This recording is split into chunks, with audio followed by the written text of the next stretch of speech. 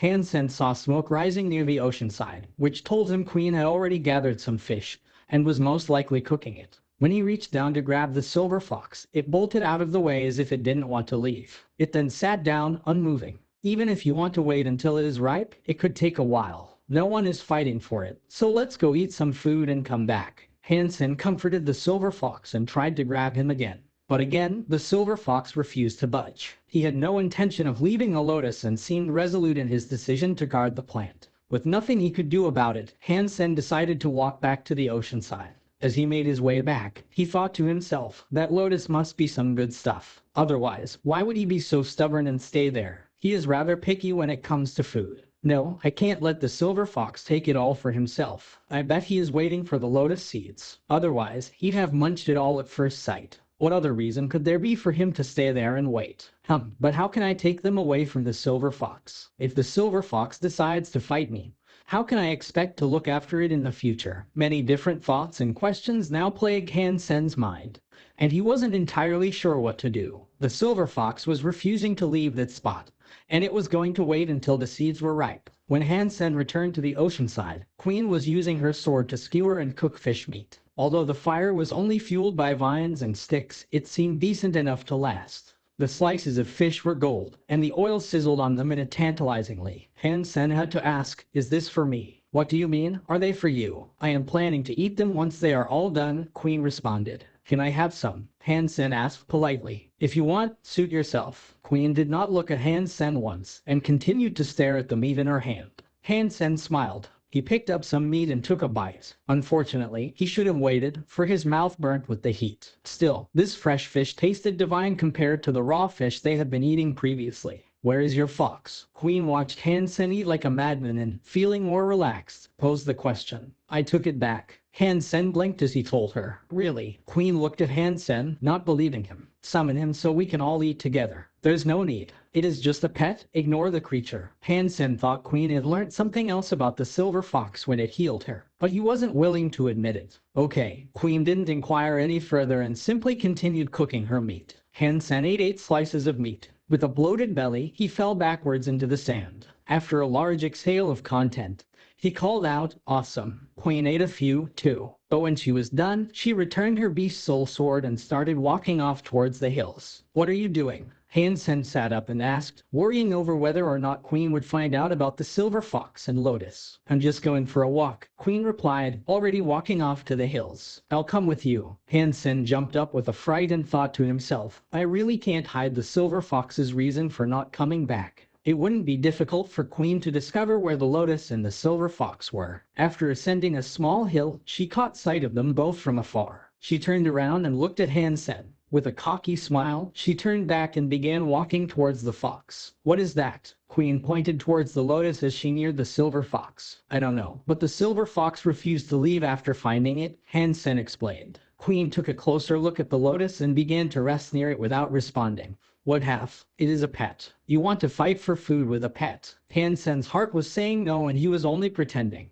"If he eats it, I don't want it anymore. If you take it, I will accept half," Queen said. "Why would I want it? This is for the silver fox. I am not a pet. I don't need it," Hansen told her sharply. He was starting to feel a little annoyed. Queen didn't say much, and she remained near the silver fox, guarding the lotus. The silver fox was guarding it, which made me think I had a chance. But now there are 2 people guarding it, Hansen thought to himself. He was also starting to believe that the silver fox was a girl. Otherwise, why would it be behaving like Queen was? That was the only explanation for how selfish it was being. Hansen never thought about the possibility that he was more selfish than the silver fox and Queen combined.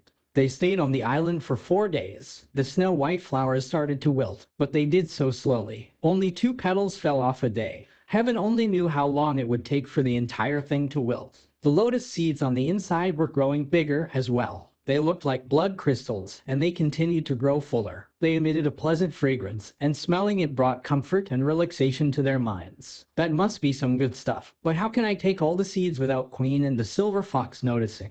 Hansen watched the lotus intently each day, all the while fostering a plan to take it from the others. Half a month later, the petals had all come off. Hansen had yet to come up with an idea that would allow him to claim ownership of the seeds. But all of a sudden, he heard the shriek of a bird. he saw a green and bluish-colored bird that didn't look too far removed from a peacock. With no idea where it had come from, Hansen saw it fly madly around the sky, calling as loudly as it could. It also seemed to be afraid of the three of them, which stated its desire to come down. The silver fox now looked nervous. It stood up and looked at the peacock in the sky as if it were an enemy. Hansen and Queen were shocked. They understood that it was most likely a super creature, seeing as it paid little heed to the silver fox's presence. This made their faces bleak. The peacock continued to circle them in the sky, refusing to leave. But neither did it want to come down. It seemed as if it was waiting for the seeds to ripen, just like they were. Where did that bird come from? Why would it be out here at sea? Hansen thought only the silver fox and Queen were competing with him for the seeds. If things had remained that way, at least he had a fair chance of obtaining a few of them.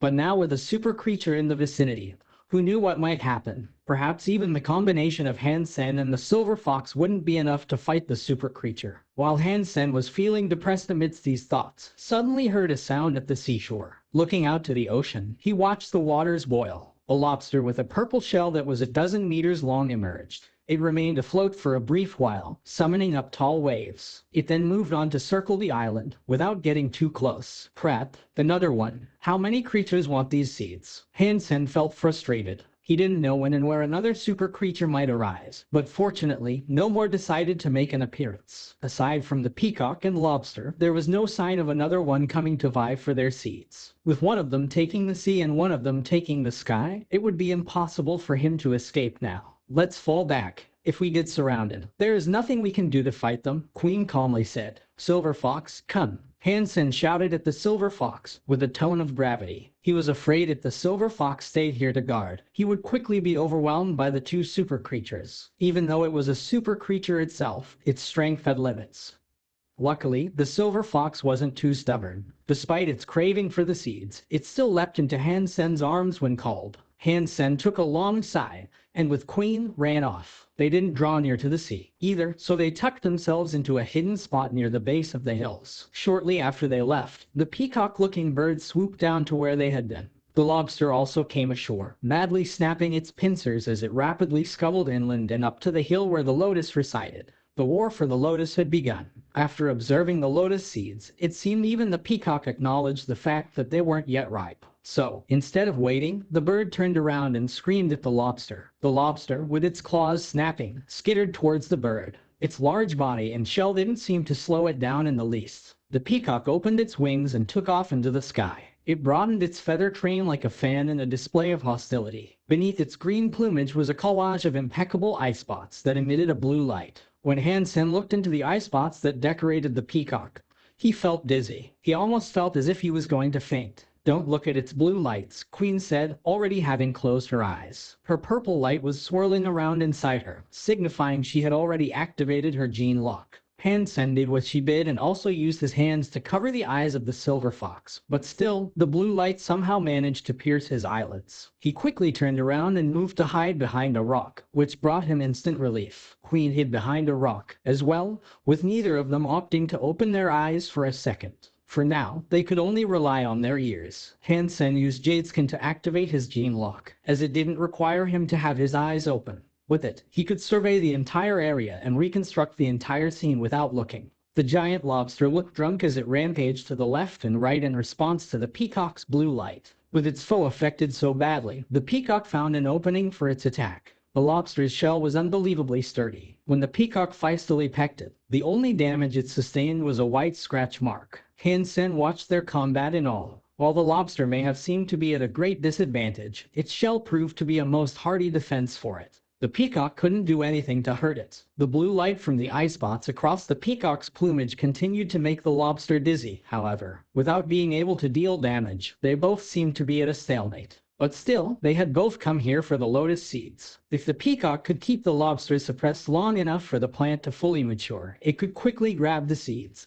gobble them up, and fly away. All while the lobster continued flailing around as if it were blind. What should we do? Hansen asked himself. There is nothing we can do. The peacock's blue light makes others dizzy. Even if we closed our eyes and rushed in, our eyelids aren't strong enough to block out the light entirely. And how are we supposed to fight two super creatures with our eyes shut? We'd be stabbing in the dark, Queen replied. Hansen did not respond. he suddenly smelled something quite pleasant and noticed it was coming from the lotus seeds. The lotus was starting to emit a red light, and a red fog crept out of it, masking the area in a red haze. As ominous as it looked, its scent was delightful and strong enough to be smelled from every corner of the island. The seeds are about to mature. Hansen continued observing the fight between the peacock and lobster, still of a mind to get the seeds before anyone else could. He couldn't wait until sometime after they had matured because the monsters would be upon them, swallowing them all in one nibble. Compared to the size of the peacock and lobster, the seeds weren't even big enough to get stuck in their teeth. While Hansen was wondering whether or not he should rush over there, an ill feeling swept over him.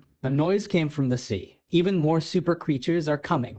Using his seventh sense, he quickly surveyed the seaside. What he saw frightened him a great deal. All around the island, a vast host of different creatures had come, all of the mind to grab the lotus seeds for themselves. There were giant fish, giant shrimps, and even monstrous clams. There were many more that Hansen could not even describe. A large group of creatures marched their way inland in the direction of the lotus. Holy smokes, what are these lotus seeds? The pleasant smell even makes them ignore the silver fox's presence, disregarding the existence of the super creatures on the island. They all seem intent on taking the lotus seeds for themselves. Hansen was more than surprised. It was difficult to wrap his mind around what sort of substance would actually incite so many ordinary creatures to muster the sort of courage required to go up against super creatures. In the sky, many more seabirds and flying creatures appeared. Without fear, they swooped down for the lotus seeds, ignoring the presence of the super creatures that were locked in combat. But when they entered the zone that was bathed in the peacock's blue light, they all crashed to the ground. It seemed as if ordinary creatures could not withstand the light at all. More and more creatures arrived at the hill, only to die upon their immediate arrival. Some were killed by the light. Others fell victim to the violent thrashing of the lobster and peacock. It wasn't long before a vast number of bodies had collected to build a hill of their own, one that was dyed red. "Let's fall back. It's too dangerous here," Queen said, as she started to retreat from the scene. Hansen noticed the rapid advancement of the seed's maturity, and didn't want to fall back empty-handed. After mulling over what to do for a good while, he passed the silver fox to Queen. "Take him out of here, I will go and try for the seeds." But the silver fox jumped away, not wanting to leave either. His body was unable to even stand straight in the light, almost as intoxicated as the lobster. Although the light could not deal the silver fox damage, it would have been difficult for it to exert the strength needed to go up, get the seeds, and get out. "You get out of here. Don't worry, I'll give you some of the seeds after I collect them," Hansen told the silver fox. The silver fox either did not hear him or was too stubborn to leave. It wanted to grab the lotus seeds despite its incapacitation. Hansen grabbed the silver fox and forced it back. It was behaving like almost any other creature, giving up everything it could to take the lotus seeds. The peacock and the lobster were still sealed in turbulent conflict with one another. If any other creature tried to ascend the hill, they would be killed in the midst of their battle. Winning the lotus seeds would be a most difficult prize. All of a sudden, from inside the lotus, a bright light burst forth. It was red, and it beamed into the sky, widening like the bloom of a flower itself. The pleasant scent carried across the entire sea, urging even more creatures to come and battle for it. The lotus was ripe. The creatures on the island were no longer intent on fighting each other. They each exerted all the strength they had in running up the hill to grab the seeds before the others could. The peacock was the closest, and with its boon of flight, spared no time in soaring there. Although Hansen really wanted to grab the lotus, he was slowed down by his need to prevent the silver fox from going out on its own. He missed his chance and was too late. As the peacock was about to peck and gobble the lotus plant, one blood crystal lotus seed appeared to crack open. More accurately, it looked as if the blood crystals were beginning to sprout two translucent wings, as thin as a cicada's. The wings started to flap, and they began flying away from the lotus cup. The flying lotus seed suddenly smacked into the peacock's face, making the giant beast fall back, screaming in pain. After the slight hit, giant red blisters scorched its face. It continued to retreat, crying in agony as it did. Then it took off into the skies, flew away, and did not return. The lobster seemed to ignore what had happened to the peacock, and instead vied to take its place and eat the lotus. But in the next second, blood crystals went airborne once again. They rushed into the lobster's shell. The lobster roared deafeningly. After sustaining the hit, even the lobster decided to retreat. In an instant, it raced off, skittering back to the sea. Hansen was frozen in place, seeing that the red crystal-looking things were not actually lotus seeds. They were red wasps, shaped like little ruby gemstones. The end of each wasp had a lethal stinger. Hansen saw the wasps pierce the lobster's shell and peacock's feathers as if it were nothing. The massive blister that had emerged upon the peacock's face indicated how poisonous it was. To see super creatures like the peacock and lobster run off in fright sent a chill coursing down Hansen's spine. Now, he was glad he hadn't been able to get there before the other creatures. If he had been struck by one of those wasps, he'd have been in far worse shape. Many blood crystal wasps were now flying out from the lotus. Hansen wasn't sure if the plant itself that birthed the blood crystals, or if a mother wasp had recently planted the eggs. But no matter their origin, it was clearly a vicious trap, and it would yield him no benefit. 18 wasps now shot out of the lotus, carried by their delicate wings. The toxicity of their venom was as dangerous to an ordinary creature as it was to a super creature. The consequences of being stung were horrid. At first, a giant blister would form. Then, bones would turn to liquid. And finally, the body itself would inflate, growing larger and larger until it burst like a reservoir of pus and blood. When creatures were splashed with excess venom, although the effect it had on them was not as lethal as a straight-up sting, their bodies and faces were still left scorched with massive blisters. Run! Hansen grabbed the silver fox and ran off down to the beach. The blood crystal wasps were frighteningly quick, and Hansen had no idea whether or not his body could withstand their sting. Without the light of the peacock, the silver fox and queen were both able to open their eyes. The previously pleasant fragrance had grown lighter, and it seemed to snap all the creatures out of their prior days. In fear, everything now fled the vile trap of the wasps. With so many creatures strewn about dead and bloodied, the island looked like a snippet of hell itself. Hansen felt like a fool. When he turned around to take a look at what was going on behind him, his jaw hit the ground. One of the wasps was headed in their direction. Like a red, blazing meteor, it was coming their way at a terrifying speed. When people are unlucky, they tend to choke when they drink water. With so many other creatures that are free for you to take, why the hell have you come for us? Hansen's heart was now stripped of all hope. Hansen's body steeled itself, blazing with all the power and might he had. His heart thumped like rhythmic thunder. As his seventh sense kicked itself onto a whole new level, his blood began to boil. Queen noticed Hansen was not any slower than she was, which surprised her. If Hansen hadn't unlocked his gene lock, there was no way he would have been able to keep up with her. But now was not the time to stop and question him over his deception. So she gritted her teeth and kept running as fast as she could. As they continued to run, she noticed Hansen was actually gaining speed. Soon, he had overtaken her. After a while, he was far ahead, she couldn't keep up with him. Hansen was also just noticing that his speed must have grown exponentially since he opened the gene lock. Although Jadeskin did not grant him the power to manipulate and wield ice, the amount of power he had gained seemed greater than what most people received after opening their gene lock. But his joy drained as he noticed the red wasp drawing nearer and nearer. "We should split up," Hansen yelled at Queen before going off in another direction. As he suspected, the wasp turned just as he did. Its target was indeed Hansen. "Fudge, it really is coming for me and the silver fox." Despite having expected it, Hansen couldn't but feel compelled to swear. The wasps were way too fast. Despite his breakneck speed, the wasp had now caught up to Hansen. The wasp made its first attack. With all his power, Hansen dodged it while still maintaining his speed. The blood crystal wasp was so small, it was difficult to keep track of it at the speed they were both going. If it wasn't for Hansen's incredible seventh sense, he'd have been an oversized blister already. Although he was having difficulty following the wasp with his eyes, he cast the Dongshuan Sutra and used his feelings to determine when and where the wasp would strike next. He successfully dodged each attempted sting. The silver fox, who was still nestled in Hansen's chest, was quite alert. Thunder sparked in the wells of its eyes. But try as it might, the wasp was too quick for it to thunder shock. Hansen was not sure how much longer he could go on. All he could do was keep dodging on his way to the beach. He had to get into the sea, no matter what. If other wasps decided to join the chase, it would all be over. It wouldn't matter how proficient he was at sensing their locations. Dodging any more would prove too difficult. Queen had already reached the ocean side when she saw Hansen in the distance, having trouble with the wasp. Gritting her teeth, she summoned a throwing knife and threw it in his direction. But being unable to track the dizzyingly quick wasp, it was impossible to hit it. Hansen wanted to jump into the sea, but the blood crystal wasp prevented him from getting close enough. He had to dodge and according to the wasp's attacks, so he wasn't able to go where he wanted to. It did not matter what skills Hansen used or how wickedly fast they were. The wasp only had to flap its wings to destroy any plan Hansen devised. Hansen hadn't been stunned yet, despite how long the wasp had been nipping at his heels. This surprised Queen. Queen, putting herself in his boots,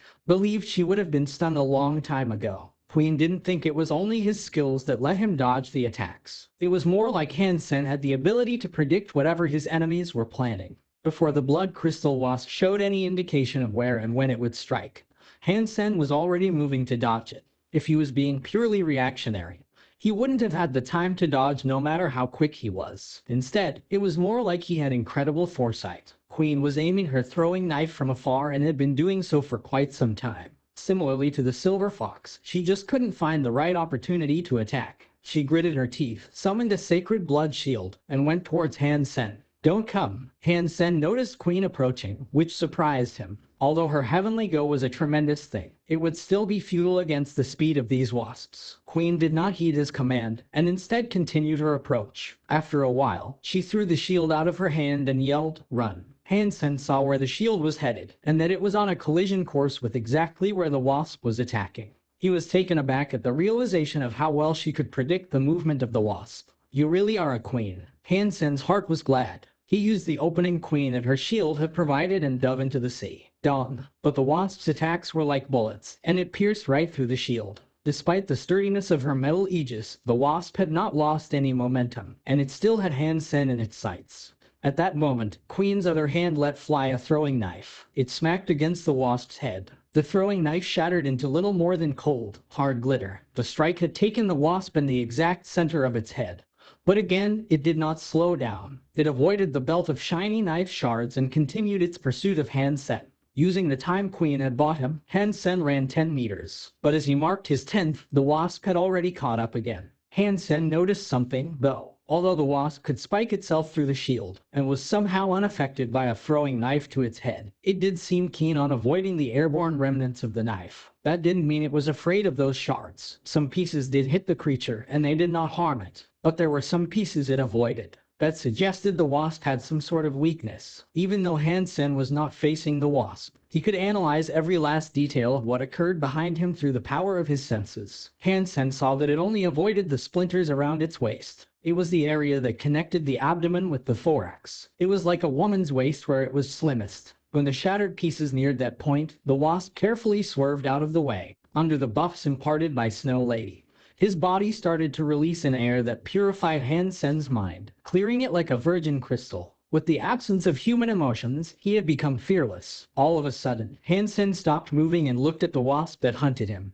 "What are you doing?" Queen was surprised. The wasp was frighteningly powerful, and it looked like Hansen was preparing to fight it. Did he have a death wish? But what happened next made Queen's pupils shrink. The wasp flashed in front of Hansen. Queen didn't see where it tried to sting, but Hansen's hand was moving. It was unbelievable. His hand moved like a blade, with the speed of lightning. Hansen swung his hand horizontally, slicing the wasp's waist as it came for him. Her one-time used sacred blood weapon did not faze the wasp in the slightest, but the wasp swerved to dodge Hansen's attack. Hansen missed his strike, but it confirmed that the wasp's waist must indeed have been its weak spot. There was no need for him to dodge and be afraid anymore. While Hansen was falling back, he kept trying to stop the wasp. The maniacal little creature did its best to keep dodging Hansen's flurry of attacks, but so quick and fast did they come, it was never provided the opportunity to counter them. Hansen had given himself the chance to breathe, and he continued his retreat towards the sea. Queen was already in the water, however. She only kept her head above the surface to watch Hansen,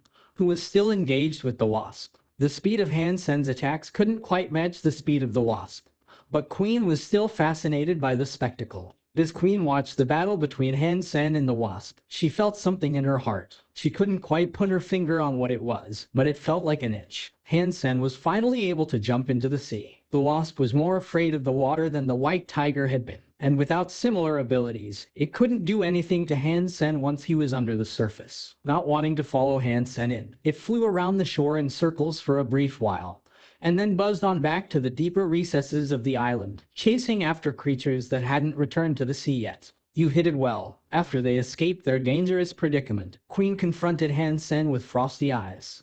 "Oh, I only just unlocked the gene lock. I was forced to use it, due to it being a life or death moment." Desperate times call for desperate measures. Hansen laughed after his explanation, realizing that he couldn't hide his unlocked gene lock from Queen any longer. Queen rolled her eyes, unable to muster the strength needed to argue with him. She summoned her whale and climbed aboard. Thanks. Hansen thanked her with sincerity, jumping onto the whale with the silver fox in hand. If it wasn't for Queen's attack, which revealed the wasp's weak spot, he didn't think he'd be where he was right now.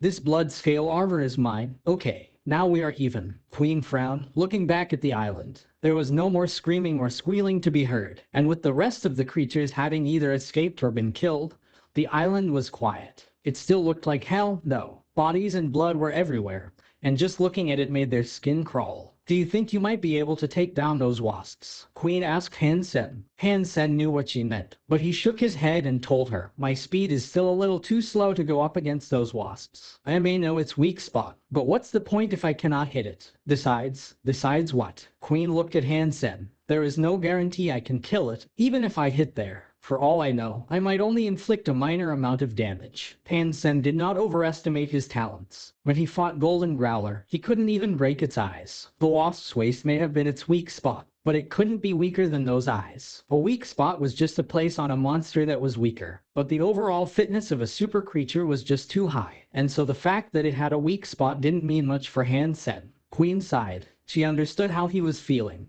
There were 18 of those wasps, and they had a lot of trouble escaping just one. It would be impossible to survive an encounter with any more, not to mention if all 18 came after them. The island was dead. They watched it for a while but knew that there was no hope of returning there. They readied themselves to leave and take to the seas on the whale again. But then the silver fox jumped out of Hansen's arms. It became a silver light and ran back to the island. Silver fox, what are you doing? Hansen was startled. It hadn't been easy to escape the island, so why was the fox now deciding to return? Stop. The 18 wasps must be together by now. If we get in trouble with all of them, we'll never make it out again. Queen said. You wait here. I'll go back and get him. Hansen rushed back ashore without hesitation. He wasn't planning to risk his life for the silver fox, but he understood the silver fox well. He knew that it wouldn't want to risk its own life, either. Otherwise, when Hansen was battling the wasps, the silver fox wouldn't have jumped into his arms to escape. It wouldn't have waited this long to come back, if it had no regard for its life. Something must have changed on the island. That Hansen chased after the silver fox, and noticed he was being led back to the lotus. Still, he did not hesitate and quickly continued his pursuit. Hansen, using his senses, noticed there were no longer any wasps on the island. Did those wasps leave the island? Hansen asked himself, looking puzzled. But Hansen was still curious. If the wasps had left the island, then that meant the lotus plant was nothing special, and it had just been used to host a number of wasp eggs. If there was nothing extraordinary about the plant,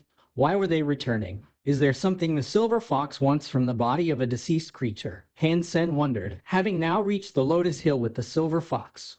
Without a moment's pause, the silver fox ran up to it and munched it all down in one bite. The crystal-clear lotus cup was chewed to pieces by the fox. Save me some. Hansen grabbed the silver fox as he tried to pry open its mouth. Alas, the silver fox had already swallowed it all. Damn it, you mutt. You are too cruel. I just saved your life earlier. You little selfish bastard. You didn't even save me a bite. Hansen yelled at the silver fox. The silver fox, however, ignored its master. Elegantly, it sniffed around on the ground, and after a while of doing so, began digging into the rocky ground with its two front paws. The rock surface was like tofu under the power of its paws and claws, and it wasn't long before it had managed to dig a 2-meter deep hole. Is there something down there? Hansen quelled his rage, and his eyes lit up with inquisitiveness. He saw that there was something connected with the stalk of the lotus plant. As the silver fox continued to dig, Hansen noticed the unearthing of something white in color. Whatever it is, you've done your bit. You've earned yourself a rest. Let me take over. Hansen quickly jumped into the hole and placed the silver fox on his shoulder. He rapidly started digging with his own 2 hands. He was afraid the silver fox would dig out some more food and gobble it all up without giving him a chance to even look at it. He didn't want a repeat of what had just happened. Hansen did not dig for long because he had soon excavated 3 lotus roots. They were like the arms of a baby, and they were each about a dozen centimeters long. Although they were underground, they still shone like white crystals. It was as if they were made from virgin snow. They smelled very good, too. Hansen picked up the 3 lotus roots to take a closer look. But before he could, the silver fox on his shoulder jumped down and grabbed one of the 3. Immediately, it began to ravenously chew the root. How could I forget about this guy? This thing is a sneaky manipulator. I really do keep forgetting. Hansen's heart was bleeding. He didn't even know what treasure he had unearthed, and a third of it was already munched on by the silver fox. What's left is mine. You've already had your fill. Seeing the silver fox stare at the lotus roots intently, Hansen clutched the remaining two tightly. The silver fox went near Hansen's foot and began rubbing its head against him. Don't even bother trying to act cute. This thing is mine, end of story. Hansen quickly put away the lotus roots and picked the silver fox back up. Queen had now come ashore and was nearing the hill. Hansen quickly ran back down to meet her, with the silver fox in hand. He didn't want her to learn anything about what he had just found. I don't know where the wasps went, but it looks like they have all gone, Hansen said, as he stood in front of Queen. What did it find? Queen asked, seeing right through Hansen's deception. It was the lotus cap. But, by the time I caught up to the fiend, it had already eaten everything. He didn't save me any, so I have no idea what benefits it could have provided us. His selfishness hurts. Hansen hoped to squeeze out a few tears, but he couldn't. Queen's eyes were untrusting, but she didn't voice her concern. Shortly after, they returned to the ocean side. The two people and the fox began their journey once more. They hoped they'd soon be able to find land, but after another 5 days' travel, they had yet to see anything. There weren't even any islands around. Suddenly, a strange sound could be heard in the distance. Hansen and Queen were familiar with the sound, and so their faces changed. Hansen recognized the sound as belonging to the peacock they encountered earlier, which had received a nasty sting on its face. It flew far away after that, and they didn't think they'd run into it again so soon. Its screams are ones of pain and suffering. Is it because of the poison? Queen asked, looking in the direction the squeals were coming from. If it really was due to the poison, it would be the perfect opportunity for humans to take down a super creature, the first in history. Let's go find out. Hansen's face was vibrant with excitement, and he looked genuinely happy at the prospect. Queen commanded the big whale to start sailing in the direction of the screeching peacock.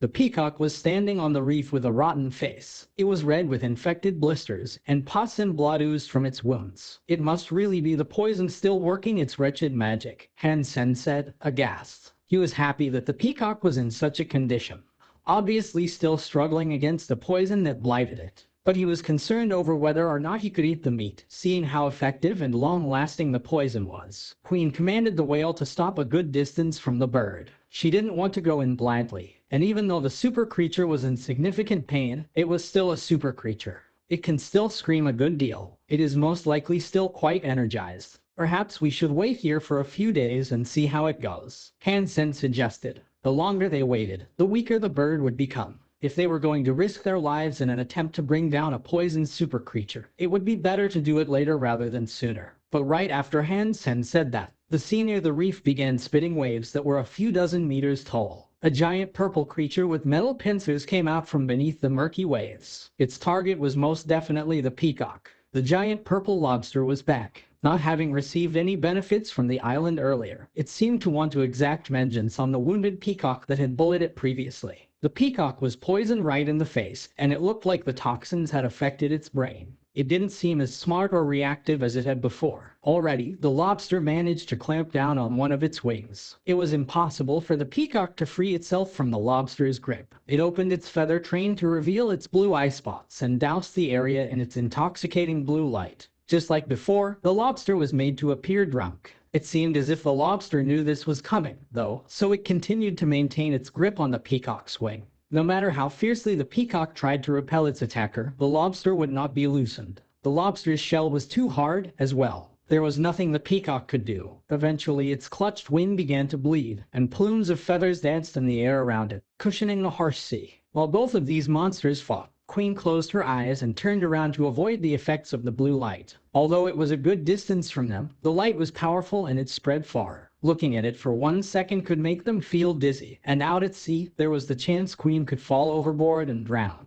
Hansen appeared to be doing the same thing, but he activated his gene lock. With his senses, he didn't even have to face their direction to observe everything that was happening. The peacock may be an extremely powerful foe, but under the effects of that poisonous sting and the lobster's pummeling, it must assuredly be close to death, Hansen thought. He then proceeded to wonder how he might benefit from this situation. The reef was unable to sustain the weight of the monsters and it began to crumble. The lobster's shell was obscenely sturdy, and the lobster tried to drag the peacock down into the briny depths with its pincers. All the peacock could do was continue to peck at the shell, to no avail. Although the peacock was resisting, a collapse of the reef meant a guaranteed watery grave for it. How come that lobster didn't get poisoned, too? Hansen thought to himself. But seeing what was occurring, it was a good thing they did not rush into attack as they initially thought to. If they hadn't stayed back, they might have been killed by the lobster's incursion. Queen turned around and looked into the sea. She saw the faint glimmer of blue light in a sea that was made mad with the peacock's wild thrashing. Hansen watched the restless waves with greedy eyes. They may not have been able to kill the poisoned peacock,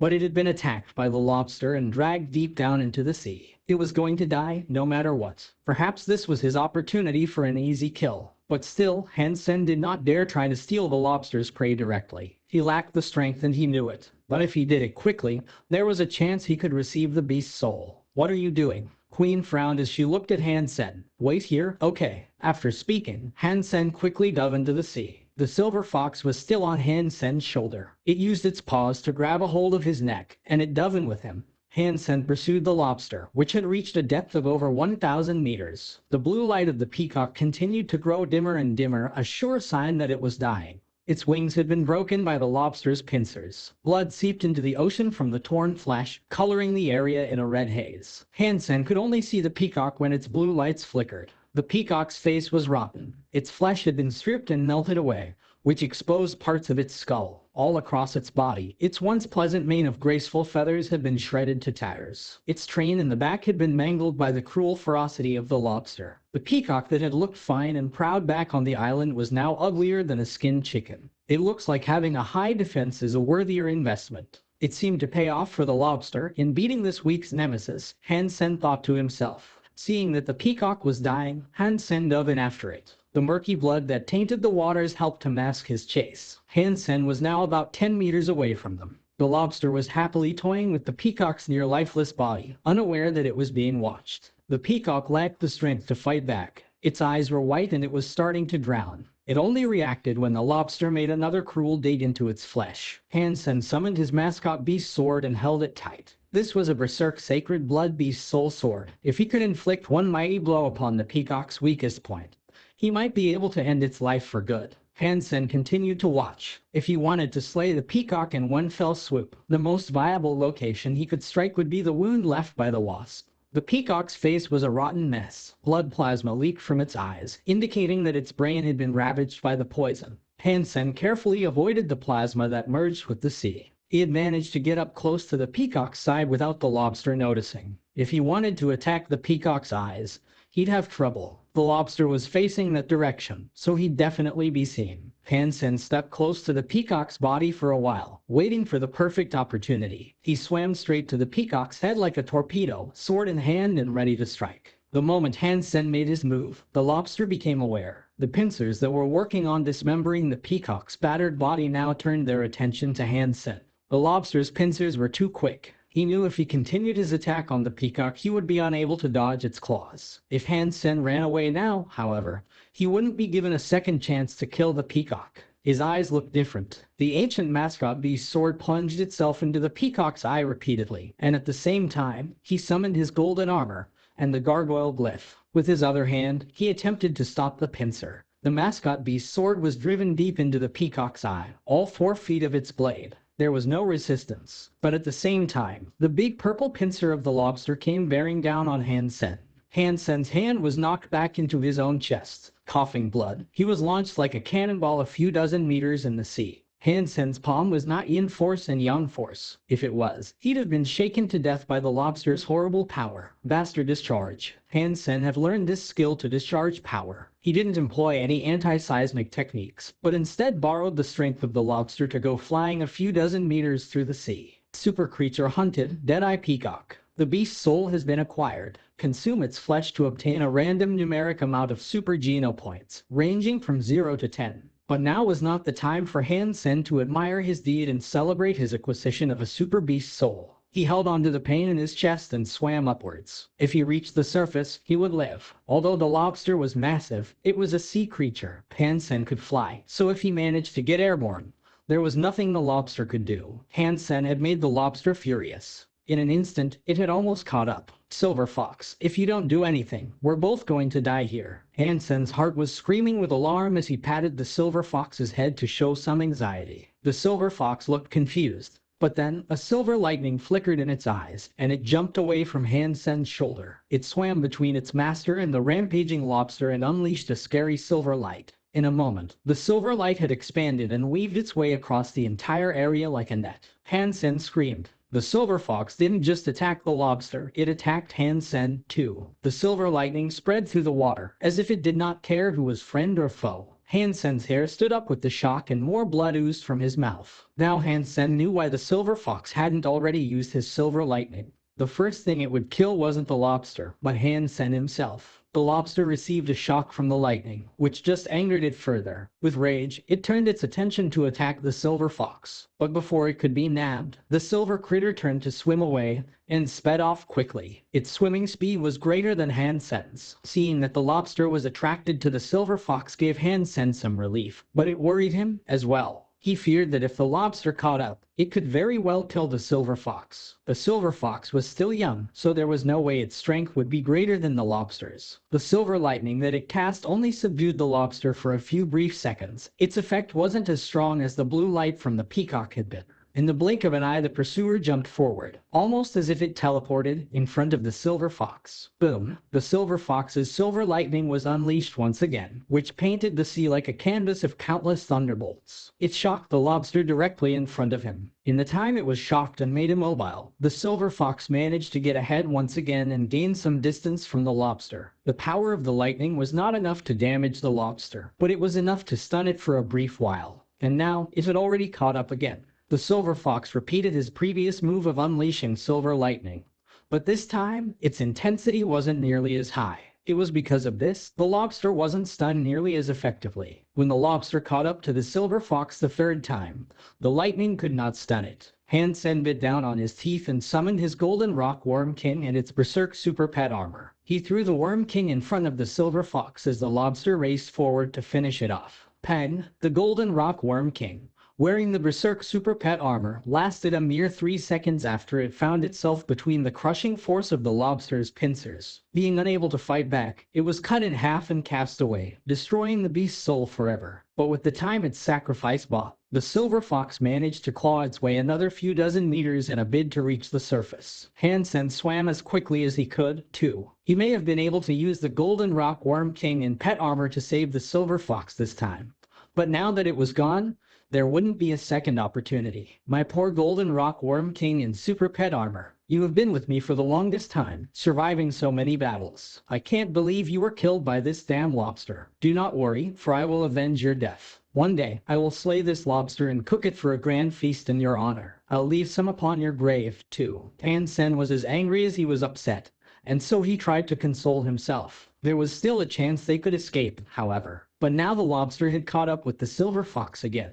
Hansen wasn't sure whether or not it was the silver fox's lightning that attracted the lobster's aggro, or if just wanted to hunt another super creature instead of a human. Seeing the lobster right on the silver fox's heels again made Hansen worry. Even if he tried to help, whatever efforts he made would be futile. There was nothing he could do, nor was there anything he could use to block the lobster for a short while. All of a sudden, the silver fox flashed with silver light again. There was even lightning coursing through his fur. It looked as if an extra powerful thunderbolt had been cooking inside his body. The lobster was directly in front of the silver fox again, its pincers raised as if ready to cut another victim in half. Silver lightning erupted from the silver fox like a barrage of rockets. Its little body accelerated with the sheer force of the attack, and it was sent shooting out of the sea, freeing itself from the lobster's aggression. It was sent a whole 600 meters. Holy smokes. Hansen froze, not having expected the silver fox to possess that ability. But now that the silver fox was gone, that made Hansen the lobster's target once more. Hansen did not say anything more and instead focused on trying to save himself by swimming as fast as he could. Fortunately, the silver fox had already drawn the lobster a good distance away, which gave him a head start. What the heck? If I knew it was planning that, I would have gone much earlier. Hansen's heart soured, only being able to flee for his life. He prayed he'd be able to escape the sea before the lobster caught up. Hansen wished he could grow a few extra arms and legs so he could swim with greater speed. with the lobster swimming a few dozen meters every second. It may as well have possessed the ability to teleport. It made Hansen bitter. Come on, just a little quicker and I'll be out of here. Hansen saw the light above grow brighter and brighter. But as he did, the lobster was getting closer and closer. The possibility of the lobster getting to him before he could escape was still all too real. Hansen summoned his bird, 2 meters tall and with 4 wings, in front of him. The sacred blood class 4-wing thunderbird was crushed into pieces by the lobster's pincers. Hansen used this time to reach the surface, summon his wings, and fly off into the sky. Flying 40 meters high, he suddenly heard a great splashing sound. The giant lobster leapt out of the sea and was now soaring through the air in a final bid to grab Hansen. The speed of the berserk sacred blood wings was not faster than the airborne lobster, and it was sure to catch Hansen as he flew. So, Hansen's legs erupted with an incredible power. He borrowed the strength of the air and dashed 2 meters to the side. The pincer only just missed him. The lobster fell back down, triggering a tsunami of a wave like a meteor crashing into the sea. Without hesitating, Hansen continued to fly higher and higher. The lobster swam around for a while, eyeing him, but after realizing it could no longer capture its intruder, it grabbed the peacock's body and returned to the deep sea. The silver fox didn't seem to be doing so well and looked incredibly weak. When Hansen returned to them, he leapt onto his shoulder and stayed there, unmoving. Hansen opened his mouth and coughed up blood. His organs had been damaged badly, and he feared it would take a long time to recover after this. Go. Hansen gritted his teeth as he held his chest, which pounded with an unbearable pain. He left the area with Queen, and when they were clear, she summoned the whale so that Hansen could lie down and rest. The silver fox dug its head into Hansen's arms. He didn't know what it was doing at first, but it wasn't long before the silver fox pulled out his lotus roots. Immediately, the silver fox started chewing one up. Silver fox, you are heartless. I have been grievously wounded, and yet you rob me blind. Hansen was disheartened, but he couldn't muster the strength to yell at the silver fox. The next second, Hansen was frozen. After the silver fox chewed the lotus root, he did not swallow it for himself. Rather, he fed it to Hansen. Hansen was surprised to see him not eat it for himself. He was feeding Hansen, and it touched him deeply. But he did feel uncomfortable eating food that had been chewed up by his pet. He almost thought of rejecting it. But the lotus root had been ground into juice and it dribbled into Hansen's mouth. Hansen knew he had risked his life to retrieve the lotus roots, so he thought it'd be a waste to spit it out. Without thinking about it too much, he accepted it all. After consuming it, he felt a refreshing and rejuvenating aura emanate from deep inside his body. The burning pain in his chest felt better and his pounding heart relaxed. Hansen quickly ran his Dongchuan Sutra. He absorbed this new, refreshing power. Dongchuan Sutra had an amazing effect whilst you breathed, wherein the metabolism of cells ran quicker. Now, the damaged parts of his body were being renewed, and newborn cells replaced the old, harmed ones. Queen noticed the 2 lotus roots and immediately acknowledged where they came from. But seeing the silver fox feed Hansen made her observe him with a greater curiosity. Earlier, Hansen was heavily injured. His face looked ill and his skin was pale. But now, not long after, his face was looking better. The color of his complexion returned and his skin seemed to radiate. It was silky smooth, too. Your face is white, but it looks a little red. It's quite special. Seeing Hansen, Queen couldn't help but say something cheesy. When she looked at Hansen, she thought this new image suited him. Queen felt a little jealous since she wasn't a person who cared much about her appearance. This must be the effect of a hyper-geno art. Or is it an effect of the lotus root? Queen thought to herself. All of a sudden, a pleasant fragrance tickled Queen's nose and made her feel as if she had eaten live fruit. The pores across her body all opened. What's going on? Queen looked at Hansen with a puzzled expression. After she smelled the pleasant scent, the heavenly go in her body activated. It then seemed to be absorbing the fragrance. Queen felt incredible. She had never guessed there was a smell that could trigger heavenly go. If she hadn't been experiencing it at that moment, even if others told her, she would not have believed it to be true. The scariest thing with that smell, however, was how it seemed to be improving her heavenly go. It had been a long time since she made progress with the ability, yet now she was, entirely passively. Although she did not know what was going on, she did not let this opportunity pass her by.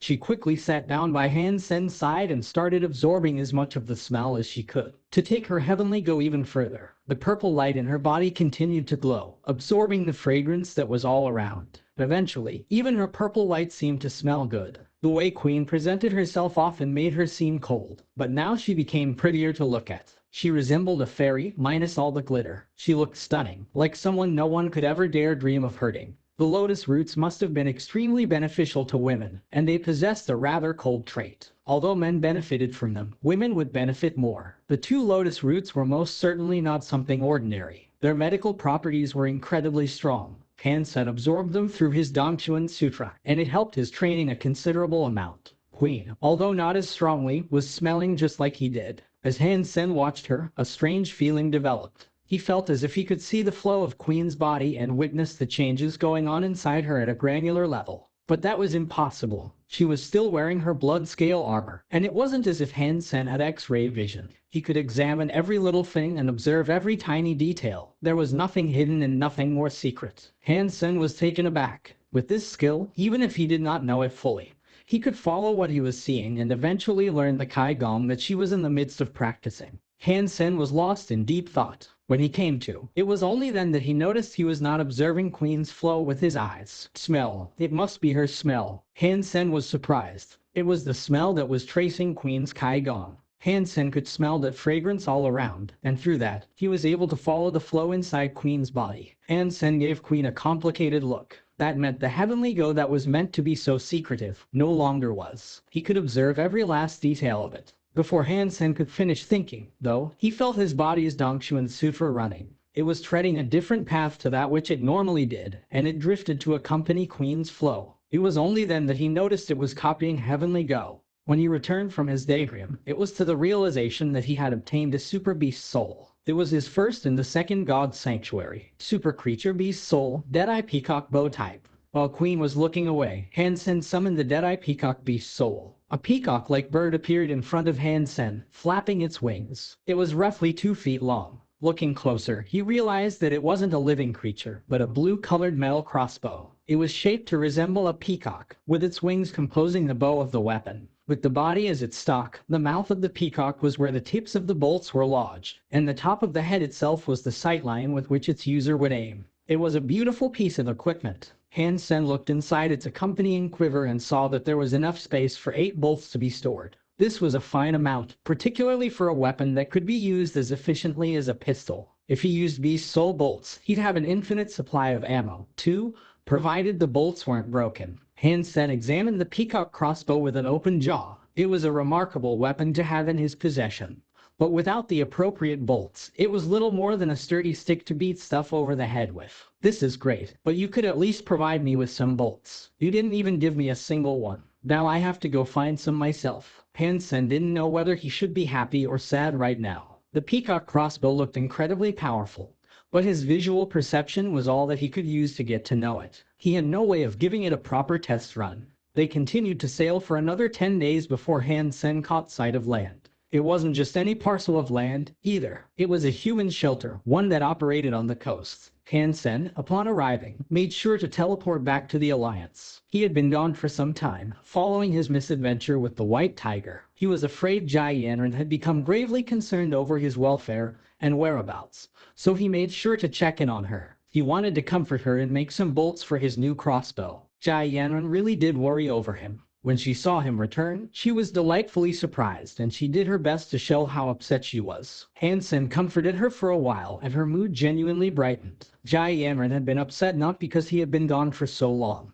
but because she did not know whether or not he was okay. If I cannot buy the bolts I need, I'll just have to hunt down the creatures myself. Hansen scoured the ice field, Golden Beach, and Whitestone Beach for information, hoping to find out where sacred blood beast soul bolts could drop. After a good while of searching, he came across a creature that was known to drop sacred blood beast soul bolts near Whitestone Beach. It was a creature known as Sky Falcon. As he was finishing up his browser session, his communicator rang. It was Yu Ting calling. He had asked for his number a while back, but this was the first time he had called him. Hansen wondered what he wanted at this time. "Boss, this is not good," Yu Ting said, hastily. "What's not good?" Hansen frowned. "Mystery Island. There is a mystery island on the ice field. Where are you? Come back. If you don't, others will seek to claim the benefits." Yu Ting's face looked panicky. Hansen was frozen for a bit, knowing why Yu Ting was in such a rush. The mystery island here was different than the one in the first god's sanctuary. The mystery island must have had a royal-class spirit shelter situated on it. If it did, the likelihood of something good being there was extremely high.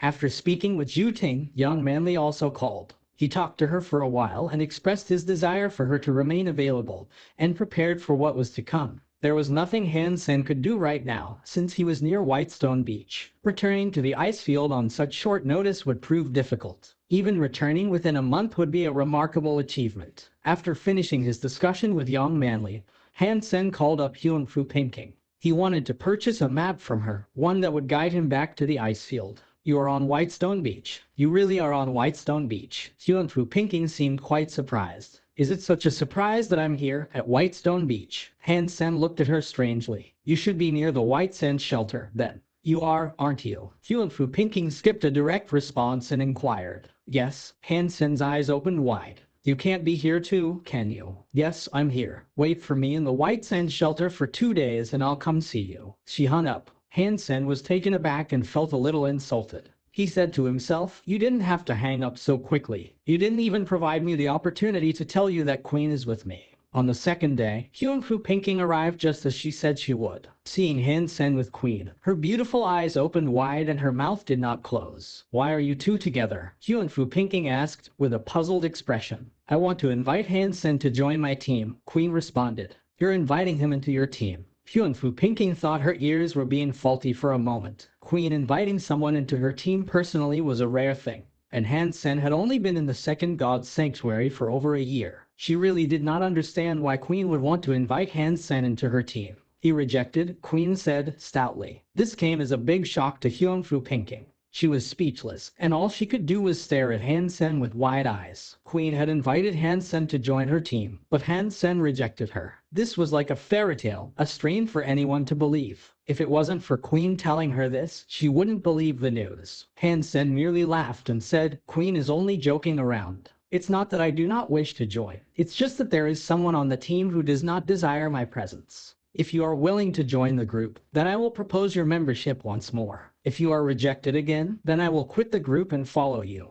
At that moment, Fu Pinking was petrified as if she had seen something ghastly. All she could do was stare at Hansen and Queen. She thought her brain was too small to handle the complexities of their situation, and she had no idea what was going on anymore. It was hard to imagine that Queen, of all people, would say something like this.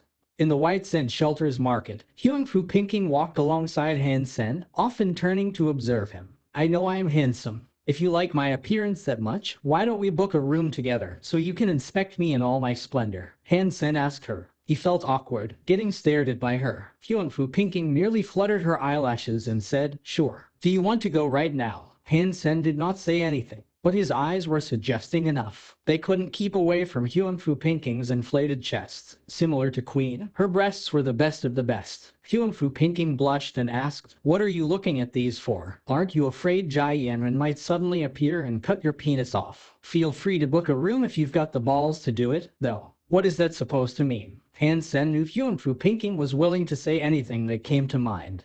But if he actually stepped up to book a room, she'd chicken out. You really can't tell. I'm serious. You can go book us that room right now. I must say, though, I can't believe someone like Queen was willing to say she'd follow you. Be honest with me. What mind trick have you used to put her under your spell? Fu Pinking giggled and looked at Hansen. You know that's not what she meant. Hansen opened his arms to express his disbelief. I know that's not what she meant, but it's still strange for her to be willing to give up her team for you. What have you done? Fu Pinking's curiosity had reached the pitch point. She couldn't fathom what Hansen might have done to make Queen feel this way. I have no idea. Maybe she thinks I'm incredibly handsome, too, and won't be able to keep her eyes off me.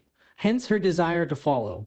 Hansen expressed, with off-putting cockiness. Whatever. Fu Pinking rolled her eyes towards Hansen. Hansen laughed and turned to look at the beast soul shop they had just arrived at. Before climbing the mountain, he wanted to buy one type of beast soul bolt first. If he couldn't get a sacred blood class bolt, he'd at least want to grab a mutant class bolt. After all, bringing a Z-steel arrow with him wasn't ideal, and a mutant class bolt was guaranteed to be far more efficient. But bolts, as he had previously seen, were still too unpopular. Hansen and Fu Pinking walked around the markets for some time without finding a single one. They did, however, see a wide variety of arrows, but arrows were too long for the peacock crossbow, and they wouldn't load in. The peacock crossbow was medium-sized, which required short bolts. Hansen at last found a mutant class bolt in a beast soul shop that wasn't looking too popular. It was a black bolt, formerly referred to as an ice snake bolt, and its tip was coated with a paralyzing substance. Hansen was surprised to see that the bolt was 30% cheaper than any other mutant class beast soul. It really did seem like crossbows were unpopular, and few people were willing to buy their beast souls. On the fourth day, Tyrant, Sky Jealousy, and Lazy Cat arrived. Seeing Hansen present, Tyrant sternly frowned.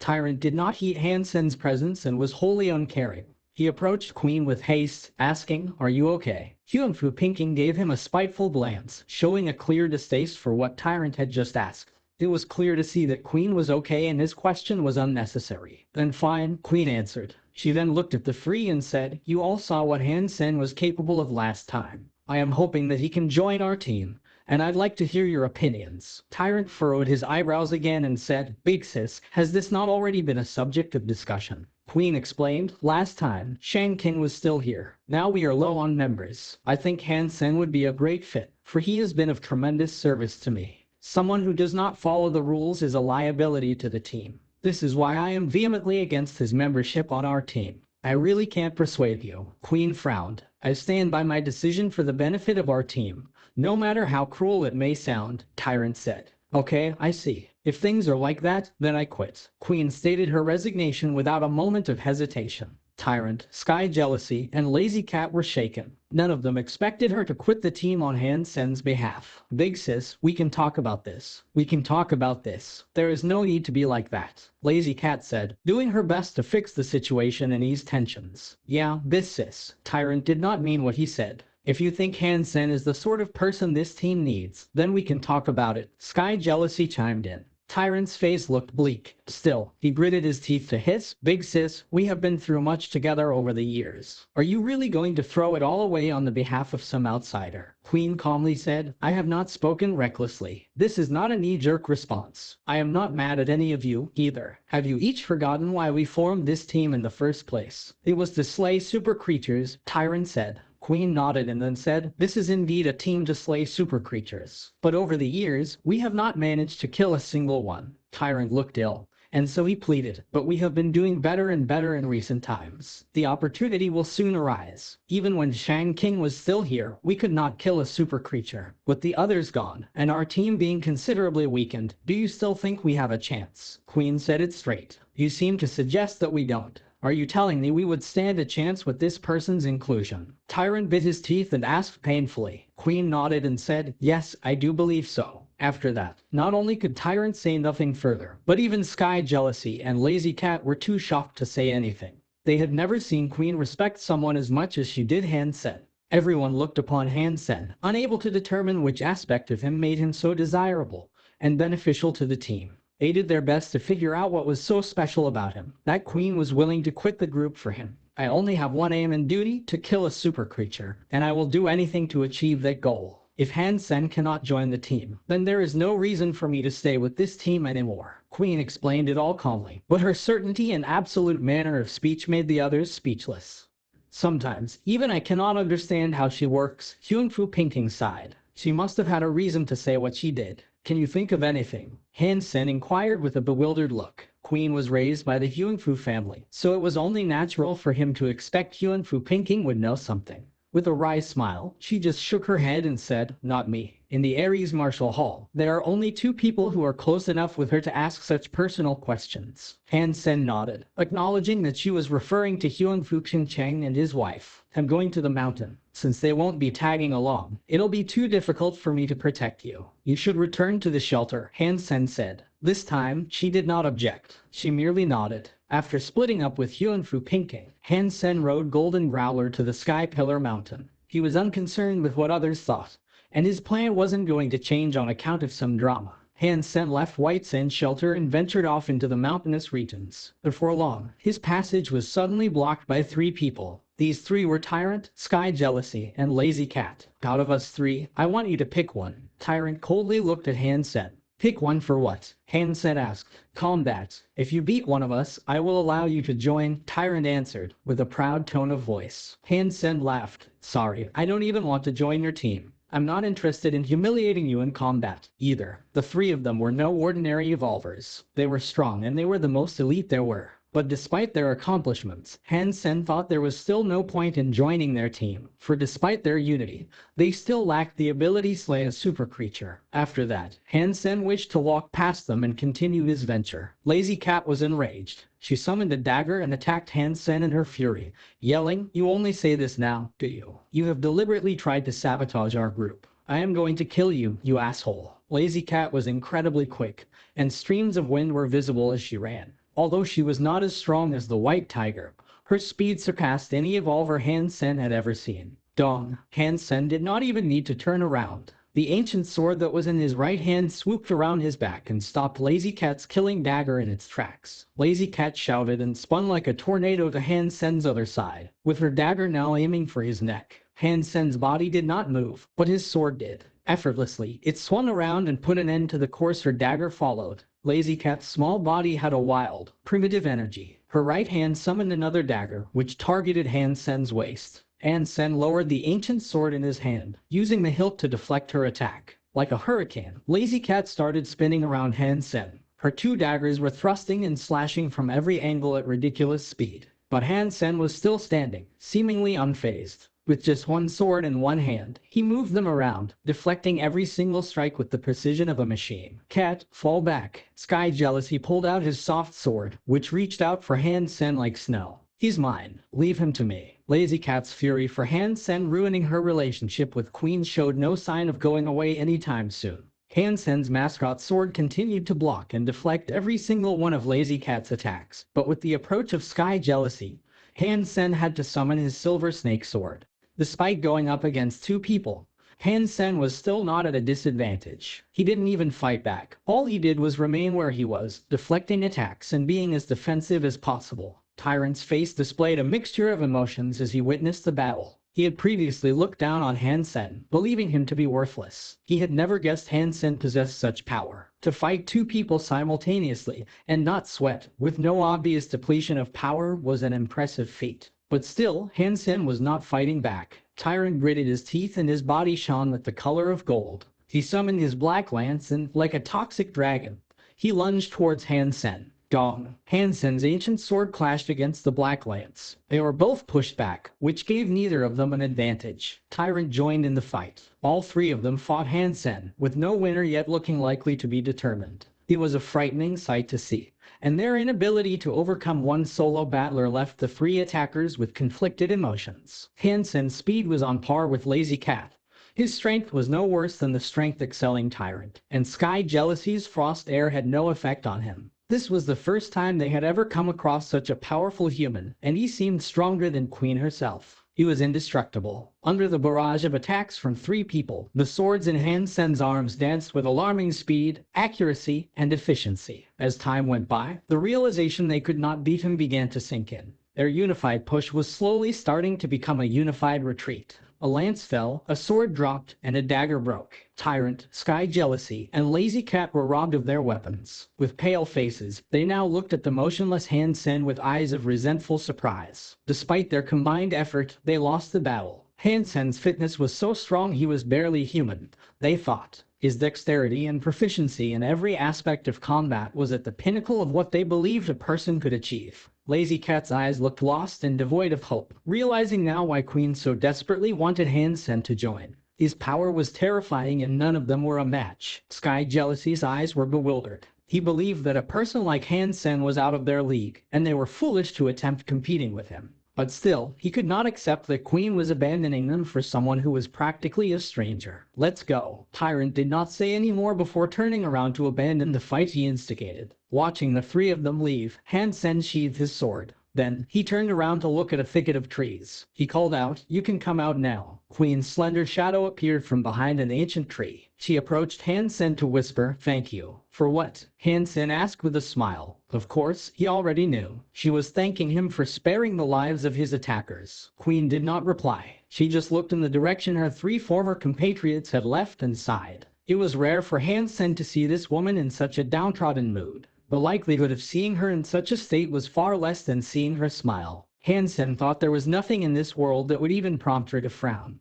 But there she was, actually sighing. Sky Pillar Mountain. Let's go. Queen's emotions frosted over once more. Is it really okay for you to just leave them hanging like that? Hansen really wanted to understand what Queen was thinking. I only require people who are useful to my cause. If one day I find out you are of no use to me, I will leave you without hesitation. Queen started walking ahead and said without looking back, the same applies to you. If I am of no use to you, please be rid of me. What plagues this woman's heart? Seeing Queen's silhouette step forward, aloof, Hansen could not help but sigh. Hansen had many questions weighing on his heart and mind, but he chose not to ask them. It was just like Queen said, she needed his power and he needed hers. That had to be enough. Killing a super creature solo would be too difficult. Sky Pillar Mountain was almost like a spire in its structure and formation. It was difficult to recognize as a mountain from afar, as it resembled some sacred pillar that tethered the world and sky. This semblance had become its namesake. When they reached the mountain's foot, Queen looked at Hansen with concern and said, "This Sky Pillar Mountain belongs to the Chen family. If you encounter anyone from the Chen family, be wary of Chen Ran in particular. Is he powerful?" Hansen had met two people from the Chen family before, Chen Zai Chen and Zhu Ting. Hansen had always desired to learn the Chen family's special 7-twist skill, but he never had.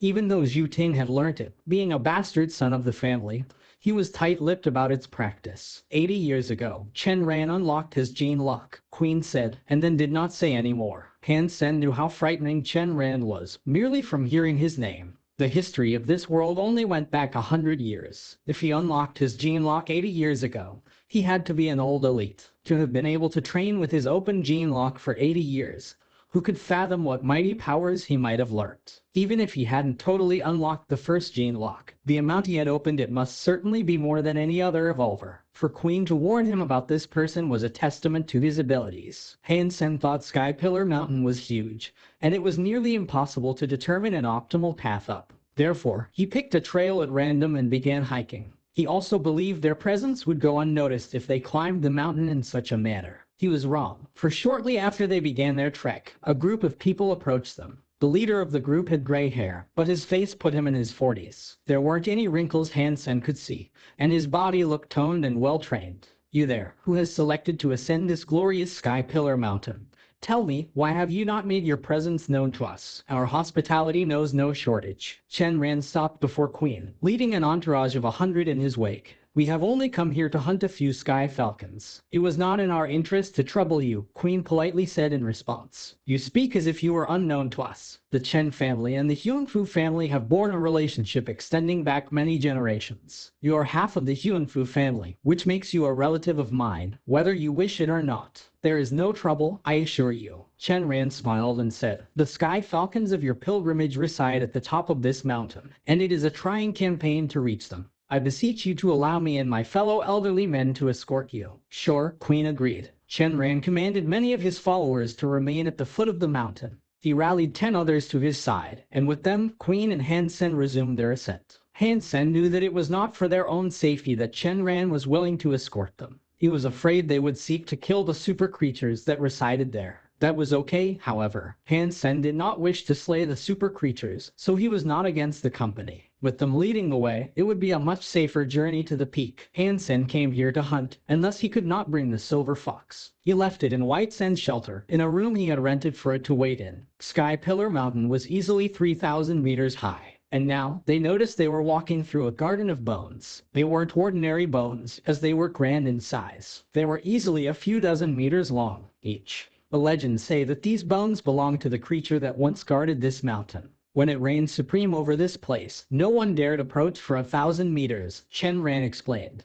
A few 100-meter-long bones lay strewn across the mountainside, and much of the area was wreathed with vines. Strangely, they were all shriveled and withered, and many had knitted their way across the bones that were scattered about. Hansen curiously observed the bones. They had a diffuse, ancient aura of power, one that was dormant, as if it were slumbering. This power seemed to ward away creatures from coming anywhere near them, too. It was not normal for mere bones to be so oppressive. It made Hansen question whether they were the bones of a long-dead super creature. "I wonder if I can cook some soup with the bones. Perhaps I can nab a few super geno points by doing that." Hansen wondered, but after looking at those sinister bones again, he gave up the idea. Still, he walked nearer them to get a better view. Chen Ran called a man named Zhu Dongjin to come forward. He summoned a beast soul sword and struck the bone with it. A great sound rang out across the valleys and mountains of the region.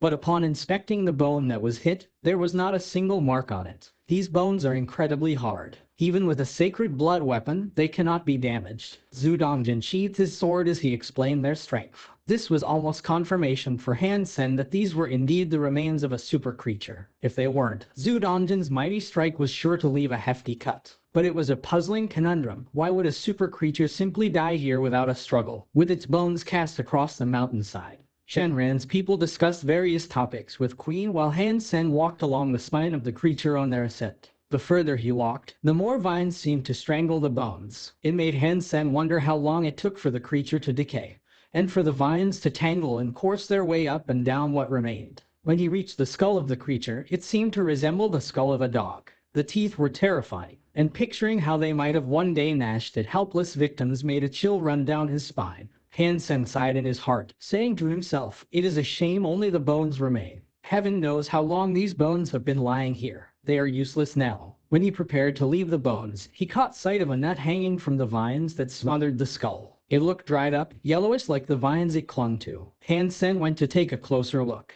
It was in fact a gourd. It was small, too, and could easily be picked up in one hand. It seemed to have sprouted as the vines themselves withered. Ordinary people did not care much for plants or botany, but it was a subject of great interest to Hansen. With so many vines blanketing the skull, he wondered if that soul gourd was special in some way. Hansen put his hands around the gourd and tried to pry it from the vines. Despite exerting all his strength, he was unable to remove it. With great surprise, he had to ask aloud, "Why is this gourd so stubborn?" "Give it up, friend. Try as you might, that thing won't ever come off. That dead gourd is as tough as the bones it is attached to. Even if you use a weapon, it'll be to no avail. You aren't the first to inquire about that little thing. Many people have come to try their luck and remove it, and many more with fire. Nothing ever seemed to work." Zhu Dongjin chuckled as he walked. Hearing him say this, Hansen only became more inquisitive. He summoned his mascot sword and said, "If it is indeed as you say, I cannot help but try it out for myself." Hansen slashed the gourd with all his might. It felt like he was striking rubber, and with nary a budge, his sword smacked it like a stone and bounced off. "What did I say, eh?" Zhu Dongjin resumed his laughter. "You are right. That thing is tough." Hansen's curiosity only increased, thinking the gourd had to be something quite special. For a gourd vine to be that strong was abnormal. By no right should it have been that difficult to remove. Hansen put away his sword and grabbed the gourd with his hands while he secretly activated his gene lock. Just as he prepared to pull with all his strength, the gourd fell off into his hands. This was quite the shock for him. Zhu Dongjin was even more surprised. He couldn't not believe the gourd was now in Hansen's hand.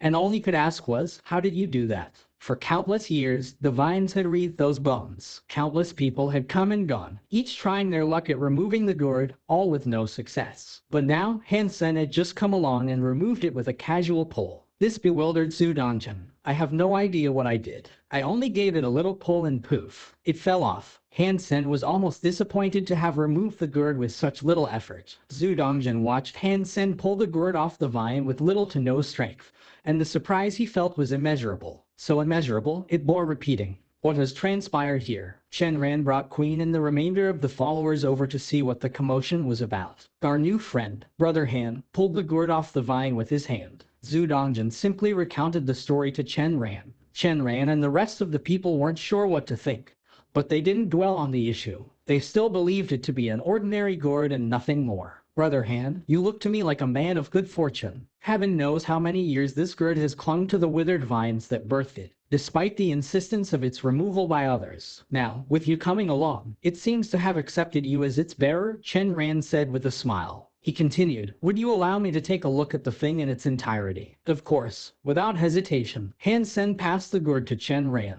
Shenran inspected it for a good while but could not see anything out of the ordinary. He then gave it to Zhu Dongjin to look at, who came to the same conclusion. Zhu Dongjin then passed it back to Hansen. If this was meant to be, Hansen should hold on to it. "Perhaps it is a treasure of some kind, one whose true value is unknown to us," Zhu Dongjin said. "It is only a dead gourd, Zhu Dongjin. It's not some treasure, trophy or souvenir." Hansen then placed the gourd in his chest pocket. Everyone resumed their trek to the top of the mountain. With Shenran's guidance, they managed to avoid many dangerous areas that were prone to the visits of fierce monsters. Because of this, their progress was good and hindrances were practically non-existent. As he walked, Hansen began to feel as if something was wrong. However, a gourd against his chest began to beat, as if it possessed a heart. Hansen was shocked. He secretly fingered the gourd, trying to get a better feel of what was in there. A faint pulsing sensation came from the gourd, as if it really did possess a heartbeat. But because it was so weak, Hansen wouldn't have been able to tell it had won without his seventh sense. Hansen was so disturbed by the minor revelation that he almost wished to throw the gourd away. Ever since he saw the lotus bear 18 blood crystal wasps, he had grown a slight fear of meddling with curious plants.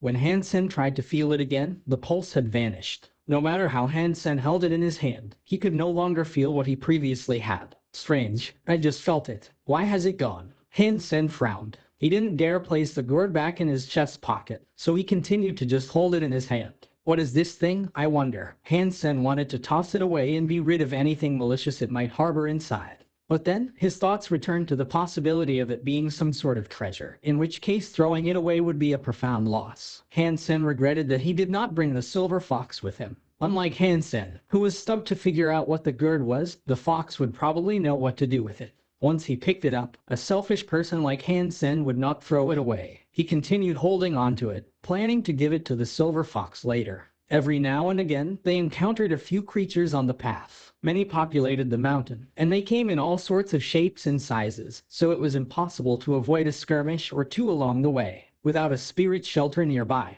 However, they did not have to worry about there being large quantities of monsters. They made sure to avoid the hotspots and dangerous zones as marked by Chenran and his people, and any monster that ventured near, they quickly ran through. There was no chance for Hansen and Queen to put in a strike or two, which robbed them of the opportunity to collect some loot along the way. But it did not concern them too much because Hansen was only there for the sky falcons atop the mountain. All of a sudden, the neighing of a horse sounded from somewhere ahead. The faces of Chenran and his people drained of their color. Quick, we must hide. Chenran went ahead to look for a spot to hide and noticed a narrow crevice in the cliffside they followed. Whatever was headed their way was obviously a creature of some notoriety for the people of the mountain, something wielding a most heinous power. Without hesitating, they followed Chenran and his people into the crevice. Not long after, the sounds of a neighing horse came closer and closer. Soon after, something that looked like a horse or donkey riding a red cloud passed by their hiding place. Hansen snuck a peek at it with a strange look on his face. Before he came to the mountain, he read reports of a horse-like creature riding a red cloud up and down the mountain.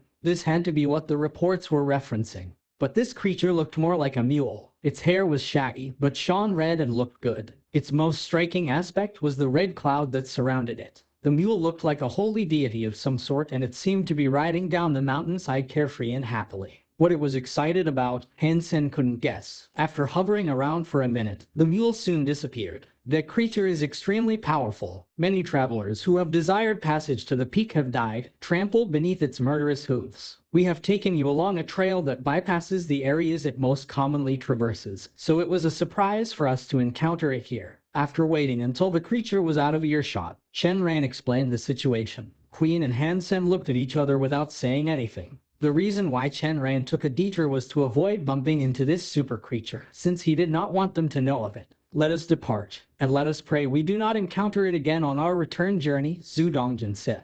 Everyone in the group had a profound desire to run into that creature again, so their pace up the mountain hastened a considerable amount. Although this mountain was host to many strange phenomena and dangerous creatures, it was fortunate they had not found themselves in any particular danger. After 6 days of hiking, they had almost reached the top. Hansen took a moment to look down and observe the length of what he had traversed, and he was surprised to see very little. The clouds blanketed the lands below like a sea of white foam. It was as if he had reached heaven or entered a world only fairies lived in. Atop the peak rested a large ancient tree that sprouted branches outward in various directions, resembling a mushroom. The branches were so thick, entwined and long, that they sheltered the entire peak like an umbrella. It was a mighty tree. Hansen looked at it from afar. Although he had read about the tree's existence before, seeing it in person was a different story. Its magnificence was mesmerizing to behold. There are thousands of creatures living up there in that tree. There are over 1,000 big bird species, too. The sky falcon you desire is amongst the largest in size, and our last count tallied their number at over 1,000. Sacred blood varieties exist amongst them, as well, Zhu Dongjin explained.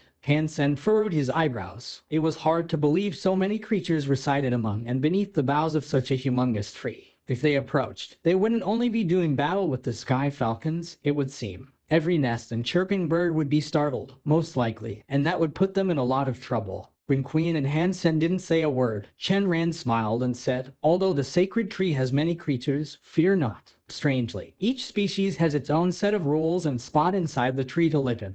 The sky falcon, however, lives at the very top of the tree. It will be tricky to hunt, I must confess. Chen and his people showed no interest in helping Hansen and Queen complete the task that led them there, so they stood back and waited to see how they would perform. When Queen said she had come here to hunt a sky falcon, Chen did not actually believe she could do it. There were many creatures on the tree, and it would be difficult to reach the top. Plus, at the speed the sky falcons flew, strength would not matter if they were unable to hit one. Chen believed Queen had come with a secret desire to search for a super creature, and that the desire to hunt a sky falcon was merely a dishonest excuse. "You guys stay here, I'll go get the sky falcon myself." Before Hansen arrived, he had already conducted a lot of research, and he knew Chen wasn't lying.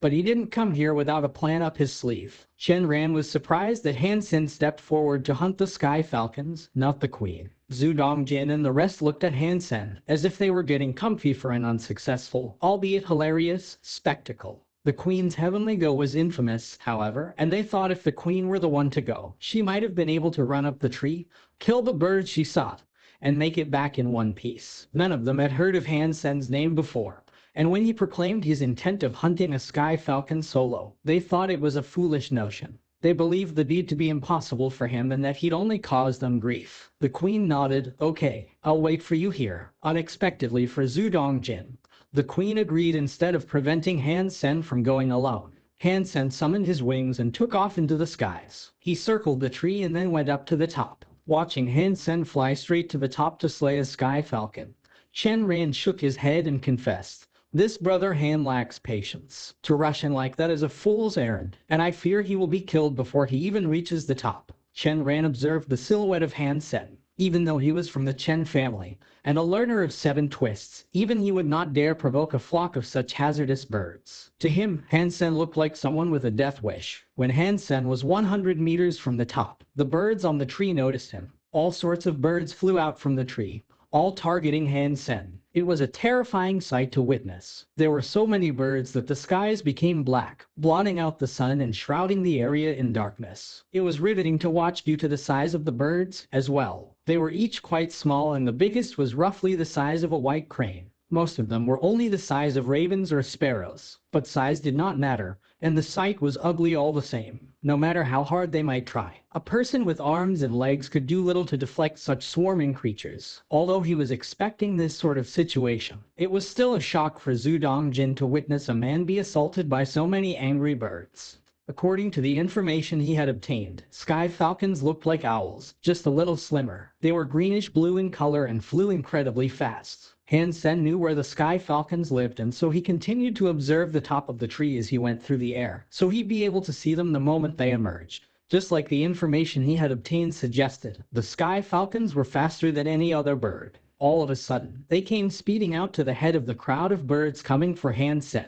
But in the group of sky falcons that came for him, Hansen could not catch a glimpse of the extra-large sky falcon king in their midst. This puzzled him. This man is incredibly brave. Seeing Hansen go up against the birds with equal aggression, Zhu Dongjin could not refrain from commenting.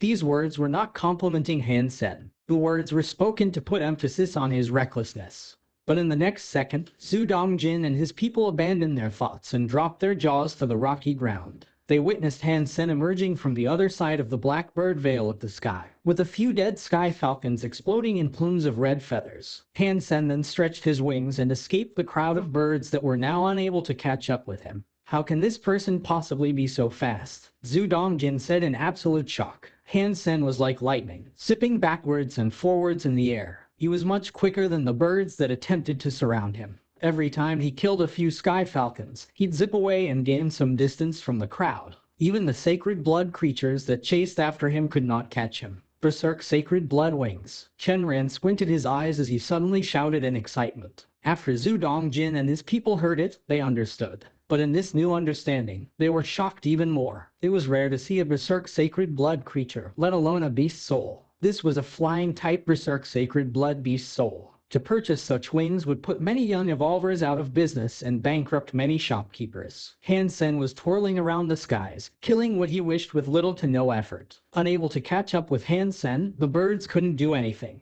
Across the sea of clouds, Hansen weaved his way around, killing and dodging every foe he chose to. Cut feathers were beginning to mask the skies as blood painted the ground below. While Hansen was enjoying his time, a sudden green and blue light flashed. A blue kingfisher appeared, about the same size as someone's palm. Flapping its wings madly, it shot out of the tree. Its speed was no less than Hansen's berserk sacred blood wings, and it may even have been faster. Although the blue kingfisher was small, it was no less intimidating, and its face looked as if it had murder on its mind. It darted towards Hansen like a hawk, trying its best to peck him. "Is this the Sky Falcon King?" Hansen looked at the kingfisher's face and noticed it appeared similar to a sky falcon, just smaller.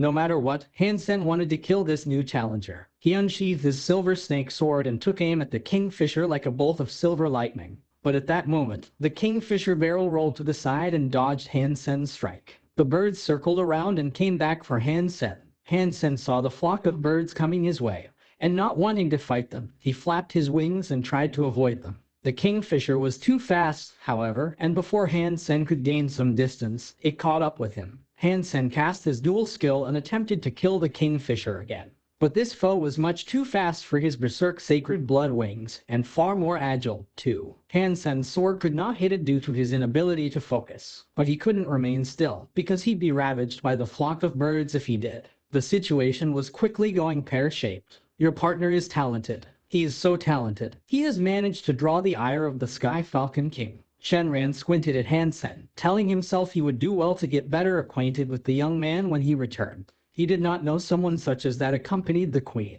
With a power so impressive, he would be worth keeping an eye on. Although Zhu Ting used to send information to the Chen family, not very often would his news garner any attention. Thus, very few people were even familiar with his name. Hansen continued to fight as he fell back, bit by bit. The prospect of winning against the Falcon King of the Sea of Clouds seemed unlikely. Zhu Dongjin and the rest leaned forward to watch the battle with greater intensity, still caught up in the admiration of his berserk sacred blood wings.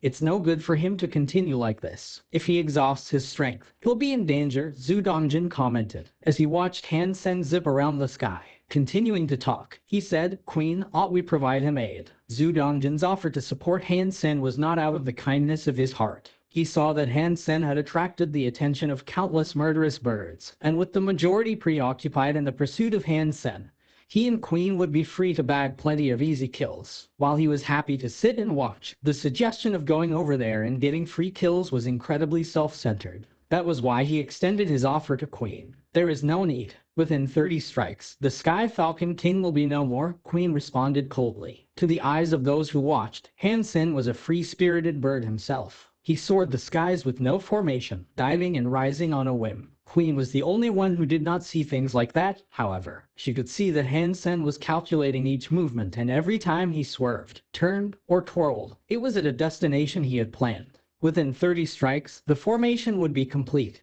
and the Sky Falcon King would be slain. 30 strikes. That doesn't seem likely. Zhu Dongjin continued to watch Hansen getting chased by the flock of birds. He thought he was doing okay, provided they did not catch him. Shenran remained quiet and motionless. He stood off to the side, watching in silent contemplation. An old man like him, unlike Zhu Dongjin, was able to understand such intricate situations a lot more. That was why he was so surprised at what he was witnessing. How does this kid know how to perform Heavenly Go? Did the Huangfu family teach another? That is impossible. Huangfu Qingcheng took a vow, so how could someone else I have no knowledge of or relation with know how to perform Heavenly Go? A few of the evolvers that watched were counting how many strikes Hansen had performed, not putting much stock into Queen's claim of him being able to do it in 30 or less. After the count of 24, Hansen shouted. Without any prior indication, Hansen performed a brutal counterattack on the Sky Falcon King. The Sky Falcon King was flying at incredible speed, flapping its wings with a new tenacity in an attempt to dodge Hansen's incoming strike. It managed to dodge the first sword, but upon doing so, found itself caught up in the pursuing crowd of birds. At that precise moment, Hansen's second sword came down on it. The Silver Snake sword was imbued with incredible power, and brought down on the Sky Falcon King with a mighty thrust. The Sky Falcon King's greatest asset was speed,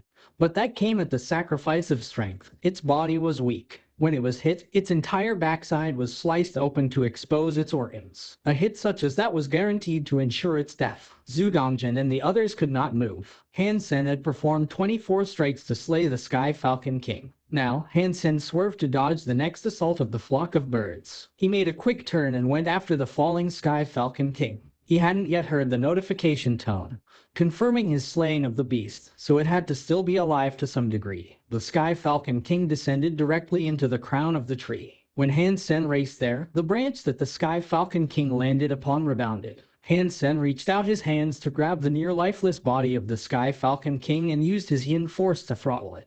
After a vigorous squeeze, the notification finally played. Sacred blood creature hunted, Sky Falcon King. The beast's soul was not acquired. Consume its flesh to obtain a random numeric amount of sacred geno points, ranging from 0 to 10. Hansen's inability to claim the beast's soul did not come as a surprise. The probability of obtaining one was incredibly low, so it would have been highly unlikely to get it on his first kill. Hansen was prepared for this, so he wasn't disappointed. With the Sky Falcon King's flesh, he was sure to gain at least 8 sacred geno points, and 8 sacred geno points from a single meal was a generous amount. Hansen circled the crown of the tree while avoiding the flock of birds that continued to pursue him. He caught a glimpse of what lay beneath the foliage, and when he saw what was there, his pupils shrank in shock. Beyond the dense dressing of leaves, Hansen saw a bird nest that had been built from branches. The nest itself was not remarkable, but inside the nest, he saw a bird that looked like a raven. It was in Kai black, and all it did was stare coldly back at Hansen.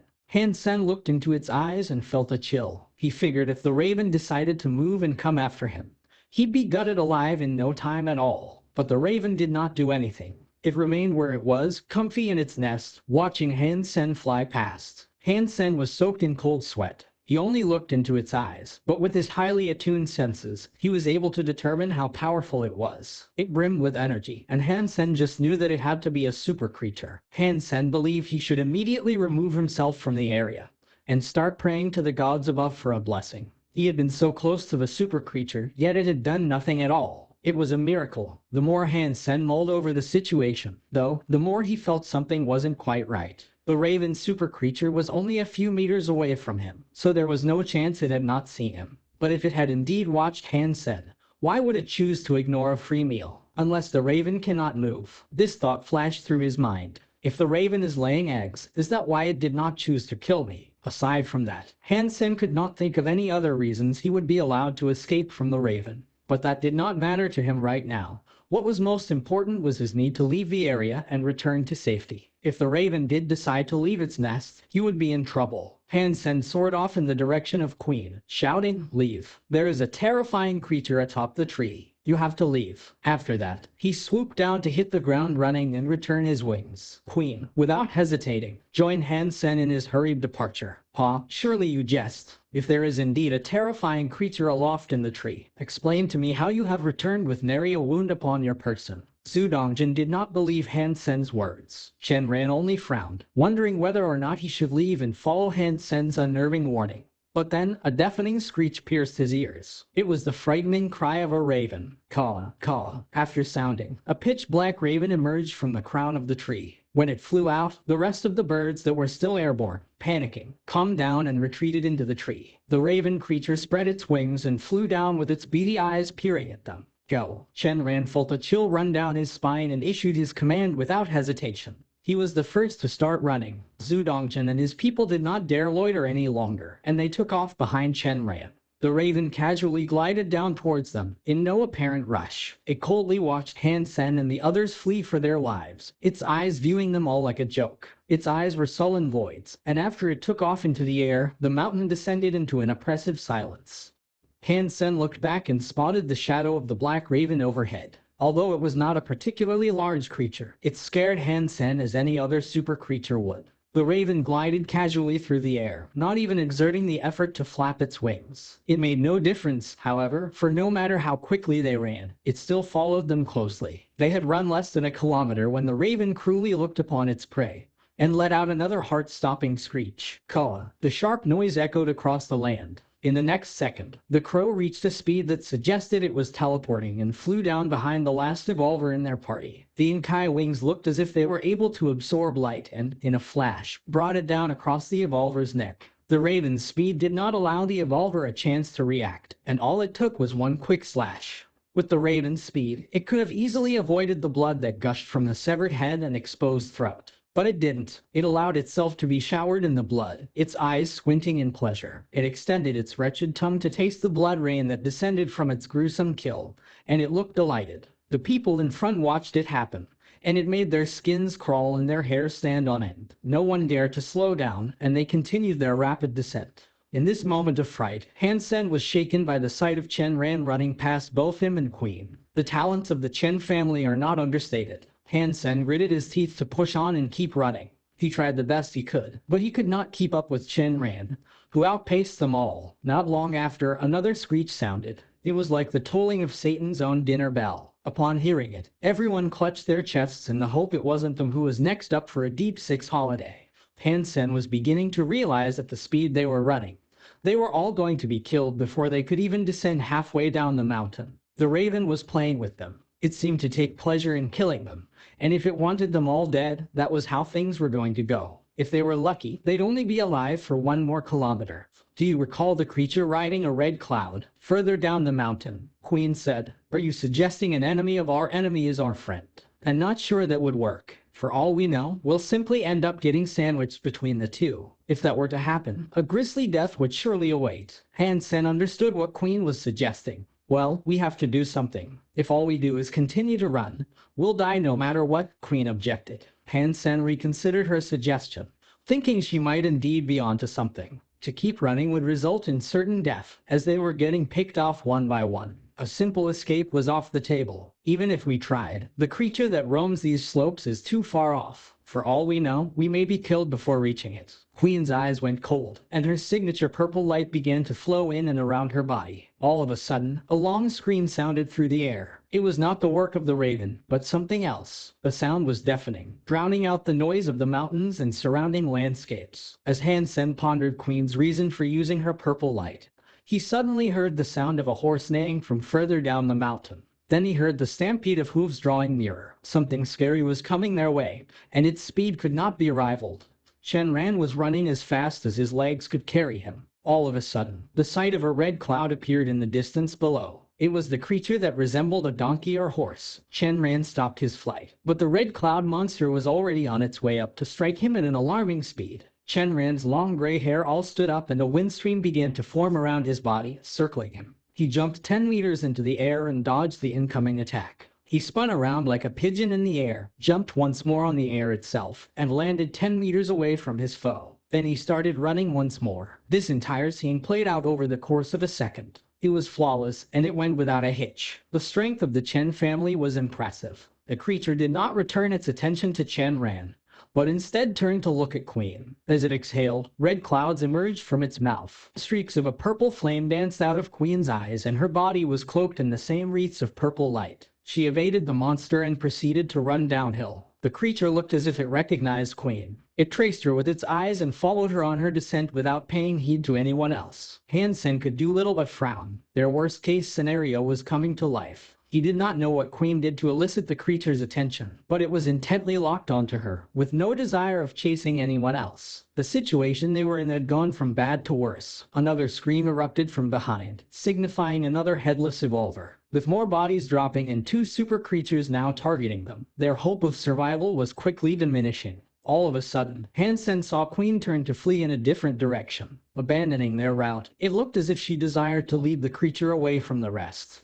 The red cloud donkey was a scary foe, but at least you could watch its attacks and dodge them if the need arose. The same could not be said for the raven. But with Hansen and Queen now preoccupied with the donkey, it was unlikely the raven would follow them. It would instead opt for the greater party that was fleeing in a straight line down the mountain. By trading one foe for a lesser foe, Hansen and Queen had a chance of making it out alive. For Queen to come up with this idea in the midst of their current situation was impressive, and this ability to come up with such a strong strategy on the fly was an invaluable asset. As Queen continued to run, so too did the red cloud donkey. Hansen was not far behind. It wasn't long before they were a fair distance from Chen Ran and his people. As Hansen followed, he witnessed the clouds of the donkey begin to rise and mask itself. Its shape now started to resemble a horse built from puffy clouds. All of a sudden, it jumped a whole 10 meters and arrived behind Queen. Its sudden acceleration disrupted the rhythm of Queen's heavenly go. Although she was still able to avoid the donkey's attacks, the gap that had been closed meant she could no longer escape from it.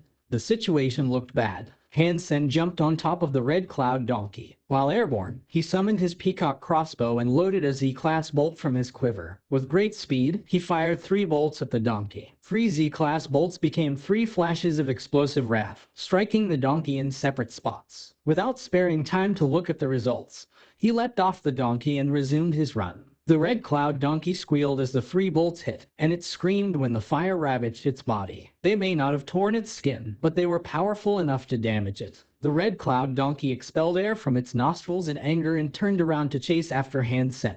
The red clouds were terrifying, and in 3 steps, it had managed to get behind him. Hansen's skills were not inferior to Queen's, but they weren't much stronger. Hansen stopped running to handle the donkey. With the time Hansen had bought her, Queen managed to gain a decent lead. She turned around and shouted towards the donkey. When it heard her voice, its eyes turned red again and it resumed its pursuit of her. Neither of the two could compete with the donkey, but with both of them drawing its attention back and forth, the donkey remained confused and distracted. It ran between them, growing increasingly angry. Further and further Hansen and Queen went, with neither of them sustaining a single wound. But no matter what they did, they couldn't lose their tail. They could not harm it, either, for its skin was incredibly tough. Escaping it through speed alone was impossible. This isn't going too well. If the raven killed the rest and decides to make its way over to us, we're dead too. Hansen shouted to Queen. There is no other option. Queen answered, not displaying a single flicker of emotion. Remember the bones of the guardian hound. Creatures never dare approach it within a kilometer. Perhaps we should attempt to reach there, Hansen suggested. Sure, Queen answered without hesitation. She aligned her destination to the Garden of Bones they had visited on their ascent. Although they were unsure whether or not it could repel super creatures, it was worth a try. Their options were fairly limited, after all. They merely hoped that they were able to reach their proposed sanctuary before the raven had finished picking off the rest. Fortunately, the donkey continued to kick and scream the entire way, which frightened off any other creatures that might have dared to interrupt their baiting of the hellish mule. It saved them a lot of trouble, and luckily, their worst fear did not materialize. By the time they reached the remains of the guardian hound, the raven remained out of sight. But when Hansen reached the kilometer radius of the bones, the donkey did not break off its pursuit. It still chased them with the same fervor it always had, which made Hansen and Queen furrow their brows in unison. Hansen and Queen continued on their current trajectory, silently praying the raven wouldn't show up.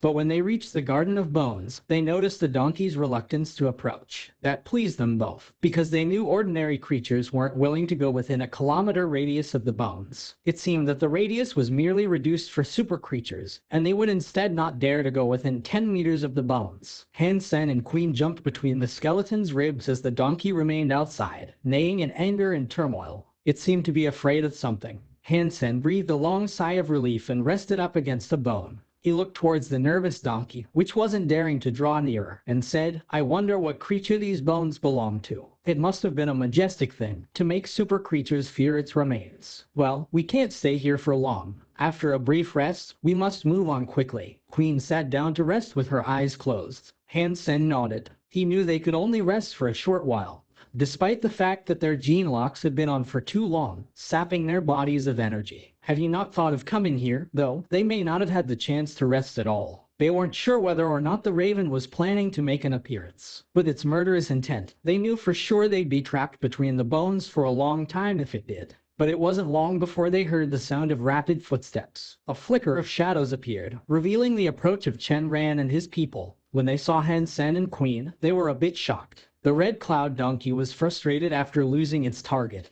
but seeing Chen Ran and his people arrive, quickly looked delighted. Fortunately, they were all able to evade the manic mule and reach the ribcage. The faces of Hansen and Queen dropped when they noticed the raven was still pursuing Chen Ran, who had now just let it near. It landed on a withered tree nearby and watched them coldly. If I'd known you'd be showing up, I would have kept running. Hansen's heart sank into depression once again. He didn't expect to see Chenran and his people ever again, imagining they would have been killed by the raven long before they reached the Garden of Bones. Chenran and his people weren't looking well, but at least they had not sustained any injuries. Only 5 people remained, but it was better than what Queen and Hansen had been projecting. If they had been able to make it here under the ravenous pursuit of the raven, something was not right. Something must have happened. Old Chen, I am surprised. How did you get here? Hansen looked at Chen Ran and asked. It is difficult for me to explain. Chen Ran sighed, dismissing an explanation. Hansen knew it would be useless to ask again, if Chen Ran wasn't willing to tell him what had happened. He looked outside the ribcage and saw the donkey wandering around in circles, letting out the occasional neigh. The raven made no sound. It remained perched on the tree it had landed on, and simply continued to watch. It is fortunate they won't attack us in here, but I don't see them letting us go anytime soon. I could imagine them waiting us out, watching as we starve to death or die of dehydration. Do you have any ideas, old man? Hansen asked. There are 2 most wretched creatures out there. What do you think I can do? Let us remain here for some time, so we may see what becomes of them. For all we know, they'll become bored and eventually decide to move on, Chen Ran said. Hansen did not ask anymore, so he returned to Queen's side, where she continued to rest with her eyes closed. Activating her gene lock for such an extended period of time was almost too much for Queen. She was not like Hansen, who possessed Heresy Mantra and Jade Sun Force, and so her stamina and durability were not as great. It was fortunate she did not collapse during their escape. The group of 7 were now stuck between the bones. They waited an entire day and night, and still their wardens remained. The mule hovered about aimlessly while the raven sat on the tree in silence, watching them. Their faces looked incredibly glum. Hansen did not know what to do. They knew whoever exited the shelter of the bones first would be killed by the combined force of 2 super creatures. There was no way around that. Leaning against the bones, Hansen suddenly felt a pulsing sensation come from his chest pocket once more. He had almost forgotten about the gourd's existence, due to the situation they had found themselves in.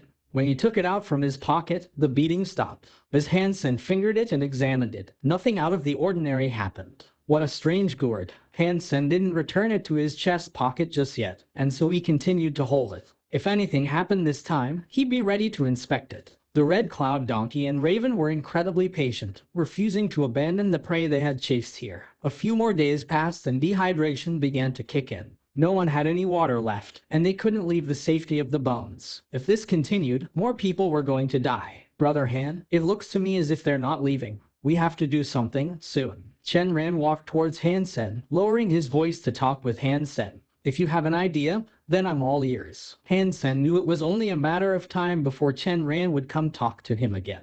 We are famous evolvers. It'd be quite the gaffe if we were discovered to have died of thirst here, trapped between these bones. After that, Chen Ran continued to say, but these bones are scattered across many kilometers. If we split into 2 teams and run both ways, we may have a chance. What do you think? I suppose we could do that, but what will the teams be? Hansen thought what Chen Ran was saying made sense. The donkey was nearer the tail of the guardian hound. People who ran that way would be at a big disadvantage. There was every possibility that both super creatures would attack that place too. This is my plan, and I won't needlessly put any of you at risk. I want you all to run out the front while I take the back. Chen Ran sighed. He then said, but I will do this under one condition. Please tell me. Hansen was surprised Chen Ran was planning to do something so selfless. Zudongjian and the others are my brothers. I am hoping you will take them with you. I am the strongest here, and I am willing to exit via the tailbone and provide you all with the time you need to flee this wretched place. Chen Ran said. Old Chen, Zudongjian and the others were touched, trying to bring words to their mouths. There is no need for you to say anything. I have made my decision. You have followed me for a long time, and there is little more I can teach you. There is little more I can do for you, except this. Besides, I'm a small target. Perhaps by the time the day is through, I'll be the one owing you. Chen Ran smiled. Chen Ran insisted. Zudongjian and the rest of the followers then went with Hansen and Queen to the skull, while Chen Ran went alone to the tailbone. They both set a timer, and when the time came, both teams would run. The raven continued to watch them, as if it lacked the motivation to move. The Red Cloud Donkey now drifted over to Hansen's side, which had more people, and neighed at them every now and again. Seeing the Red Cloud Donkey come closer, Zudongjian felt at ease. If it was the raven that chose to come after them, the danger would be far worse. There was a chance of surviving the pursuit of the murder donkey, but not the raven. If it was the raven that chose to be upon them, there would be no hope of survival. Although they felt great remorse for the selfless deed Chen Ran had proposed, they each wanted to live, and it was because of this they were thankful in their hearts and gratefully relieved as well. When the timer reached 0, Chen Ran shouted run. Chen Ran bolted out from beneath the bones as fast as the morning light. Seeing Chen Ran run, Zhu Dongjin's vigor was reinstilled. He and his people left their end of the skeleton, too. The queen was about to leave with them, but Hansen pulled her back. She turned to him with a bewildered look, not understanding why he did not want to run. But quickly, the queen realized what was happening. The raven had taken flight, but its target was not Chen Ran. It had flown towards the skull. Zhu Dongjin and his people had already made their departure, but the donkey was already on their heels. It prevented their return to the safety of the skeleton. With no way of turning back, they had no choice but to continue on their way down the mountain as they had planned. The queen turned back to look at Chen Ran and noticed he had already run a distance of 200 meters. It looks like the raven follows the larger crowd. The queen frowned at the thought. Bollocks, Hansen coldly said. Chen Ran, that old bastard, he played us. The tail may have looked to be a more dangerous exit at first, but look closely. Would the skeleton of a creature this large only have a tail that was a few meters in length? It is broken off. The rest of the tailbone most likely resides below the soil, and that's why Chen Ran was happy to head in that direction. We may not have noticed it, but the creatures are most likely able to sense it. That's why they have favored chasing us. The queen was mortified. He led his own people to a slaughter. Now, the queen was beginning to understand the situation, as much as she would have liked not to. Chen Ran was willing to sacrifice his own followers for just a bit more time in his attempt to escape. That asshole. The queen couldn't help but swear. It would have been okay if Chen Ran tricked them alone. But it was a wretched thing to betray the people you have sworn to lead and nurture. He was insane. A man willing to do whatever it took to survive. Don't worry, though. The way he did this has given us a chance to survive. Hansen said coldly, watching Chen Ran run off without stopping. I will count to 100. When I say 100, we run out together from the skull. This will be our only chance of escape. Hansen started counting up. He unlocked his gene lock to keep track of where the raven and the donkey were. The fact they had gone off after the treacherous Chen Ran brought a modicum of gladness to their hearts. Once the monsters had gone far enough, Hansen was prepared to make one last run for escape alongside the queen. When he counted to 100, he was no longer able to see where the raven and donkey were. Acknowledging they had to be a great distance away by now, Hansen knew it was time. They both darted out from beneath the bones like arrows. A little while later, Hansen's heart felt as if it was going to leap out of his chest. Tugging on the queen's hand, he yelled at her to go back. The queen looked around and did not espy any nearby danger, but she had come to trust Hansen's judgment a lot. Without hesitation, she returned to the skull with him. As Hansen retreated, he looked around himself to confirm whether or not there was any danger but could not see anything. Still, he trusted his instincts, and his instincts were telling him to turn back. There was a danger of some immediacy in the area, and it was something that could kill him. Running as fast as he could back to the bones, the feeling of danger began to choke him. It was getting stronger and stronger. With his gene lock at max capacity, the sense of impending doom was unbearable. In the next moment, a bright light flashed by Hansen's neck. He didn't hear anything, but he jumped forward. That was when he saw the looming black shadow that had crept over him. Blood gushed like a bouquet of flowers. Hansen felt as if his back was burning. He suspected a bone in his back had been broken. But the wound was the least of his concerns right now, as he rolled and climbed towards the bones of the ribcage once more. It was a life or death gambit, and what had seemed like a short distance to traverse now went on and on instead. The raven was furious at its inability to finish off Hansen. It flapped its wings and disappeared once more. When it reappeared again, the wing blades of Hansen's nemesis sliced against the back of Hansen's neck. Hansen's heart let out a cry. It's over. But at that precise moment, when it appeared Hansen was about to lose his head, the dried vines that strangled the bones came to life. They were each like toxic snakes, lashing out at the raven that had drawn too near to the ribcage. They trapped the beast, and though it pecked and swung its wings as hard as it could, the raven could not cut its way free. Hansen felt a chill. The raven had wanted to kill Hansen so much, and now its body was being dragged into the ribcage he had previously sought shelter in. The gourd vines were choking the life out of it as it struggled to get free. Hansen froze. He had never expected the seemingly lifeless vines to have so much power. Power enough to restrain a super creature such as that. Now Hansen understood. The creatures weren't afraid of the bones. They were afraid of the vines that were wrapped around them. Having managed to remove the gourd from the vines earlier, Hansen hoped the seemingly sentient vines did not think poorly of him. In Hansen's chest pocket, the gourd began to pulsate once more. This time, it was stronger than ever. Bringing out the gourd to hold in his hands, he really did feel like it was a heartbeat. Hansen now knew for sure that this was no trick of his mind. The weak pulse was like the heartbeat of a baby. It may have been faint, but it was life all the same.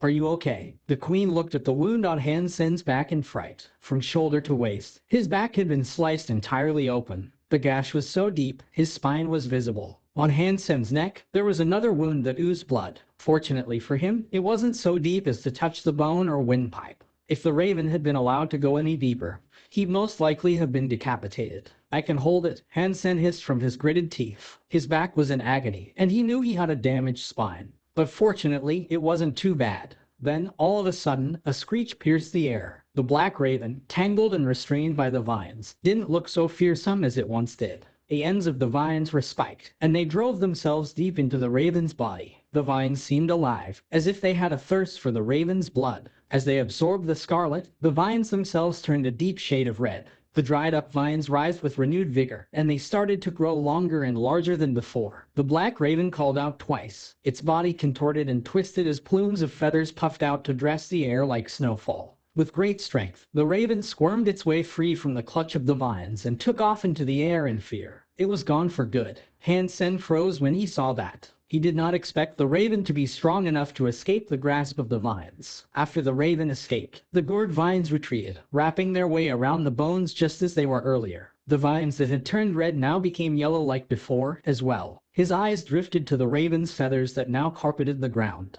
The black feathers of the raven were of its outer coat. It wasn't a great number that had fallen, but there were around 30. Each feather was about 1 foot long. He reached to grab one and his eyes lit up. The black feathers belonged to a super creature and did not look normal. Rather than enabling flight, they were more like weapons the raven could employ. Every feather was like steel, and it was frightening to simply hold. This cannot be the treasure the raven dropped. Hansen told the queen to gather up all the black feathers for him. After an accurate count, there were 36 feathers. It was a number that could be evenly split. Hansen's back was in terrible pain. He looked at the queen and said, "How about you try out the sturdiness of the feathers?" The queen nodded. She drew her sacred blood beast soul sword and chopped one of the feathers with a direct hit. Nothing, not a single scratch was left upon it. This really is some good stuff. Hansen looked happy. If he managed to modify the feathers a certain way, he'd be able to craft a new type of bolt. If he used them alongside his peacock crossbow, he might be able to slay a super creature with them.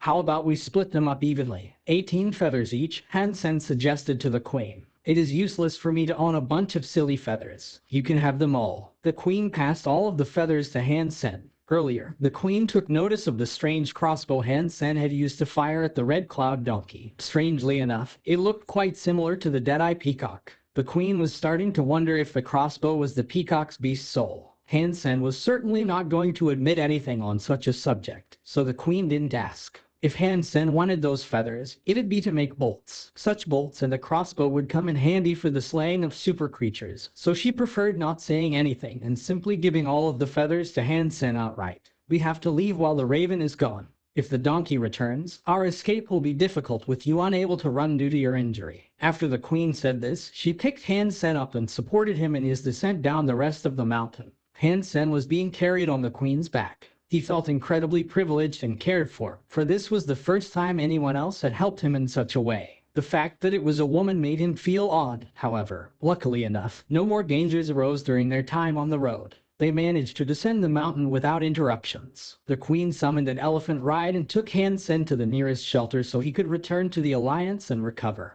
Hansen loaded one up and fired a raven feather bolt. A black streak flew a distance of 3 kilometers, managing to pierce through a giant fir tree without slowing down. It took another 3-barrel thick trees to slow it down enough to remain stuck. It's so strong. Hansen was so happy, he almost jumped with joy. After loading up his quiver, Hansen traveled to the base of a mountain cliff. He placed the gourd into a little nook along its rough surface and took aim with his peacock crossbow. He fired it at the gourd. Boom! The black feather had a direct hit on the gourd, which triggered a powerful explosion. A big hole was blown into the craggy surface of the cliff, in which the gourd still remained lodged, without harm. Holy smokes! What is with this gourd? Hansen couldn't believe what he was seeing. Now that Hansen thought about it some more, the raven was unable to bring harm to the gourd vines. It had to shed its own feathers to escape their grasp. Perhaps this was to be expected. Hansen retrieved the gourd with a puzzled expression and a bewildered mind. Hansen really could not shake the fear of toxic wasps one day emerging from the gourd to strike him in his sleep.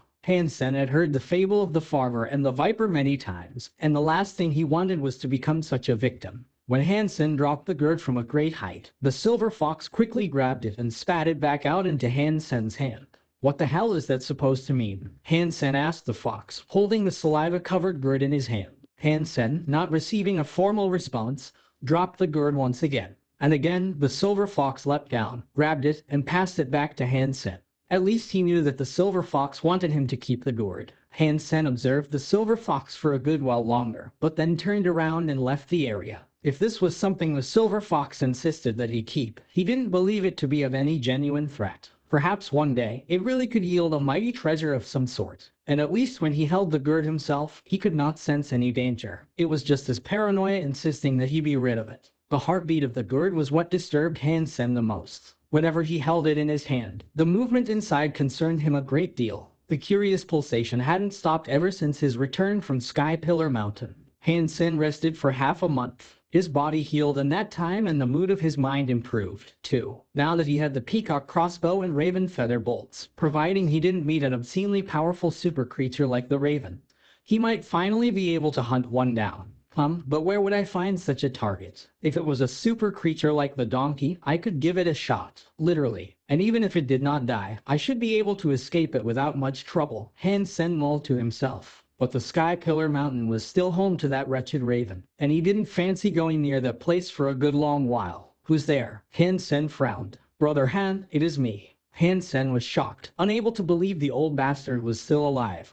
and that he had actually dared to come see him. What could he possibly want? "Old Chen, I am surprised you have found the time to come visit me. Zhu Ting said you are a good friend of his. I heard from him that you were here, and so I have come to see you. Why didn't you say so before? If you had, perhaps our acquaintance and travel together would have been far more cordial." Chen Ran smiled. Hansen thought to himself in his heart, "It would be a great misfortune to be considered your family." Hansen's relationship with the Chen family was fine. It wasn't particularly amicable, but there had been no strife between them, either. Had Chen Ran known about his connection with Zhu Ting, it wouldn't have made a difference. Chen Ran's actions that day were not spurred by anything other than his selfish desire to live, putting himself before anyone else. "Brother Han, this place is no good for you. How about you move into my shelter? I will prepare the best room for you, have the nicest food served to you, and have the prettiest girls wait on you. You'll have everything there." "Old Chen, thank you but no thank you. I will be returning to the ice fields in 2 days. If there is something you would like to tell me or get off your chest, I am standing right here," Hansen said. "Since you are returning to the ice fields, would you aid me by delivering a few beast souls to Zhu Ting?" "How many beast souls?" Hansen asked. "A few thousand."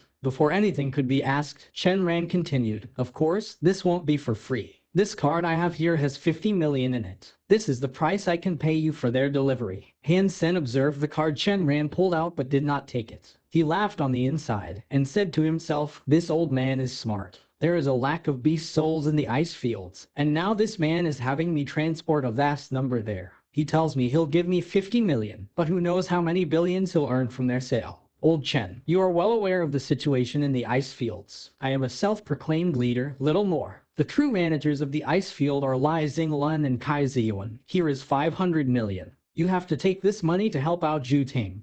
This poor kid. He was born poorly, alone in the ice fields without family. It is my sole desire to help him. The ice fields do not belong to me alone. If you want to do business, I will accept 20% of the revenue generated from any sale of these both souls you wish for me to transport." Chen Ran's face was unexpectedly happy. He jovially said, "Sure, if you say so." Hansen then proceeded to say, "But like I said, the ice fields do not belong to me alone. Aside from my goddess army, there is the Star Wheel faction, Black God faction, and Philip faction. This deal will not work if they aren't provided a benefit. If you really want me to help you, then you will have to provide them 20% of each sale as well. Young man, you cannot conduct business like this. Sometimes, a simple favor is better than any monetary gain. If you accept 50%, then perhaps I will have further business ventures for you in the future. Then I apologize. I must regretfully inform you once more that the ice fields do not belong to me alone. If I only accept 50%, I cannot report this to the others," Hansen said. Hansen thought it better to be without a favor from someone like Chen Ran. He was happy to allow Zhu Dongjin and his brothers, who followed him with an unwavering faith, to be unceremoniously sacrificed so he could escape. His favors were the sort of thing that could get you killed. Well, if things are indeed like that, I regret bothering you this day. Keep an eye on that one. As soon as he leaves the shelter, contact me. Accepting their appointed tasks, the people around Chen Ran got set up to spy on Hansen. Huh? This is the son of Han Jingjai. No way that old man had a child. Chen Ran's eyes flashed with a sinister haze. Hansen had received a map for returning to the ice fields from Huangfu Pingting, and with that in hand, he delayed no longer. He set out back to the ice fields. Not long after exiting the shelter, Hansen was traveling through a mountainous region. It was a desolate and lonely place, devoid of any sign of human life. But then, Hansen stayed his travel and said out loud, "Old Chen, since you're here, why not join me? Those are some strong senses you possess." Chen Ran said as he came out from behind a big tree. Another 20 people emerged from a thicket of trees to surround Hansen. They were brandishing bows and the weaponry of assassins. As if they were prepared to attack, they all took aim at Hansen. One signal from Chen Ran was all it would take to turn Hansen into a hedgehog. "Old Chen, is this petty gathering all due to me refusing to transport your beast souls? Are you planning to kill me?" Hansen was still a top golden roarer when he spoke, and the tone of his voice was as mellow as ever. Chen Ran smiled and said, "That was only a minor order of business. I would not harbor ill sentiments over your refusal of that request. You interest me a great deal, boy. As such, I am merely here to ask you a number of questions. If you answer them, I will bring you no harm. Then tell me, what is it you would like to know?" Hansen did not move. Chen Ran's first question was straightforward. "You have only been in this second shelter for a year. How have you managed to unlock your gene lock and amass such a high number of geno points?" Chen Ran's eyes were fixated on Hansen, and it was evident from his question that he had done a lot of research on him. He seemed to be in disgruntled shock at what he had learnt, as well. "I thought you were going to ask me a question of some importance. This is nothing, and there was no need for you to put on a show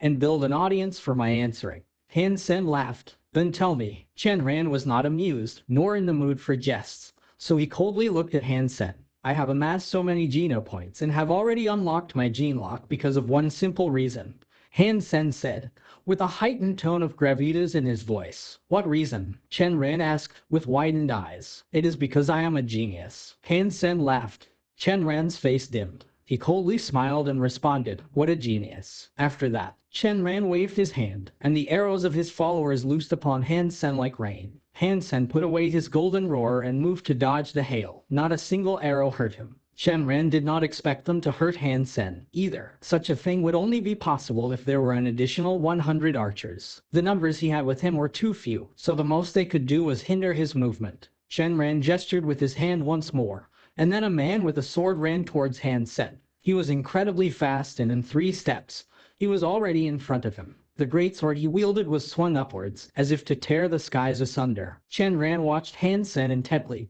keen to observe the full extent of his powers. He used to have 3 others with him that had unlocked their gene lock, but 2 of them died on Sky Pillar Mountain. But the only remaining elite was, by all accounts, Chen Ran's strongest man. Even when fighting together, Zhu Dongjin and his other elite could not beat him. This person was called Huang Mayan. Although he did not belong to the Chen family, he was looked upon highly enough to become a successor of Kai Gong. But because the Huang family was not as popular as the Chen family, the Kai Gong was not as effective. Recently, Hansen had come to learn many sword skills. Although he had not mastered it, his progress with the dual sword skill had come a long way. But seeing Huang Mayan's attack, Hansen quickly learnt what a true sword skill was. That did not mean Hansen thought the skill was powerful. However, it gave him the feeling that Huang Mayan was an extension of the blade he wielded and vice versa. The sword and the person were bound together like one. That was what was so profound. The ancient mascot sword effectively blocked Huang Mayan's sword. Hansen had activated his gene lock, which allowed him to sense the strength delivered in Huang Mayan's attack. Chen Ran stood on the sidelines, watching them battle. He was shocked when observing Hansen, as his speed and power were far exceeding his own lofty expectations. What amazed him the most were the sword skills he was employing. He was using 2 swords, yet despite that, he was able to cast separate sword skills from each hand. The power to have 2 minds like that was almost frightening. With such profound power, he suspected he chose the right opponent for Hansen. If it was anybody else, they would have been crushed and annihilated within seconds. Hansen really admired Huang Mayan. His power and speed may not have been on the same level as his own, and his sword skill wasn't as great as the dual sword skill Hansen possessed. But still, he wasn't submitting as easily as Hansen might have initially thought he would. Friend, this is between me and Shenran. There is no need for you to sacrifice your own life on his behalf. If you are not from the Chen family, you should leave now, Hansen said. I accepted old Chen's money for his employment of my services. I have to see this through. Huang Mian kept moving his sword. Chen Ran wore a smile of disdain. He thought Hansen could not last much longer, and that was why he resorted to talking Huang Mian out of fighting him. Assuming you don't mind, I'd like to see what happens next. Hansen did not say anything more, but he found the idea of killing Huang Mian to be distasteful. It was just as Chen Ran thought, though Hansen did want to use words to bring about an end to the fight and conserve his energy. He didn't want to reveal his secret weapon to Chen Ran by using it on Huang Mian first, either. Hansen had come to learn a lot about Chen Ran. He was a smart, old fox. If Hansen brought out his peacock crossbow to end the fight against Huang Mian now, he'd be running off before the corpse of his most ardent follower hit the ground.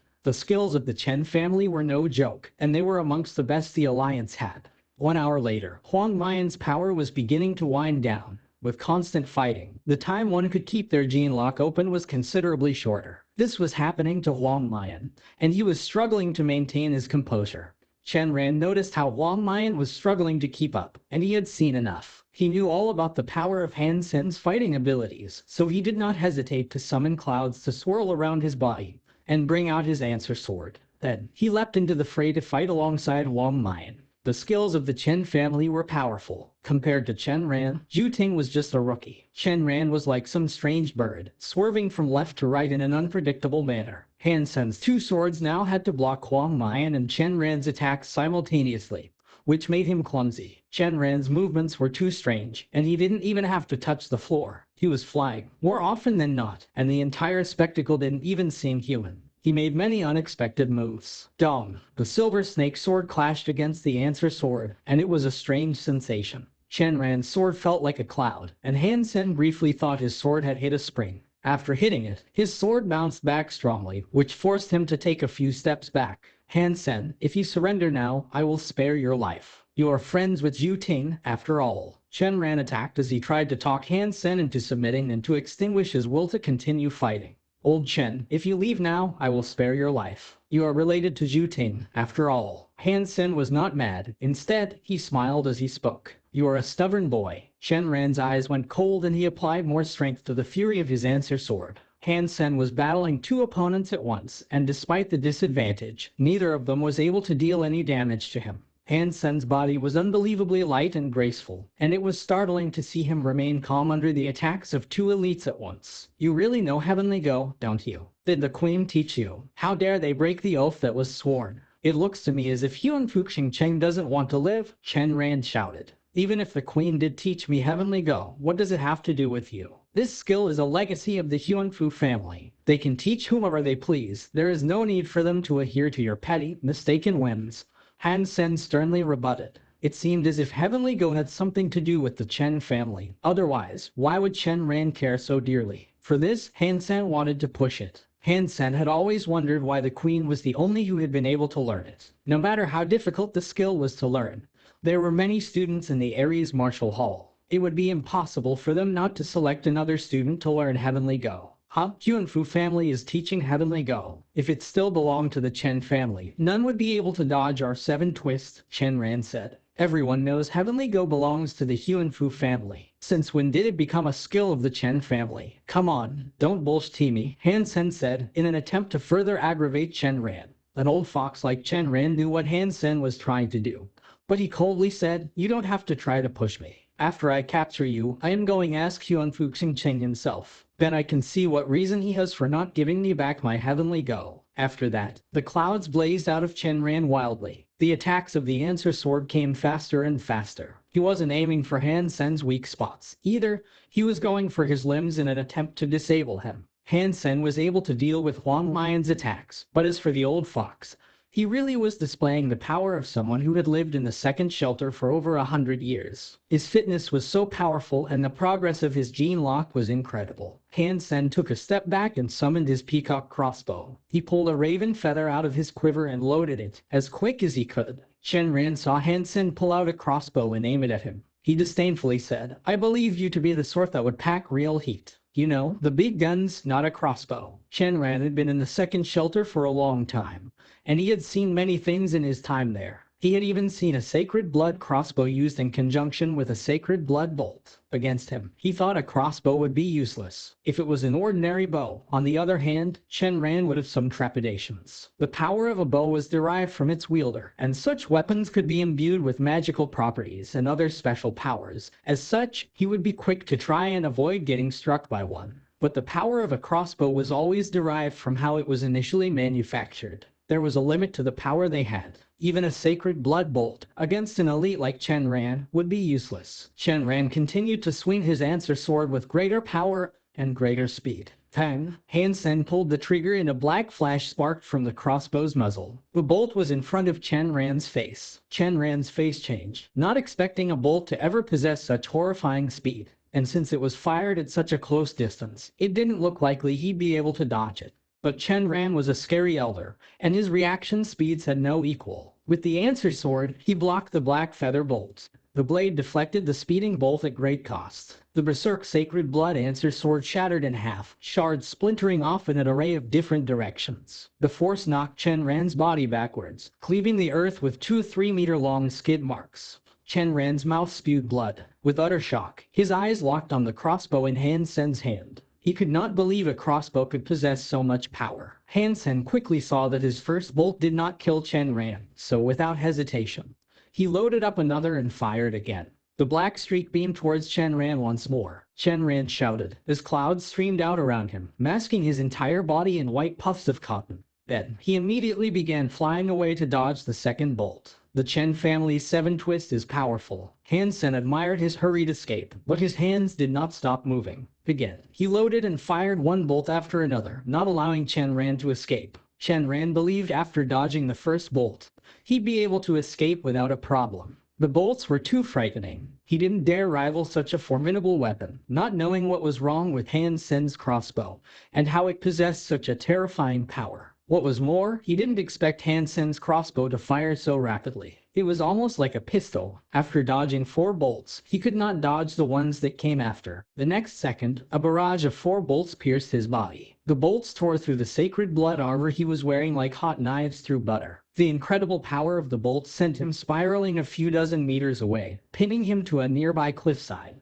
Huang Mian shouted, and as he did, Hansen turned to fire another bolt his way. Pen! The bolt shattered Huang Mian's greatsword into little more than glitter, and still, its speed was not impeded. It went on to pierce his right arm. Huang Mian did not react, as if he hadn't felt anything from the bolt that tore through his arm. Madly, he threw a fist towards Hansen's face. What benefit has Chen Ran provided you? Why do you so earnestly wish to give your life for him? Hansen took a step back and dodged Huang Mian's incoming fist. Huang Mian's punching skills were far inferior to his sword-fighting ability, and thus not a threat to Hansen. He saved my life, and as such, I must return the favor. Then I will allow you. Hansen slapped Huang Mian's head, which caused him to fall down. The other people who had accompanied Chen Ran were already running to the hills at this point. A powerful character like Chen Ran had been defeated by a bolt, and fearing the same would happen to them, they wished they had an extra set of legs so they could skitter away at a greater pace. They could not imagine how such a wretched crossbow could have come to exist. It was just like a pistol, and with such fearsome power, it was more overpowered than it had any right to be. Hansen could not be bothered to chase the yahoos that scampered away, and instead ventured to the cliffside Chen Ran had been pinned to. Chen Ran's body had 4 blood-stained bolts sticking out of him,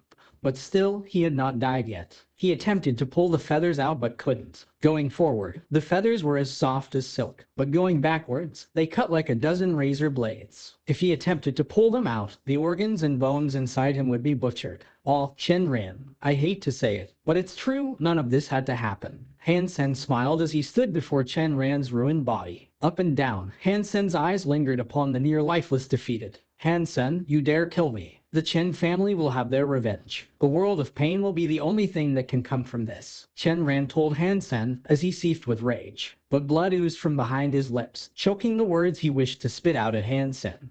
What might have been an unnerving warning was instead a pitiful sight. If you want to live, tell me the secrets to learning 7 twists, Hansen offered, smiling. Chen Ran's mouth was full of blood as he laughed. Kid, when I first wandered these lands, your father hadn't even been born yet. You dare give me such an ultimatum? Shinran spat blood out onto Hansen's face. Then he gritted his teeth, which turned the blood in his mouth black. Then his pulse stopped. He was dead. Hansen, to ensure the fact, examined his body. Hansen looked at Shinran with shock. He did not expect this evil old fox would be so wild as to use poison to finish himself off. I really shouldn't underestimate prominent figures of such big families. Their loyalty to each other is almost scary. Hansen thought about it for a while longer. Then he started a fire to burn Shenran's body. If anyone from the Chen family came after him, his disappearance might lend credence to whatever story Hansen decided to concoct. Hansen also believed burning his body would be considered a good deed in the eyes of any higher power that might have been watching. It wouldn't have been a very noble thing to leave his body to rot in the wild, after all. But before Hansen lit the fire on Shenran's corpse, his lifeless body suddenly came to life. He jumped up and yelled, "No, no, no, stop. We can talk about this. Did you say you would like to learn 7 twists? I can teach you, I can teach you." Hansen's eyes opened wide and he stood motionless, looking at Shenran for a good long while. After some time, Hansen quietly swore, "Freaking loyalty. I can't believe I was willing to believe this old man had any modicum of loyalty. That makes me mad. Brother Han, could you at least tend to my wounds? If I do not receive immediate aid, I might truly die. Death is fine, of course, but to meet my demise without passing on the knowledge of my 7 twists to someone as worthy as you would be a sorrowful crime." Shenran had been tied up against a big tree, with his wounds still exposed and seeping blood. His voice was a pitiable one, as if he was groveling a prayer before an ancient deity. "It's okay if you fail to finish teaching me this. You do, after all, have many other family members. If you pass during our trading, I will merely find someone else in your family to finish whatever you begin. Now, you better start reciting the manuscript to me. If your blood begins to dry, it'll be too late even if I wanted to save you." Hansen was sitting opposite to the tree. His posture relaxed as he watched Shenran. "Do remember you have taught me 7 twists. Is this something your family is okay with me knowing?" Hansen stroked the silver fox's head as he spoke. "Brother Han, why are you so stupid? I taught you 7 twists, which is an insult and criminal deed in the face of my family's honor and heritage. If I told someone about this, I would be the one at the end of their swords. They'd kill me first, for what I have done is a treacherous act. They'd slice me up like a sushi roll of 1,000 cuts. I don't want that, and that is why my lips will remain sealed." Shenran looked as if he was going to start crying. "Ah, I see.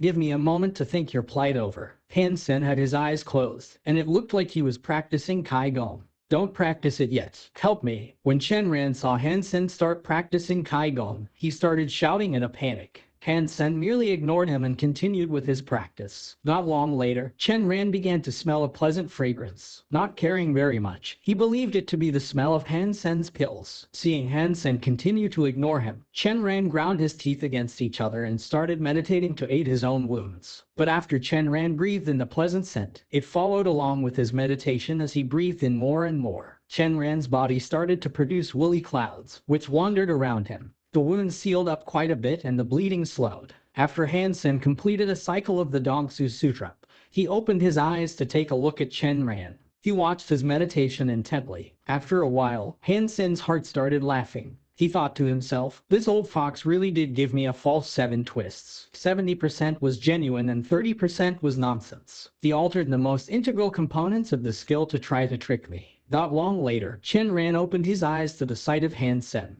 He shouted, "Brother Han, I gave you everything. Please help me, lest I die here on this tree. It's better that you die, so you are not given the opportunity to harm innocent people in the future," Hansen coldly told him. Looking into Shenran's eyes, "You seek to break your promise." Shenran's face changed. "Not yet. Let me ask you something. Did Zhu Ting learn your 7 twists?" Hansen asked. "Yes," Shenran answered. "Then why is Zhu Ting's 7 twists different than yours?" Hansen squinted his eyes as he asked. Shenran's face changed, and he started yelling, "That traitor, that treacherous dog. How dare he tell an outsider? I knew I should never rely on a bastard. You aren't any better. You tried to fool me, and as a repercussion for your own mischief, I don't see the point of letting you go." Hansen shrugged. No. Listen to me. I did not lie to you. Zhu Ting was just a bastard who was not qualified to receive the teachings of the genuine 7 twists. You must have learned 3 twists from him. Shenran was speaking faster than a bullet. "Isn't 3 twists the first component of 7 twists itself? Is that wrong?" Hansen asked. Of course it is wrong. Seven Twists has an exclusive Kaigong, which is the one I just told you. Without it, you cannot learn Seven Twists. Three Twists is just a lesser offspring of the original skill, and it pales in comparison. Shenran continued, you should know, Ju Ting learned Deadly Perfume. That isn't the exclusive Kaigong for Seven Twists. I suppose it makes sense. How about you tell me about the relationship between Heavenly Go and Seven Twists? If you do that, I'll patch you up, Hansen proposed. The reason Hansen wanted Seven Twists wasn't because of its individual power, but it was because of something Chen Ran once said. He had said that if Heavenly Go was in the Chen family, their Seven Twists would be unstoppable. This must have been a lie.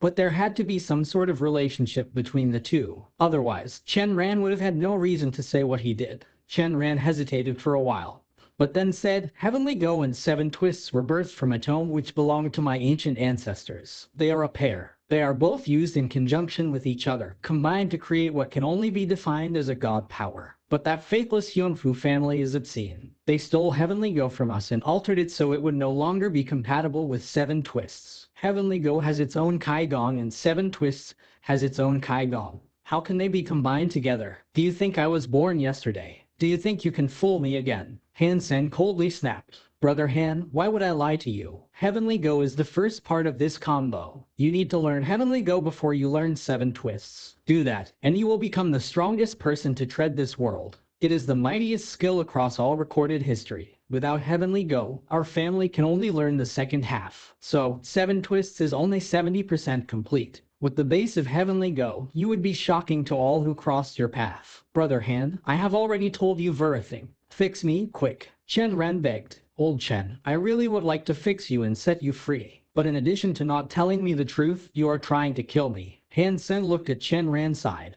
Chen Ran's face changed and he said, Brother Han, why would you say something like that? I am telling you the truth, there is no lie. And for me to be in such a position, how could I possibly try to kill you? After the entrance, I am supposed to go up 9 tiers, not down, Hansen coldly said. Chen Ran's face changed, but he still insisted that he had told the truth. How come? I have always learnt by going down 9 tiers, ever since I was a kid. After the Jade Door, I should go left and then head up. The defense ballot should be 3, not 9. Should I go on? Hansen squinted his eyes while looking at Chen Ran. Impossible, impossible. Did that Ju Ting? No, Ju Ting shouldn't know the real Seven Twists. You.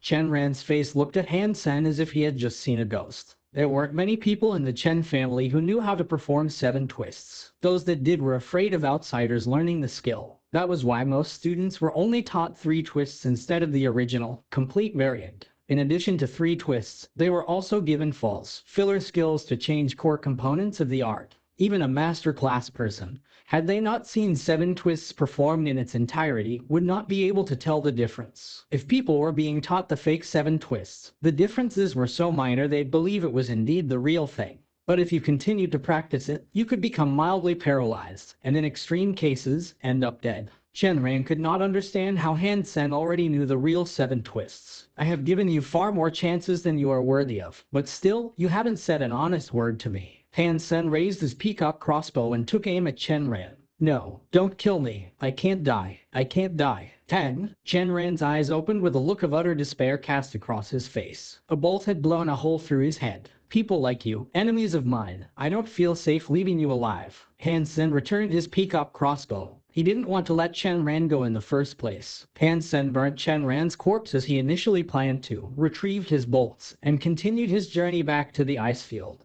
Although he already had 7 twists, he would need Heavenly Go as a base. Otherwise, he'd have to start from scratch. Although Hansen had stolen Heavenly Go from Queen, he'd have to learn it in its entirety from the source Kaigong. And that would take a long time. Hansen was already in the midst of learning Dongshuan Sutra and Jade Skin, so he didn't really have enough time to spare to practice another Kaigong. I wonder if I can use the Dongshuan Sutra to replace Heavenly Go. After all, certain techniques of the Dongshuan Sutra aren't all that different to Heavenly Go, but I'm not sure if the Dongshuan Sutra can wholly replace Heavenly Go. Under the Silver Fox's protection, Hansen's journey was almost too tame. That was why, with his thoughts free, he wondered if he could use Dongchuan Sutra for the base of 7 twists. The results of his attempts were better than he thought. Hansen had noticed, ever since he stole Heavenly Go from Queen.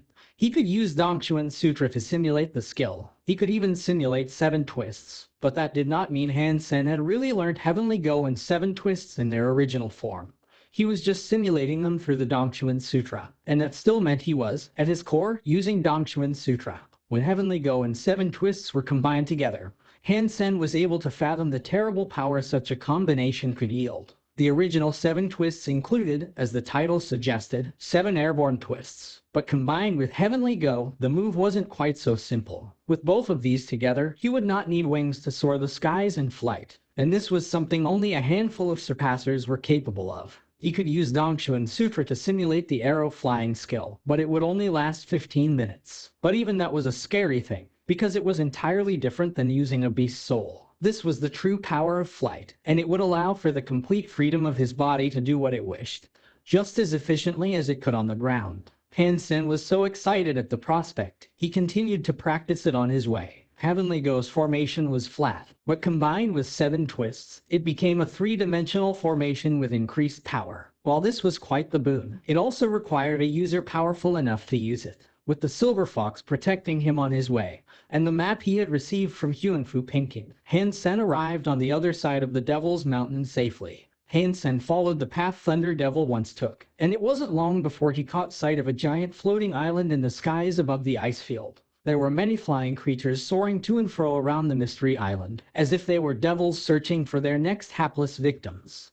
Back at the royal shelter, Hansen asked to see young Manly for a report on recent happenings during his absence. Because very few people owned high-class wings, young Manly was off having a quick look at the mystery island. They hadn't attacked the royal shelter there yet, due to their lack of the necessary strength. Right now, the humans that were too weak to fight were under curfew and prohibited from leaving the shelter. Elites who went out to hunt had to do so in large parties, in fear of being attacked by the rogue flying monsters. As for the royal shelter on the mystery island, not much was known. No one had dared to venture near it, so it was not known what the spirit inside looked like. Hansen knew discussions were pointless. With the weakened forces of the ice fields, and the lack of evolvers that could fly, attacking the royal shelter would be futile no matter how many conversations were held. Although it was a bit of a waste, Hansen could only bring the Silver Fox there with him. The greatest chance of conquering the place would be to fly up there by himself, fox in hand, venture to the spirit hall, and kill the spirit residing there. "Boss, did you kill Chen Ran?" After everyone left, Zhu Ting stayed and asked Hansen with a low tone of voice and a droopy face. "I don't know." Hansen did not admit it or deny it. There was no point in denying it. Even if Chen Ran's people had not run off, there were still many people who knew he was coming after Hansen. The most likely conclusion of what transpired would have still been the same. But Hansen was not willing to admit it, no matter what people thought. Besides, no one had seen Hansen kill Chen Ran, and his body had already been cremated. Zhu Ting, with a conflicted expression, looked at Hansen and said, "Chen Ran was one of the few elders in the Chen family. He was a scarily powerful evolver and evil of heart. His passing at your hands would be a great shock to the Chen family. They won't dare trouble you here, in the safety of the shelter's walls, but out there, in the wild, you should be wary. You are from the Chen family. Are you not afraid or upset that I killed Chen Ran?" Hansen gave Zhu Ting a strange look. Zhu Ting wore a wry smile, and he said, "I am nobody to them. I am just a faceless bastard to a family who has plenty of children and grandchildren of their own to take care of. A bastard can never be treated on the same level. Do you know why I had to learn deadly perfume?" Hansen watched Zhu Ting intently, allowing him to explain. The Chen family owned a country during a certain planet's era. It was ruled as a monarchy. Since time immemorial, kings have been subject to many assassination attempts. Many are killed by poison. That is why there are designated food testers. They taste the food to confirm there are no poisons within. Deadly perfume was taught to the people who performed that task. If what they consumed contained poison, their body would release a perfume. If the poison wasn't too strong, the tester could live due to the teachings of deadly perfume. If the poison was too much for the defense provided by deadly perfume, the tester would end up dead. Deadly perfume is quite powerful. Few poisons can breach its protection. Isn't that right? Hansen asked. Zhu Ting shook his head and said, poisons used to kill kings are never so simple. The reason deadly perfume was so powerful is because of how often these incidents occurred. Every time a new poison was discovered, deadly perfume would be altered and improved to defend against it. Across the countless generations deadly perfume has existed. Heaven knows how many deaths were sustained to bring it to where it is today. Only the servants of the Chen family can learn deadly perfume, where only real members of the Chen family can learn the exclusive Kaigong 7 twists. Do you still think I am considered a Chen? Chen Juling commanded me to find a way in which I might kill you.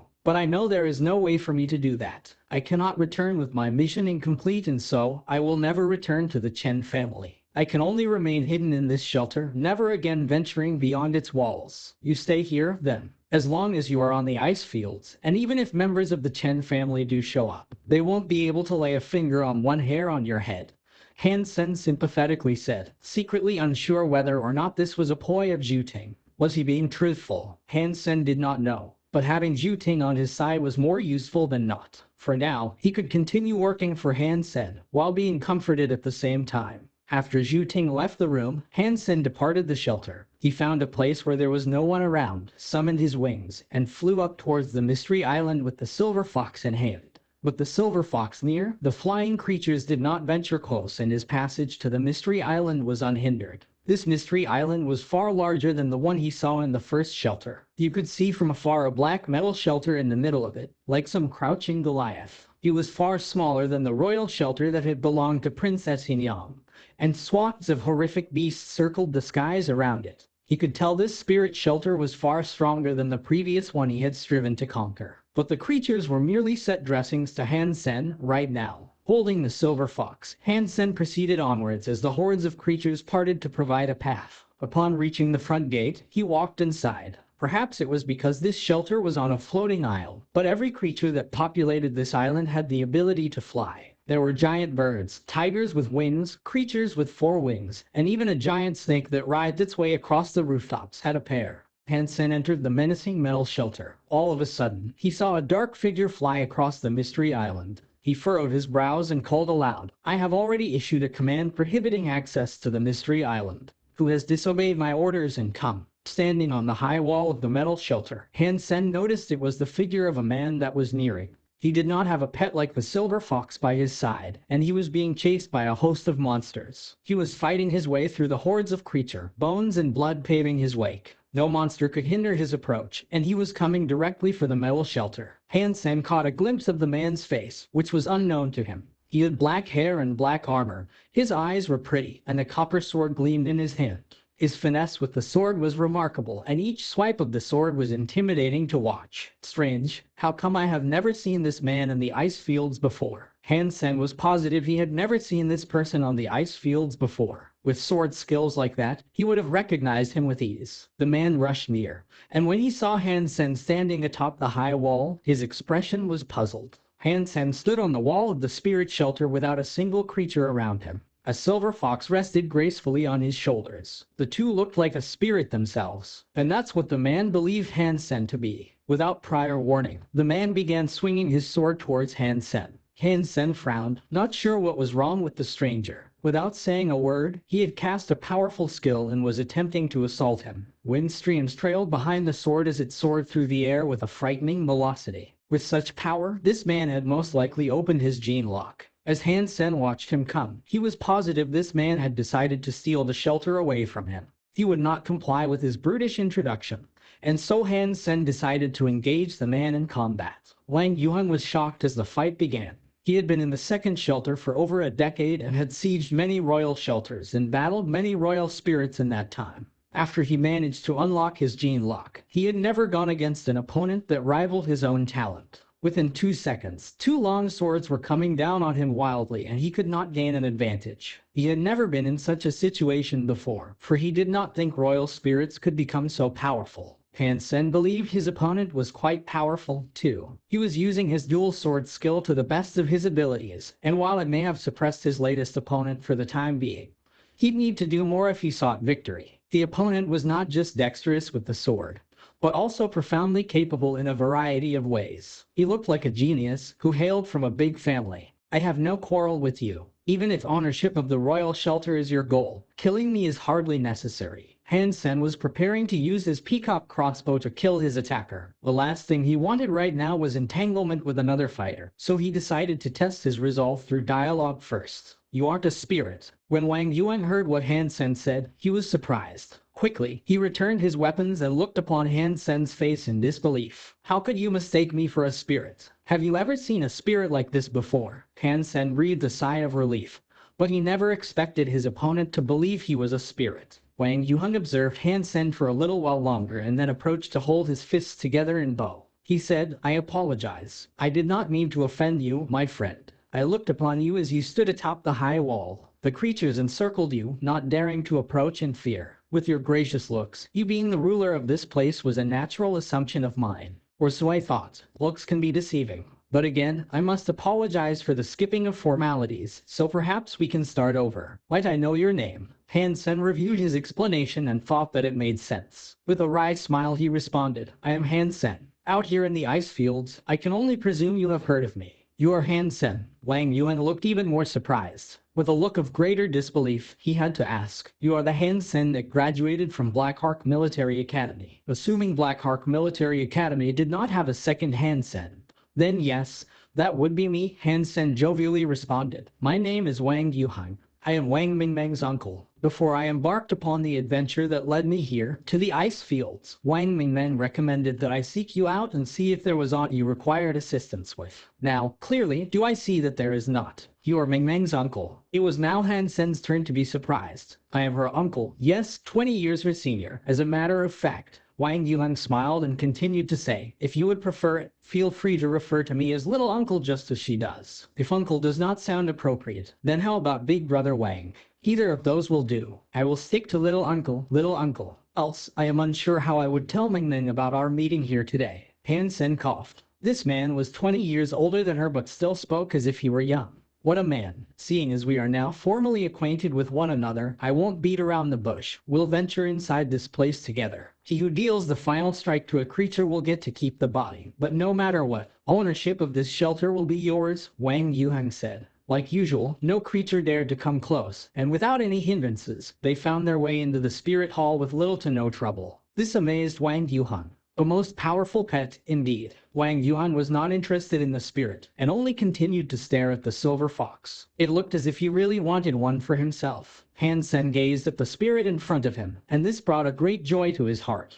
It was a female spirit. She was clad in chiffon armor, which highlighted her pair of gorgeous legs. She had sharp ears and a pair of wings on her back, shaped like those of a butterfly. Her eyes were purple, like little amethysts. The spirit was beautiful like an elf. When Wang Yuan turned to look at the elf-like spirit, he presented a wry smile and said, only now do I regret the opportunity that was given to try to tackle this place alone. Would I have beaten her, this stunning spirit might have been mine. If little uncle is interested in a little competition, how about we both go now and see who first achieves ownership of the spirit? Hansen smiled. Nay, the Wang family does not disregard what they have already stated. This one is all you, little Han. Wang Yuan waved his hand as he talked. Hansen did not wait around. Immediately, he ran directly into the center of the spirit hall. The spirit watched Hansen come at her, and without any hesitation, rushed to meet him. The creatures had all fallen back, so it was just the spirit left, willing to fight to the bitter end. Hansen preferred not tangling with her himself, so he summoned Princess Yin and Princess Yang.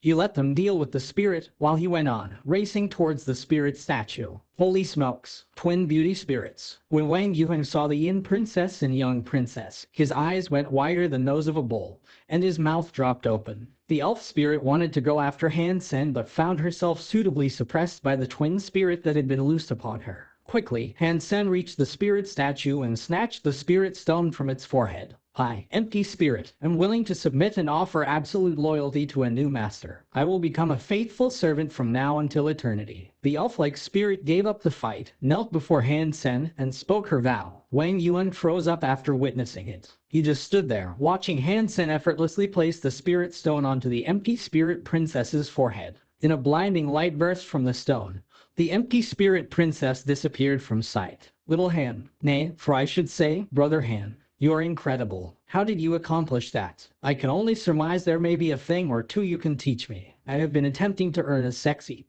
princess-class spirit for myself and have never been able to. Wang Yuan approached, placing his hand on Hansen's shoulder. His face was beaming with happiness, and the look of a mature elder quickly dissipated. It's all down to luck, Hansen said. Luck is a fickle mistress. I pray for good fortune every day, and especially before I assault a royal shelter. I'll even shower before that, as well. But every spirit I have encountered so far has chosen to self-destruct when given the spirit stone. Wang Yuan's face looked disheartened. Little uncle, I am regretfully unable to help you with that. Hansen gave him a face that looked like he wanted to help, but due to the circumstances, could not. Then, perhaps you can teach me of a finer way I may ensure a capture. Or perhaps, if you are willing to sell one of your spirits, I would most certainly be willing to buy. Wang Yuan almost had saliva drooling from the corners of his mouth as he made the suggestion. His eyes continued to drift towards Princess Yin and Princess Yang. He almost seemed obsessed with the need for one.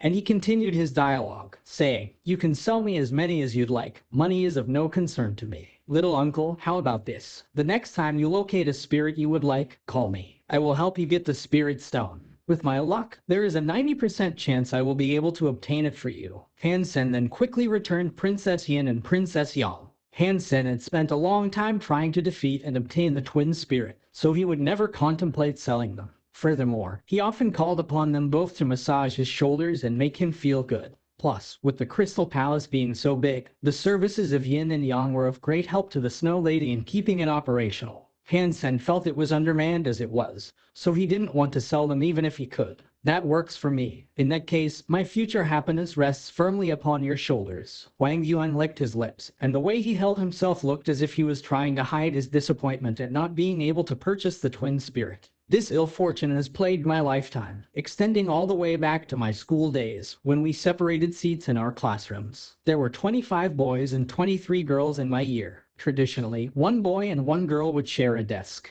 But the two additional boys would have to sit together, and as luck would have had it, I was one of those boys. I never sat next to a girl once during my time growing up. And when we played games, I'd always be grouped with a boy. And my desk partner was frequently absent, too.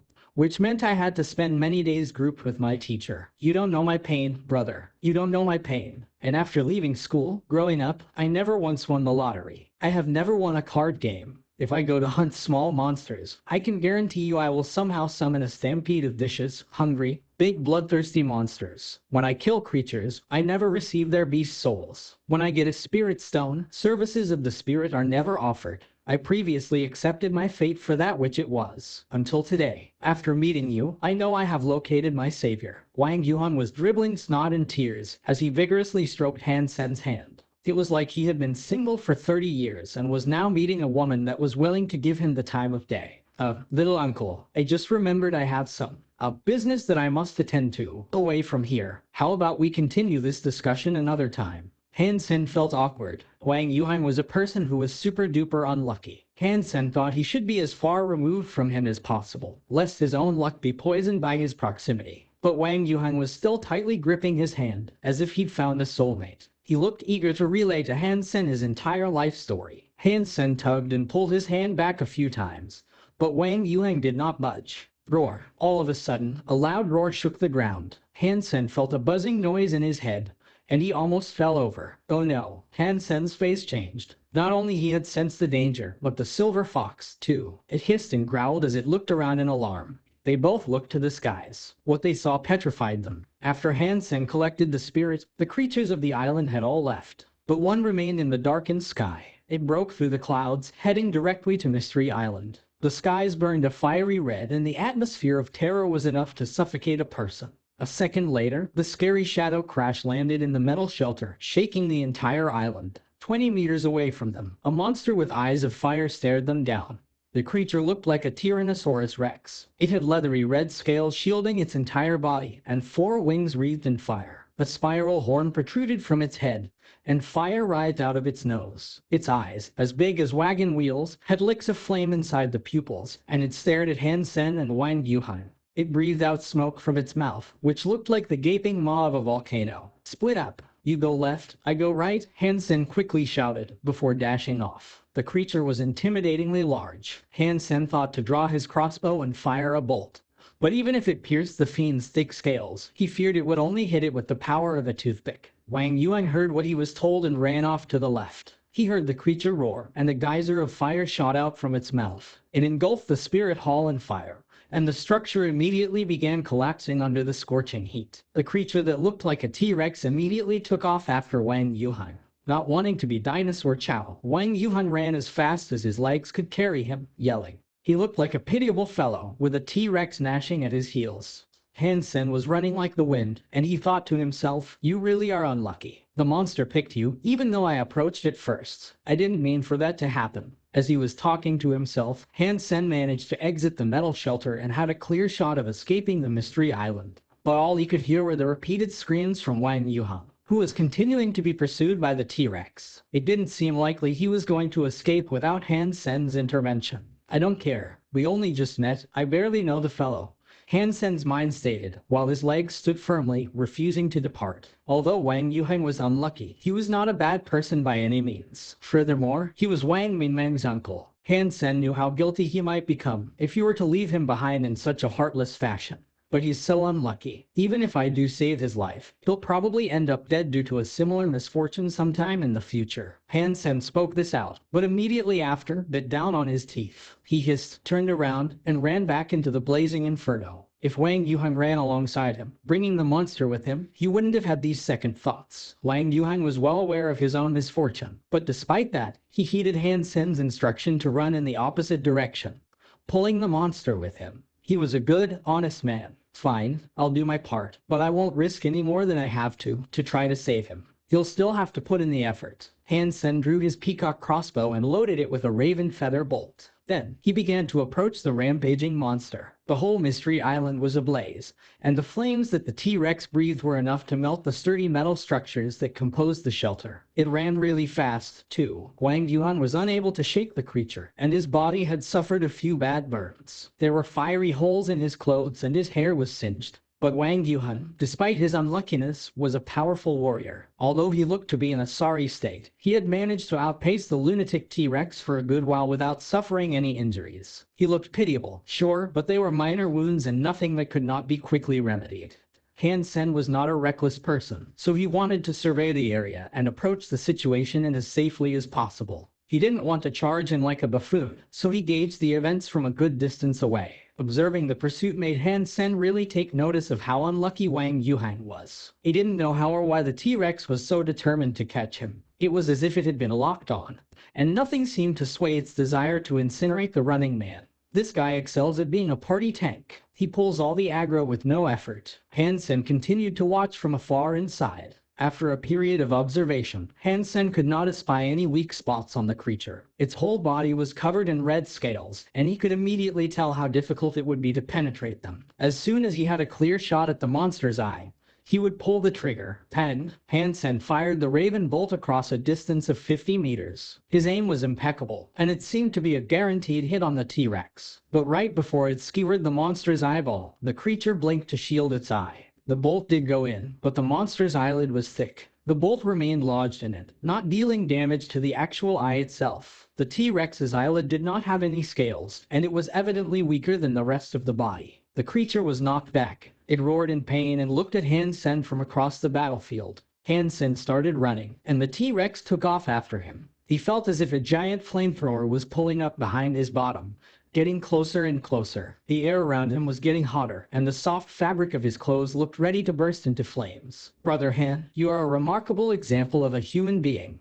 Your charity is boundless. I almost knew it for a fact that you would not abandon me to the grisly maws of that ferocious monster." Wang Yuan was touched by the gesture and sung his words of praise from across the battleground. "I'm not a nice man," Hansen responded. "See if you can draw its attention once more. I need to see if I can get a few more hits on its eye. With some luck, my luck, we can bring an end to this wretched thing. It is my pleasure to be of aid." Wang Yuan did not delay in his agreement to act. Hansen expected Wang Yuan to summon a bow, or at least a spear to throw at the monster to regain its attention. But randomly, Wang Yuan merely scrambled to pick up a piece of metal from the smoldering metal shelter, and threw it at the monster. The metal piece plonked against the T-Rex's shiny red scales. The damage dealt equated to that of a tickle. But that was all it took to garner its attention and pull it away from Hansen.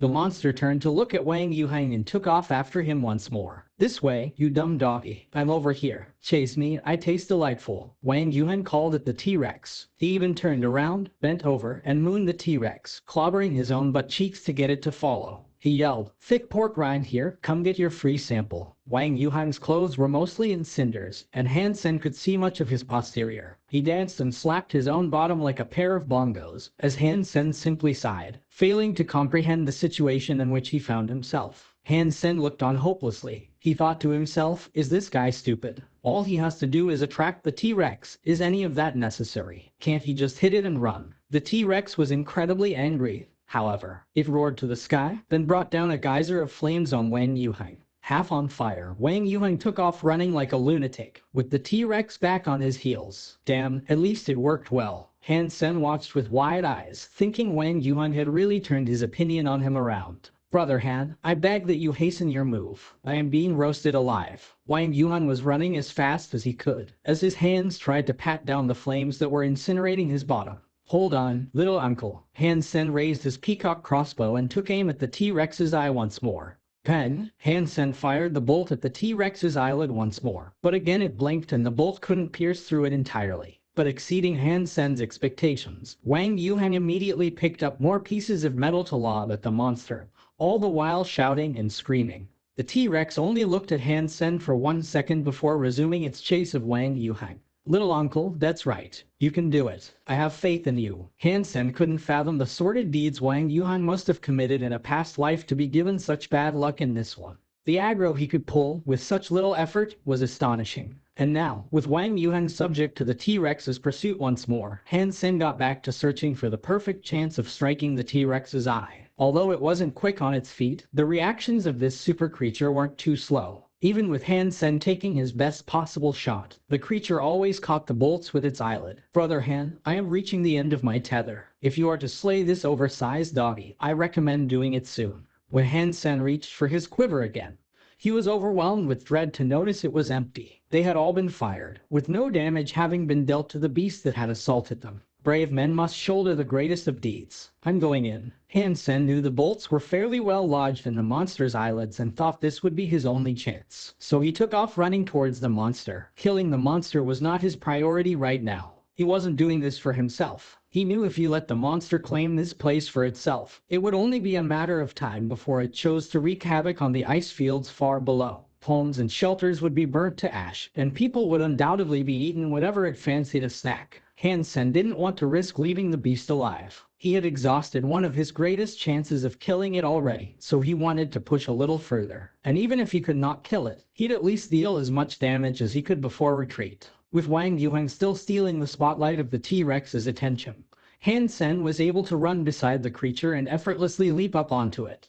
With a window of opportunity now open for him, he went in and tried to kick the bolt-laden eyelid. The T-Rex, however, turned around and tried to evade the attack. But as this happened, Hansen borrowed strength from the air to carry his kick and prepared to batter the eye with his legs 7 times. The T-Rex, failing to dodge the attacks, simply shut its eyelids, thinking it could shield its eyes. But this was exactly what Hansen wanted. He walloped each of his 7 kicks firmly into the bolts planted on the monster's eyelid. Hansen's legs were like steel sledgehammers. After 7 strikes, the bolts were malleted deep into the monster's squishy eyeball. The T-Rex blasted one last cry to the sky as blood gushed from its ruined eye. The raven feather bolts, following Hansen's hits, had become implanted deep in the monster's eye. The T-Rex squirmed in pain as it tried to open its eye. But when it raised its eyelid, it dragged the bolts up with it, ruining its eye further. Now, more blood cascaded from the extra crevices that were cut into the eyeball. Taking advantage of another window of opportunity that had opened for him, Hansen kicked the beast another 7 times. He was using the skill called 7 Kill,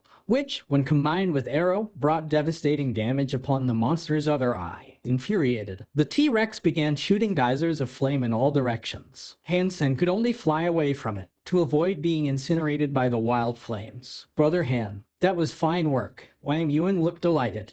The T-Rex no longer had any vision, and it was in agony. Every time it tried to blink, it dealt itself even greater damage. The T-Rex's talons were so long and thick, it couldn't pull the bolts out of its eyelid, either. The longer it went on, the more the T-Rex panicked. It flapped its 4 flame-wreathed wings in a bid to escape. Hansen used this time to pick up the bolts that were on the floor. Then he summoned his wings to chase after the T-Rex. This was the first time he had gotten so close to killing a super creature since coming to the second shelter. Unlike the last time with the Deadeye Peacock, which was basically a killsteal, the T-Rex flailed madly in the sky as it continued shooting fireballs from its mouth. The sky was dark, lit up only by its flames. It was a terrifying spectacle to behold. The people down on the ice fields were able to watch the scene unfold, and it frightened those who looked up. No one had ever seen such a scary monster in the ice fields before, so this sort of sight was new to them. "Look, someone is chasing after that horrible creature," someone shouted. Where? Where? It's pretty far off. Of course you can't see it with your eyes. Use a pair of binoculars, old man. They watched as a man chased off a flying T-Rex that breathed fire in the sky. Well, it's Leader Han. Holy smokes.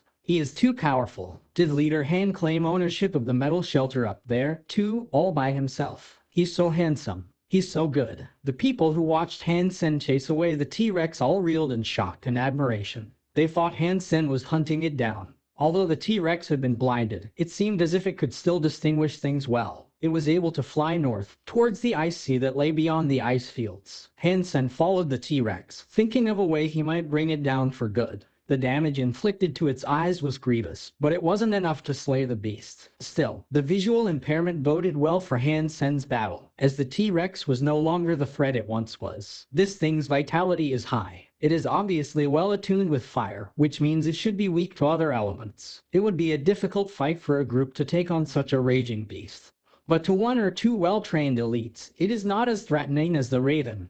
Hansen thought to himself, observing the beast. The T-Rex resumed spewing fire, but after a few roars, the flames extinguished. Was it running out of fire, or was it just exhausted? Hansen was happy to see this, so he unlocked his gene lock and used arrow to gain momentum and approach the T-Rex more efficiently. He waited for the monster to roar once more, and when it did, he fired another raven feather bolt into its open mouth. The hard light string of the crossbow flashed quickly, launching the bolt. The power of a super beast soul made the black feather appear as nothing more than a thin black laser. It was a direct hit in the T-Rex's mouth. The T-Rex opened its mouth again to roar, cascading blood as it did. The 10 bolts Hansen fired into its mouth must have dealt a crippling amount of damage. The T-Rex started breathing fire once more, and a creepy mixture of blood and flame gushed out from its mouth, with the occasional black feather. Unfortunately, a few of the raven feathers inside were charred and broken. No longer could they be reused as bolts or converted into daggers. Suddenly, the T-Rex raised its talons and flailed in Hansen's direction. They were so fast and big, it was as if the T-Rex had summoned all the remaining strength in its body for that one strike. It was already too late for Hansen to dodge, and the talons that were coming his way gave him a shock. But with the gene lock open, he didn't let it affect him. He maintained his composure and without even thinking, he summoned his golden armor, gargoyle glyph, and peacock crossbow to block the blow. When the talons met the peacock crossbow, Hansen was sent rocketing downwards, shattering a layer of ice on the icy sea. The splash his body created was massive. Hansen exited the sea coughing blood and shaking from the pain. It felt as if all his organs had been flipped upside down. It's easy to forget how powerful a super creature can be. Such power is frightening. Hansen's heart was shocked. When he opened his mouth, more blood dripped out. If he had not used the peacock crossbow to block the initial strike, he feared he would have been torn apart by the sudden blow. But after the strike, the T-Rex appeared to be even more injured than it had been. It spewed more and more blood down into the sea, coloring it in an inky, dark red haze. Hansen watched the T-Rex come down and did not dare fight it face to face. He summoned his silver eel and tried to sail away from it. But the silver fox on Hansen's shoulder suddenly roared with a great ferocity of its own. It seemed to have been infuriated by the damage that had just been dealt to Hansen, and then it prickled and sparked with silver lightning, as the sound of rumbling thunder resonated from within it. Like a silver bolt of lightning, the silver fox launched itself into the air, striking the T-Rex that had sought to pursue them. The T-Rex cried out in pain as its body began to produce white smoke. It may have hurt, but the T-Rex was too strong for the silver fox to deal any lasting damage. The T-Rex then decided to halt its pursuit of Hansen and focus on its nearer opponent, the silver fox. Breathing out more streams of fire, it tried its best to incinerate the silver fox into dust. The silver fox was still in the air, gliding backwards and forwards. It continued to cast bolts of silver lightning to attack the T-Rex. The T-Rex was still blind, so its reactions and abilities of perception were far weaker now. It had great difficulty trying to burn the silver fox, which was so small and possessed incredible speed. But still, the silver fox was a juvenile super creature, and its power was nowhere near that of the T-Rex. The effectiveness of the silver lightning wasn't high as a result, despite its constant strikes upon the T-Rex. Hansen continued to clutch his chest as he coughed up more blood. He summoned his berserk sacred blood wings and returned to the air. He was prepared to leave and let the T-Rex go due to his injury, but he hadn't expected the silver fox to fight on its own. This reinvigorated Hansen's hope for victory. The silver fox was not Hansen's real pet, and because Hansen had difficulty controlling it, he didn't treat it as a battle companion. But when the silver fox started fighting, it was far stronger than a person who had unlocked their gene lock. Even Hansen was willing to confess how much better the silver fox was than him. After all, the silver fox had a super creature's fitness. Even juvenile super creatures were stronger than most human evolvers. When the chance arrived, Hansen's heart jumped. Like some sort of god, he flew before the T-Rex in the blink of an eye and dealt one humongous kick to the fiend's left eye. After the kick, Hansen flew far away and dodged the attempted counterattack. The T-Rex's flame-wreathed wings began flapping with greater speed as it tried to escape again. Hansen continued to hold his chest and bear with the pain as he chased after it. This was his best chance of killing a super creature, and he would not let this opportunity pass him by, no matter what. If he missed this chance, he wouldn't know when such an opportunity would roll around again.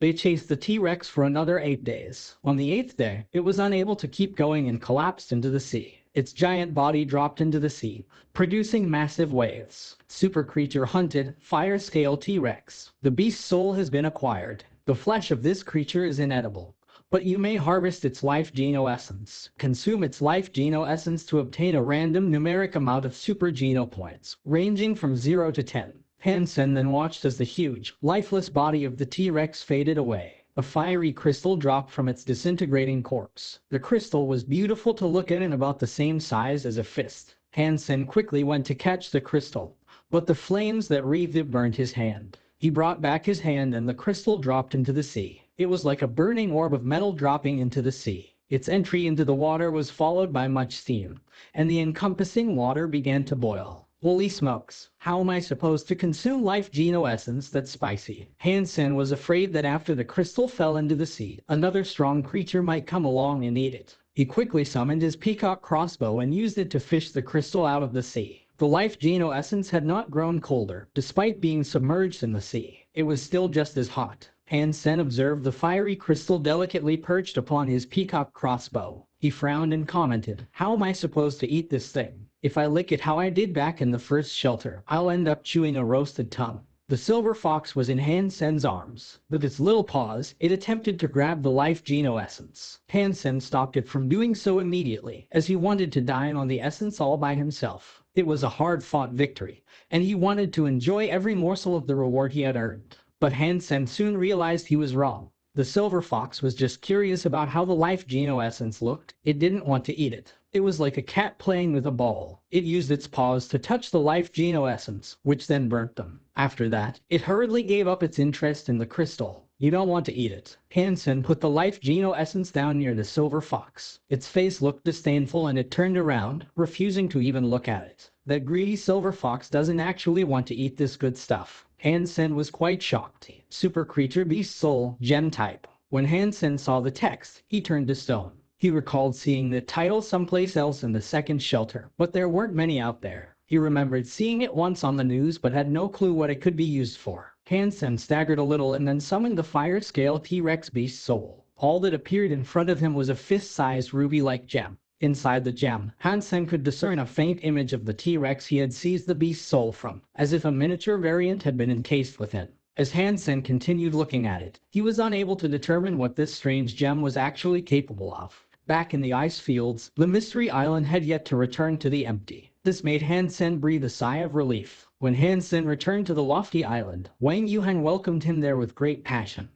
"Brother Han, you are back. Did you kill the creature?" Wang Yuan asked Hansen, with great enthusiasm in his voice. "I thought you'd be able to tell just by looking at my face. Had I killed it, I would have brought its flesh back, wouldn't I?" Hansen shrugged. "That's okay. I'm sure the opportunity to slay it will arise once more." Wang Yuan didn't sound disappointed at all. He comforted Hansen with great concern. This made Hansen feel slight discomfort instead, as if it were unnatural. He wasn't the sort of person to be intimidated by bad people, but he was the sort to become afraid of nice people. Brother Han, I have come to believe you and I are meant to be. I have decided to group up with you, a proposition that was sealed, signed, and delivered by the mistress of destiny herself. With Team Wang Han reporting for duty, we are sure to produce a prosperous future for the second shelter. Wang Yuheng put his arm around Hansen's shoulders, discussing a wild future birthed by his fantasies. In Wang Yuheng's eyes, they would one day become a legendary pair that could amass riches and fortunes with the greatest of ease. These childish dreams made Hansen shudder. After a bit of silence, in which Hansen was given a moment to think,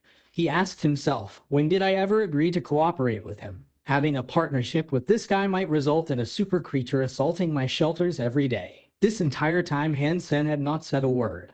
But as Wang Yuheng went on and on about some glorious future in which they ruled the entirety of the second shelter, he felt bad about the idea of immediately shutting down the man's deluded visions. But reflecting on his battle with the T-Rex, he realized that Wang Yuheng had helped a good deal. If it wasn't for his impeccable abilities at gaining aggro, Hansen would not have been able to fire his crossbow bolts into the monster's eye. Hansen needed someone like Wang Yuheng. But seeing Wang Yuheng wax lyrical about his dreams, he felt as if his input had been wholly ignored or not even asked for. When the Mystery Island landed, the entirety of the ice fields shook. Hansen had managed to take on and gain ownership over the royal shelter pretty much solo. Plus, people had seen him chase off the fire-scale T-Rex. His reputation across the ice fields increased even more. He had achieved near-legendary status, and people treated him like some sort of god. A lot of people in the ice fields tried to post the news on the Skynet, which was met with negative criticism and proclamations that such a feat was undoubtedly fake. Most simply didn't pay attention, so it didn't really cause that much of a scene in the grand scheme of things. A few days later, Hansen was starting to regret his acceptance of Wang Yuheng's presence. Ever since he had appeared in his life, nothing had gone smoothly. His favorite chair, which he frequently sat on, suddenly broke. As he was out for a walk one day, a sinkhole suddenly appeared, which he almost fell into. The most far-fetched of accidents imaginable were now affecting Hansen on a day-to-day basis. For as long as Wang Yuheng was around, the endless misfortune continued.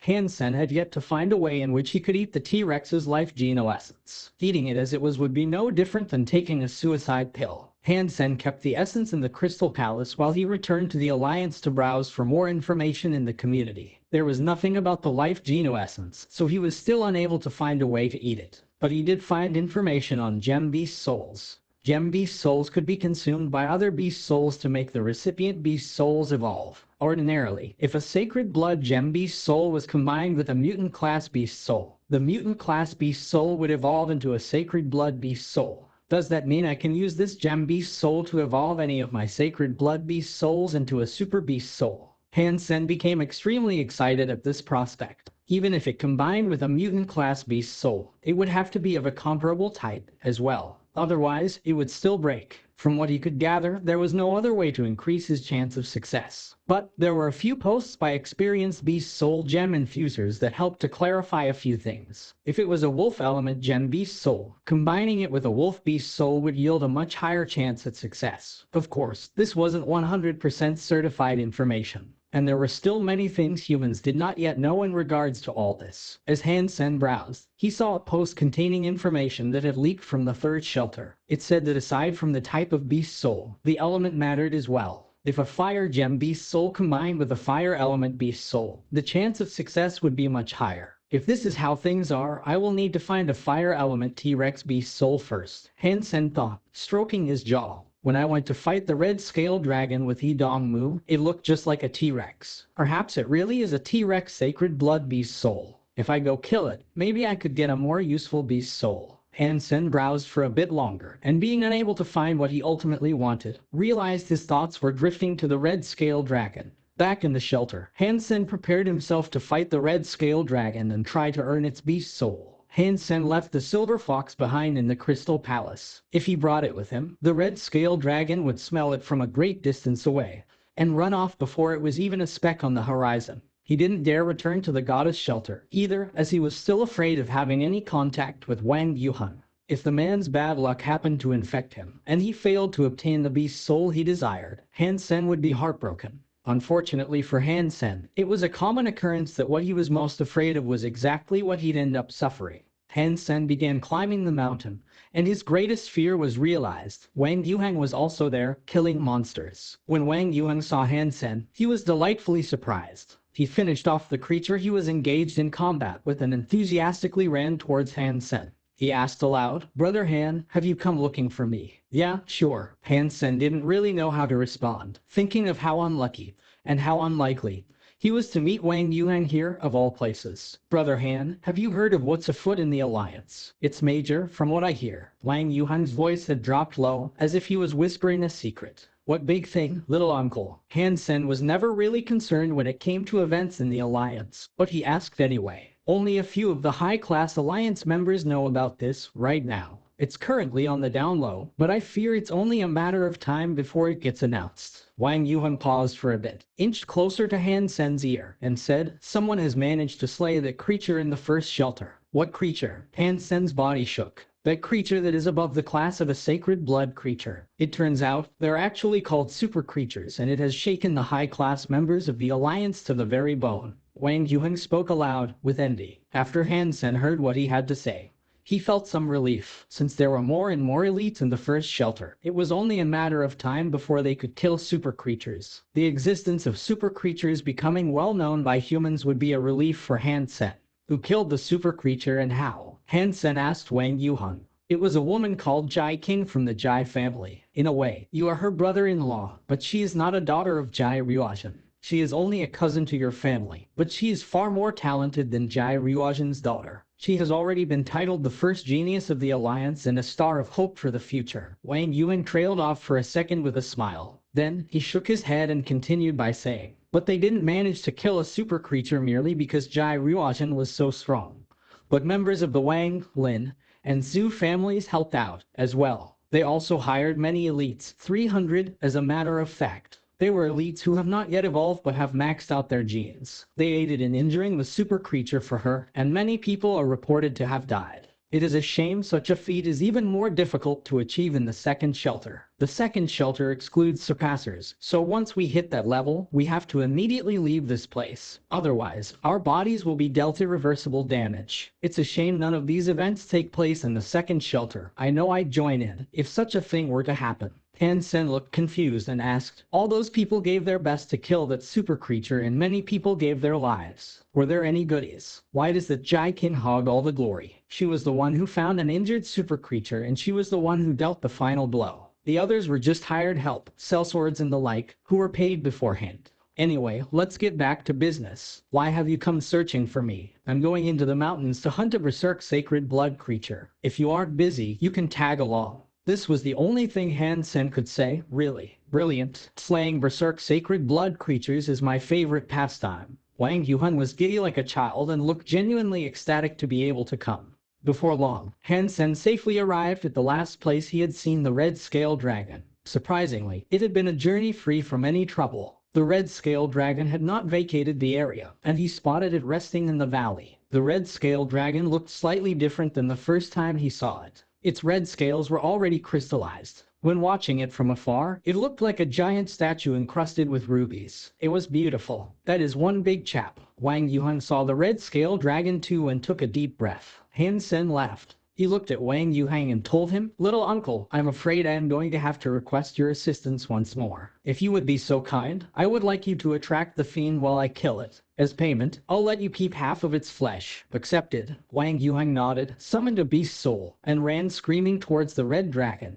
He didn't run too far, however. He stopped a good distance from it, scrambled for some rocks beneath the snow, and lobbed them at the creature. The red scale dragon saw its harasser and quickly took off after him, seething with rage. Wang Yuan led the red scale dragon up and down the slopes of the mountain. Hansen summoned his peacock crossbow and loaded up his 7 remaining bolts. The red scale dragon was most certainly in berserk mode and a result. Its scales were currently much tougher than the scales of an average sacred blood creature. If he used the raven bolts to pierce the scales, Hansen feared they wouldn't do much damage to the creature. It was of a monstrous size, after all. So, Hansen prepared to repeat the tactic that had allowed him to bring down the T-Rex. He took aim at the red dragon's eye. Since the red dragon was not a super creature, unlike his previous foe, Hansen believed firing his crossbow at its eye was sure to have pegged a bolt directly through its brain. Finding a sound location on the mountain's peak to take his shot, Hansen waited for Wang Yuhang to draw the red dragon a little closer before he attacked. As the red dragon was led in a circle around the peak, Wang Yuhang reappeared yelling,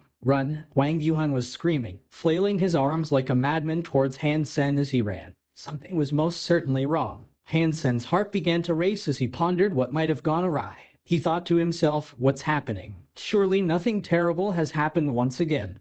Has it?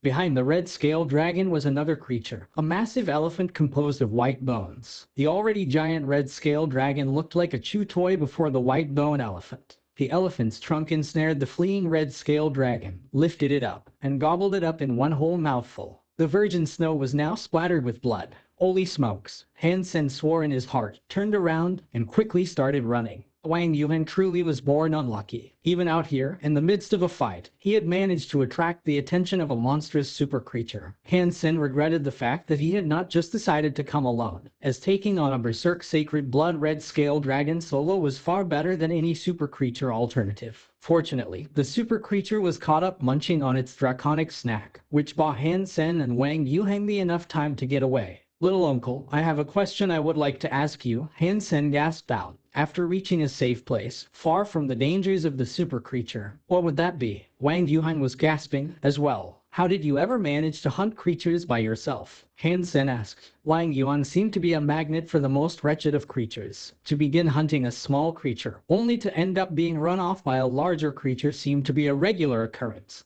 So it was strange to Hansen that Wang Yuhan had managed to survive for so long. "Brother Han, I must confess to you that I am rarely ever able to slay monsters by myself. Even if I do manage to slay a creature, I almost never receive their loot. To get where I am today, I have mostly been carried." Wang Yuan's face was red as he admitted his embarrassing truth. Hansen was unsure of how to reply. Fortunately, Yuan hailed from the Wang family. If he hadn't, he would have had great difficulty carving out an identity and some modicum of prominence for himself. It would have been worse than how Hansen started out, and chances of survival would be low. For a big elite like Wang Yuan to need others to help carry him was a pity. It was strange, though. Wang Yuan was a talented warrior, and in terms of power, the peacock crossbow was the only thing that would give Hansen an edge if they were ever to duel. Wang Yuan was almost as good as the queen, and it was a shame he lacked the self-confidence he needed to drive him forward. "How about this then, little uncle? I have formed a team composed of elites dedicated to hunting super creatures. If you are interested, I will accept you amongst its ranks. However, if you are to join, you will have to sign a contract. This contract states that you are to adhere to my every command," Hansen told Wang Yuan, looking at him. Although Wang Yuan was an unlucky person, Hansen thought his uncanny ability to attract super creatures would be a valuable trait for such a team. Hansen would just need really strong armor to keep Wang Yuan alive, so he could kite and tank super creatures effectively in battle. "Brother Han." Wang Yuan suddenly jumped in front of Hansen's face. He grabbed Hansen's hand, placed it on his own chest,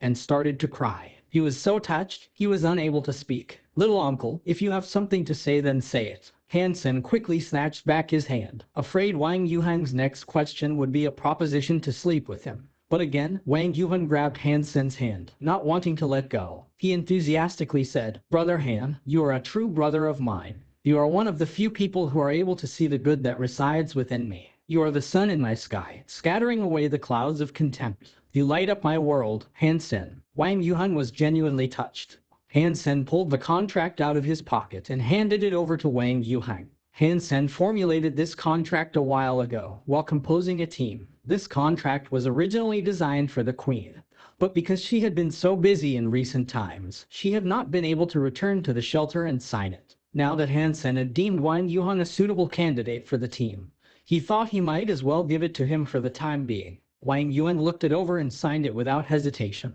The conditions were, just like Hansen had said, harsh. It didn't inhibit his eagerness to sign, however, as the terms were still fair. Hansen looked happy after this. He took back the contract, signed it himself, and provided Wang Yuan with the copy. "Little uncle, you are hereby a part of my team." Hansen smiled at him. Wang Yuan, all excitement, asked, "Bossman, how many other elites do we have amongst our ranks?" "Oh, let me see. 2. Just 2. You and I." Hansen thought it was better not to hide the truth. Finding other powerful people that were not already part of a faction or guild was difficult. He was lucky to have someone who did not already have obligations, and particularly so to have someone who had already unlocked their gene lock. Even though there were many elites who were alone, they were usually invited to big guilds and factions casually, regardless of their status. There, they could reap benefits and continue training. The chances of any random elite joining Hansen, a person without a particularly outstanding background, was quite slim. Wang Yuning did not mind this at all. In fact, he was already thinking of a way in which he could aid Hansen's cause. He then told Hansen, "Bossman, I know someone who is really powerful. He is a friend of mine. Perhaps we can invite him to join the team." Who? Hansen was always intrigued by someone who was described as really powerful. It was too difficult to hunt super creatures in the second shelter solo. But now, people in the world were aware of the existence of super creatures. Although no one in the second shelter was able to kill them yet, hiring others for the cause wouldn't prove as tough anymore. His name is Lei Hangwu. He may not hail from a family of any particular notoriety or fame, but his family does possess a special skill of sorts. It is called Giant Thunderbolt Sacred Lance. I have seen it in action, and it is wickedly powerful. Hansen was unable to kill the red scale dragon as he had planned to, due to it being eaten by the white bone elephant. He still needed a T-Rex soul, so he was still determined to find one way or another. Luckily, Lei Hengwu was in a rather large human shelter. Hansen wanted to take the opportunity to browse the markets and see if he could snag a sacred blood T-Rex beast soul. Zero was clad in a white battlesuit, holding the silver fox. She looked really cute, and even Wang Yuhan said she was the most adorable girl he had ever laid his insatiable eyes upon. Hansen quickly pulled Wang Yuhan away from her. The last thing he wanted was his creepy uncle getting close with Zero. They had reached the other side of the mountain when Wang Yuhan took the lead, bringing them to Devil's Shelter. There, they met with Lei Hangwu, who had just arrived himself. Old Lei. Wang Yuheng opened the door to the man's room and started waving to a burly old man who looked like a jaded tower built of steel. "Yuheng, why are you here?" The strong man, after seeing Wang Yuheng, changed his initial look of displeasure to one of forced happiness. "Old Lei, I have come here to look after you. I have recently become a member of a most talented team that is preparing to hunt down super creatures," Wang Yuheng explained, with great enthusiasm drenching every syllable. Lei Hangwu looked surprised. Not about the super creatures, though. He looked at Wang Yuheng with eyes of disbelief and asked, You joined a team that tasks itself with hunting super creatures." Everyone who had ever met Wang Yuheng quickly met the bad luck that followed him as well. To hunt with Wang Yuheng was almost a guarantee of terrible things happening.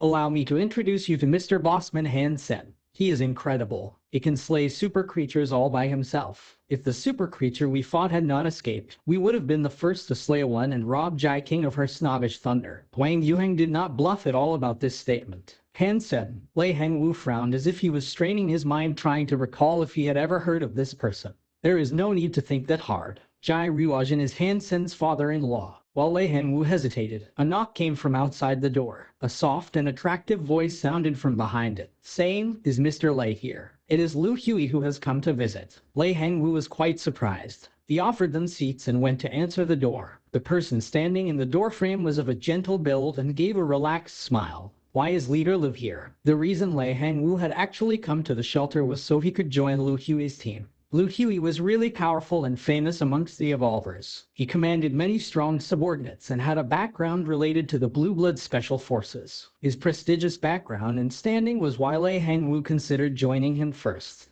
"I hereby invite you to join my team. Do you accept?" Lei Hengwu was petrified. Although he had already guessed this was the reason he had shown up at his door, it was another thing altogether to hear such a request come from the man himself. Hansen, "I have heard of your name. I am Lu Hui." Lu Hui walked in front of Hansen and presented his hand to him, smiling. "You are the Blue Blood Devil leader. I have heard of you, also." Hansen reached out his hand to shake Lu Hui's and felt the strength of the man's fingers. "If it is possible, I would appreciate your presence in my team as well, no matter the cost. Provided you are willing to join, I am willing to accept any of your own terms and conditions." Lu Hui asked with genuine sincerity, looking at Hansen. "I thank you for your invitation, but you took the words right out of my mouth. I was about to tell you the same thing," Hansen said. They both eyed each suspiciously for a second and then looked away. Lu Hui smiled and responded, "Mr. Lei, whichever team you end up selecting will be a fine choice. Leader Han, I must apologize. The reason I came to this shelter was in the hope of joining Leader Lu's team. He has also been gracious enough to offer me an abundance of benefits and gifts if I joined him." "That's okay." Hansen smiled. He stood up and prepared to leave with those who accompanied him. Wang Yuan wanted to say something else to Lei Hengwu, but Hansen stopped him. Leader Han, I hope one day we will be able to work together, Lu Hui said with a serious tone when Hansen walked past him. We will. Hansen did not hate this man. It was a competition and he lost out, fair and square. They left Lei Hangwu's house, and with a depressed look and tone of voice, Wang Yuan said, that old Lei is no good. He didn't show me any respect. Hansen smiled and said, I think Lei Hangwu is afraid of you and that's why he didn't want to join our team. How can you blame me for this? It's all because our contractual benefits are worse. Wang Yuan said this, but in his heart, he did truly fear that it was his own presence that made Lei Hangwu unwilling to join. It will be too difficult to pull people away from big factions, no matter what we do. How about we instead walk around the market? It didn't really matter to Hansen that they were unable to enlist Lei Hangwu. The most important reason for him to be at this shelter was the potential purchase of a sacred blood T-Rex beast soul. From what Hansen could see, although Lei Hangwu was strong, he was simply strong. That was it. There was nothing inherently special or unique about him, and so Hansen did not consider him a primary choice. Anyway, even if he was a really useful person, Hansen wasn't willing to treat any team member better than the others. He wanted everyone to be of equal importance. He walked around many beast soul stores and eventually found a suitable beast soul. The T-Rex beast soul was a rare type, too. It was a black T-Rex beast soul. Its name was Rex Spike. It was a heavy metal weapon that was about 2 meters long. From the booklet provided, the weapon looked like a giant umbrella that was folded. The end was sharp and it had a hilt at the bottom. It was a violent and visceral heavy metal weapon. It was 2 meters long and the handle was 50 centimeters long. The front was sharp and serrated, and from afar, one would guess it was a strange greatsword or medieval lance.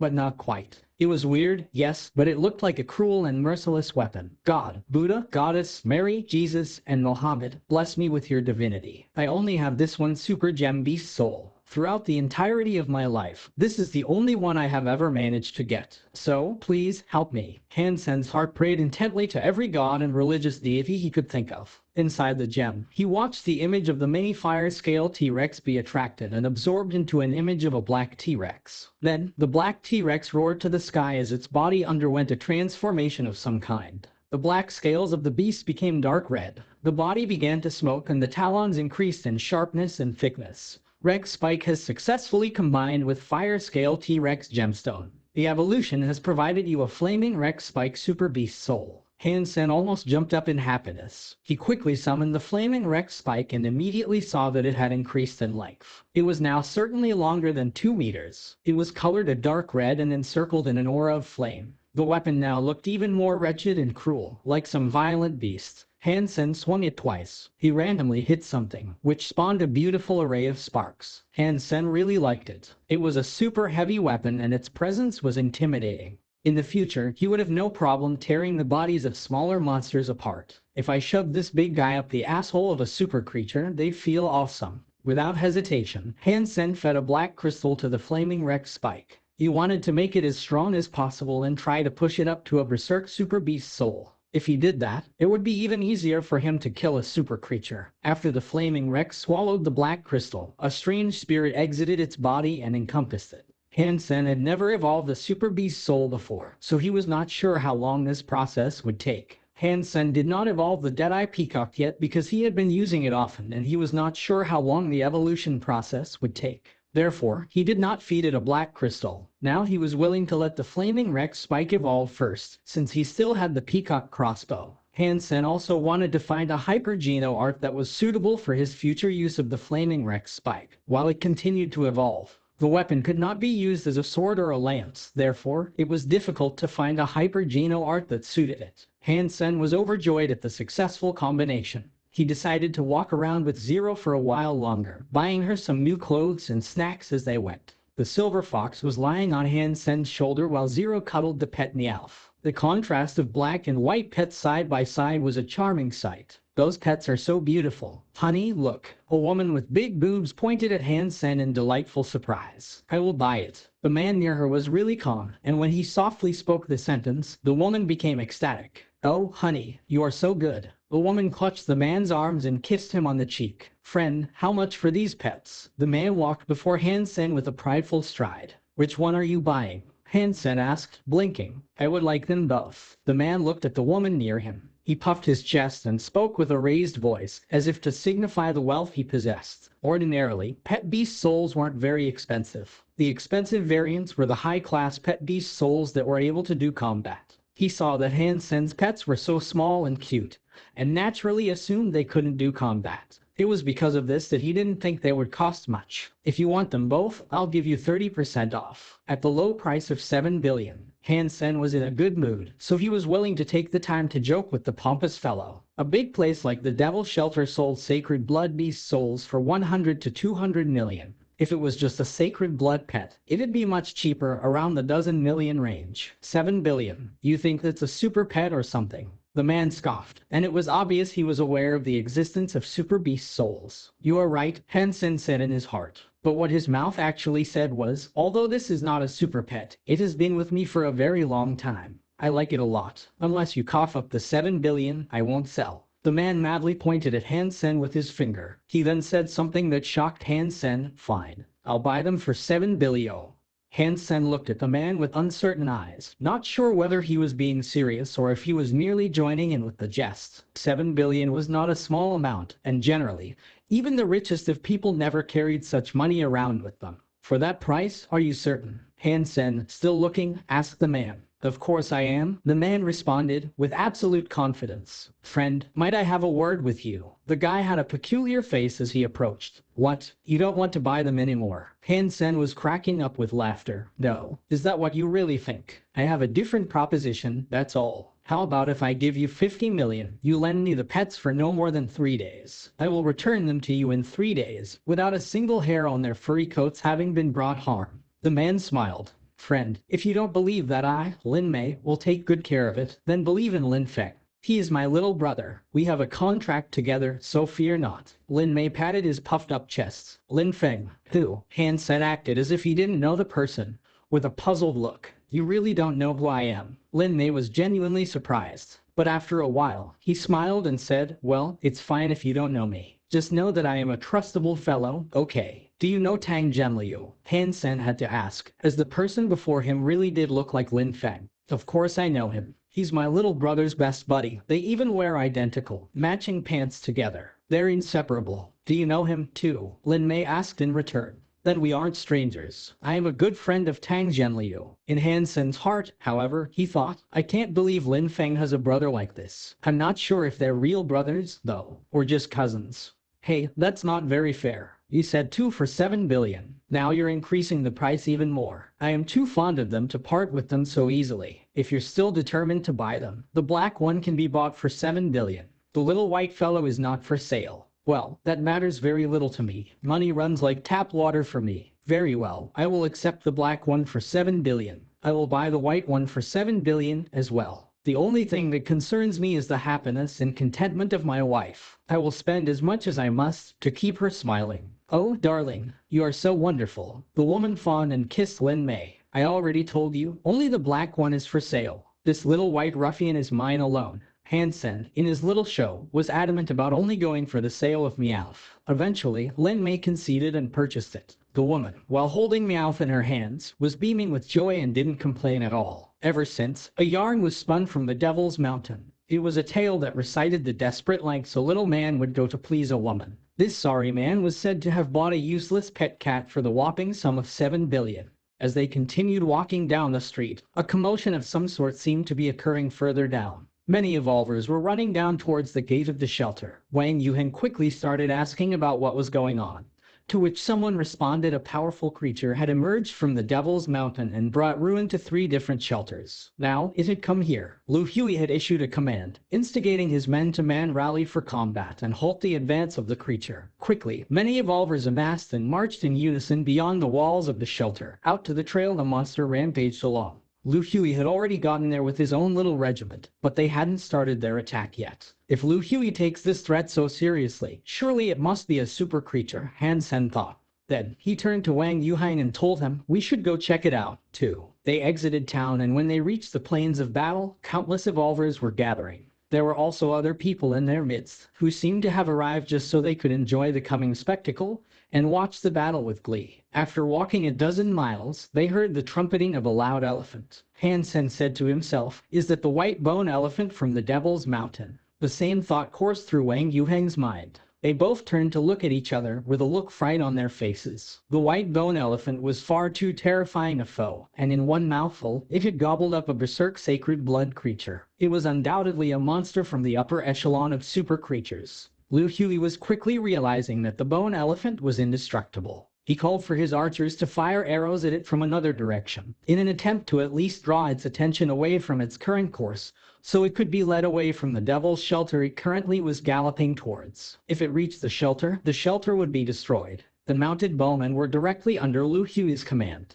They started provoking the bone elephant with a tidy formation that shifted and weaved its way to the accompaniment of a drumbeat. Near Lu Hui, bannermen often shouted and gave commands to precisely position the soldiers. Hansen watched the battle unfold from a mountain peak. He sighed and said, "That is a real battle commander. I can effectively command around 10 people. But for a fight like this, with 20,000 soldiers hinged upon my fingertips and vocal cords, there is no way I could keep up." This Lu Hui is a remarkable character. Hansen observed Lu Hui's command intently. No wonder he is the Blue Blood Special Forces leader. With his command power, he is by far the most talented. It is no wonder he is able to control the entire faction.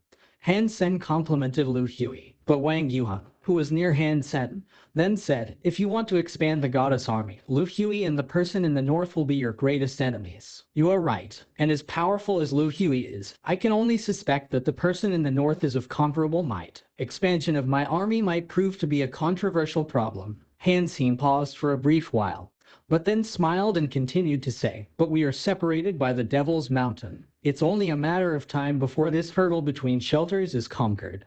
But still, I suppose it is too soon to think about such matters." All of a sudden, the bone elephant trumpeted loudly. They took off, uncaring for the hard rain of arrows that tickled it. Now Lu Hui is in trouble. The bone elephant has taken off in the direction of Devil's Shelter. Wang Yuhen furrowed his brow. But Lu Hui did not panic. He was as composed as ever. He rallied his bannermen to his side and had them issue a few commands. Suddenly, a few evolvers lined up beside him. They ran towards the bone elephant, and with their speed, you could tell they were not ordinary evolvers. They had unlocked their gene locks, at the very least. "Oh golly, the elephant looks as if it's about to throw a tantrum." Wang Yuan screamed in fear. Hansen took a closer look and saw the bone elephant's eyes turning red. That color of red became a physical haze that swirled itself around the bones which, in turn, changed their color, too. Oh snap. This fight is about to get dirty. Hansen was shocked, too. If the bone elephant was turning berserk, it would become a berserk super creature. With the increased speed and power it would earn,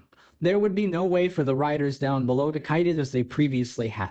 They would be squished into jelly, forming a river of blood. Lu Hui took notice of this sudden, frightening change, as well. His face finally showed a flicker of emotion and a blue aura of light emerged from his body. He summoned a lance and threw it towards the bone elephant. Pang! With a flash of blue light, the lance struck one of the bone elephant's ears. It did not break anything, but the creature did feel pain. It trumpeted aloud in madness and charged at Lu Hui. Lu Hui was shouting at his army, commanding them to assist as he took supremacy and leading the bone elephant off into the wilds. The bone elephant only took a few steps before it gave up chasing Lu Hui. It turned around and fixed its gaze back on the Devil's Shelter. It was starting to look like something was attracting it there. Hansen frowned. Although Devil's Shelter had nothing to do with him, the shelter was home to millions of people. Hansen was a human and he didn't want to see his own kind slain mercilessly. Lu Hui's body was shining blue. He kept on attacking the bone elephant with the lance in his hand.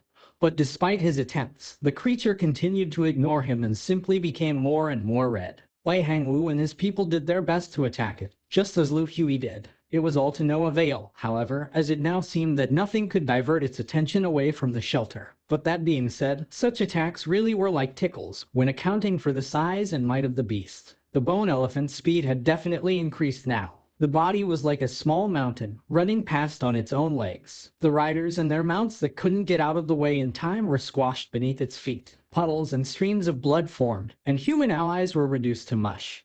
"Evacuate the shelter. Have everyone exit there at once," Lu Hui calmly decreed. If they did not give up the shelter now, countless people would fall victim to the elephant, and the place would be lost. By having the place evacuated, at least the fatalities incurred would be far fewer upon the shelter's destruction. Anything that was in the elephant's path was stomped and crushed into dust. Even the ancient trees that were in its way were brought down with the littlest of difficulty. This behavior even applied to boulders and craggy outcrops that were in its way. The earth shook with each step of the berserk elephant. It did not slow down on its approach, and just as it had rampaged down the mountains, it seemed to be charging headlong into the walls. Big dumb elephant. I am the 13th general of the goddess army, Wang Yuhan. Your attempt to destroy this stronghold of prosperity will not succeed. As the tusks of the elephant almost shattered the gate, just as the final flicker of hope seemed to extinguish, a man appeared in the sky.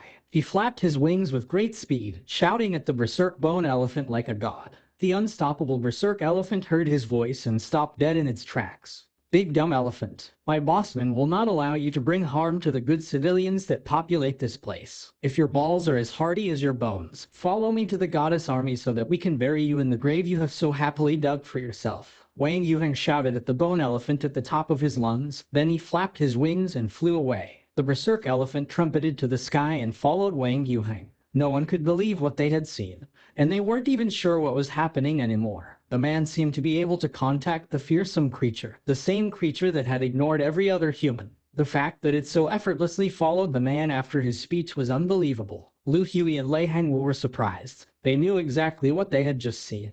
And they knew Wang Yuhan was taking advantage of his profound unluckiness. They knew such a thing was possible, but they were mostly surprised by the fact that he had chosen to put his life on the line in an attempt to save Devil's Shelter. Holy crap, this man is Opus. This goddess army must be some angelic force. It sounds so powerful. They are gods. They rock. The goddess army must be a supergiant army. If a general had that much power, I wonder what the leader of such an army must be like. Did you skip the part where he said he was only the 13th general? That means there are 12 others who are beyond him in power. The leader must be strong enough to tear the skies asunder. Then, Wang Yuhan, I will remember this man. The goddess shelter saved our lives. Hansen lent his berserk sacred blood wings to Wang Yuhan so he could distract the berserk bone elephant and lead it away. He did not expect him to have so much flair, however, and his boisterous act in the skies above the shelter seemed so genuine. People who did not understand what was truly going on would believe the bone elephant actually listened to what he had to say. But the truth was that the berserk bone elephant was only chasing the man due to his terrible luck.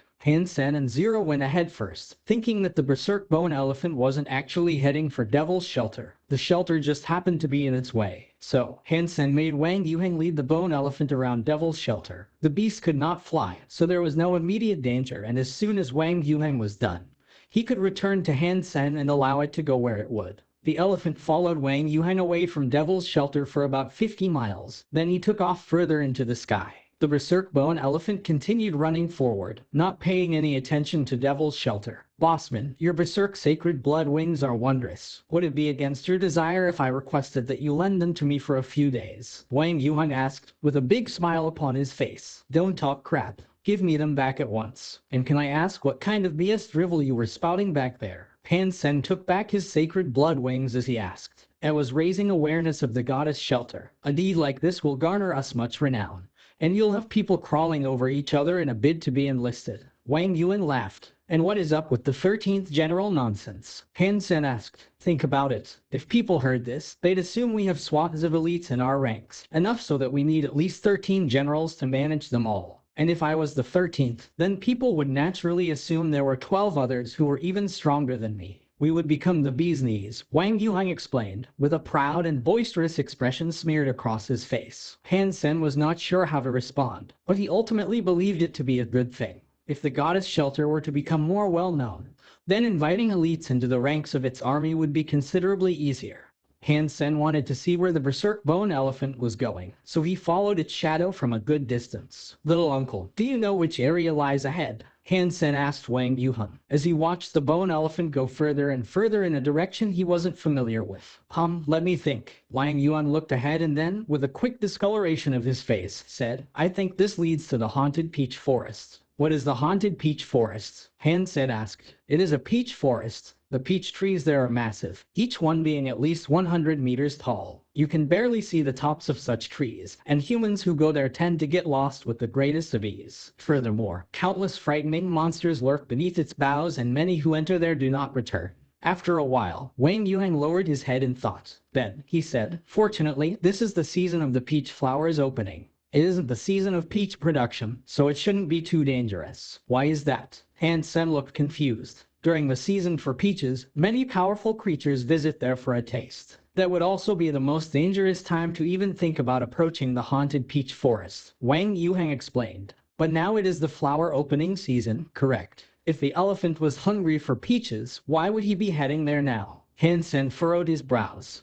The berserk bone elephant did not care for anything in its way, and it continued to beeline straight for the forests. As it approached the eaves of the tall boughs, however, it slowed down. It didn't blusterously stomp its way through the forest as it had on its way there. It tiptoed gently and lightly around the trees, venturing as quietly as it could, as if to avoid waking up a sleeping beauty. The berserk bone elephant's red hue started to rescind and go lighter, which surprised Hansen and Wang Yuhan. Never before had they seen a creature revert back from a berserk state. It looks like the bone elephant didn't truly become berserk. "It must be some sort of ability that it possesses," Hansen said, as he pondered the curious trait. "I suppose you are correct. Should we enter?" At the edge of the forest, Wang Yuan looked in, but did not dare take a step forward. "How about this, little uncle? You return to the shelter and wait for us. We will take a look." Hansen was worried something might happen if Wang Yuan accompanied him. "Sure," Wang Yuan quickly agreed. He turned and took off running to Devil's Shelter without looking back. Hansen thought it odd, as he'd never seen him demonstrate such haste before. Having thought about it some more, Hansen understood. Earlier, Wang Yuan appeared before everyone in Devil's Shelter as a glorious savior of the people. Now, he was eager to finish the show. Hansen wiped the cold sweat from his forehead.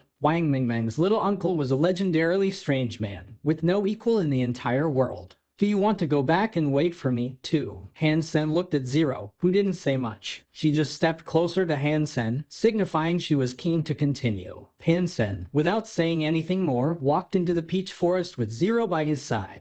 Hansen constantly looked around, but he only saw trees and flowers for as far as his sight could reach. There didn't seem to be anything inherently special about the peach forest. From what he could tell, they hadn't seen a single other creature on their way, either. Even with the silver fox by their side, they should have still been able to see some, or notice signs of them having been in the area. The entire time, since they first entered the forest, the elephant was the only creature they had found. Hansen activated his gene lock every now and again, using his senses to assess the surroundings and analyze whether or not there were any dangers in the vicinity. Despite his best attempts, there was nothing. The silver fox could not discover anything, either. Quietly, it continued to lie in Zero's arms. The moon was in the sky, and under the moonlight, the ocean of peach flowers looked even more beautiful. When a breeze danced between the trees, it rustled the flowers as petals submitted themselves to the pull of the wind. As gorgeous as it was, the entire affair seemed somewhat surreal. Hansen and Zero both sat upon Golden Roar. As she sat graciously between the rain of flowers and petals,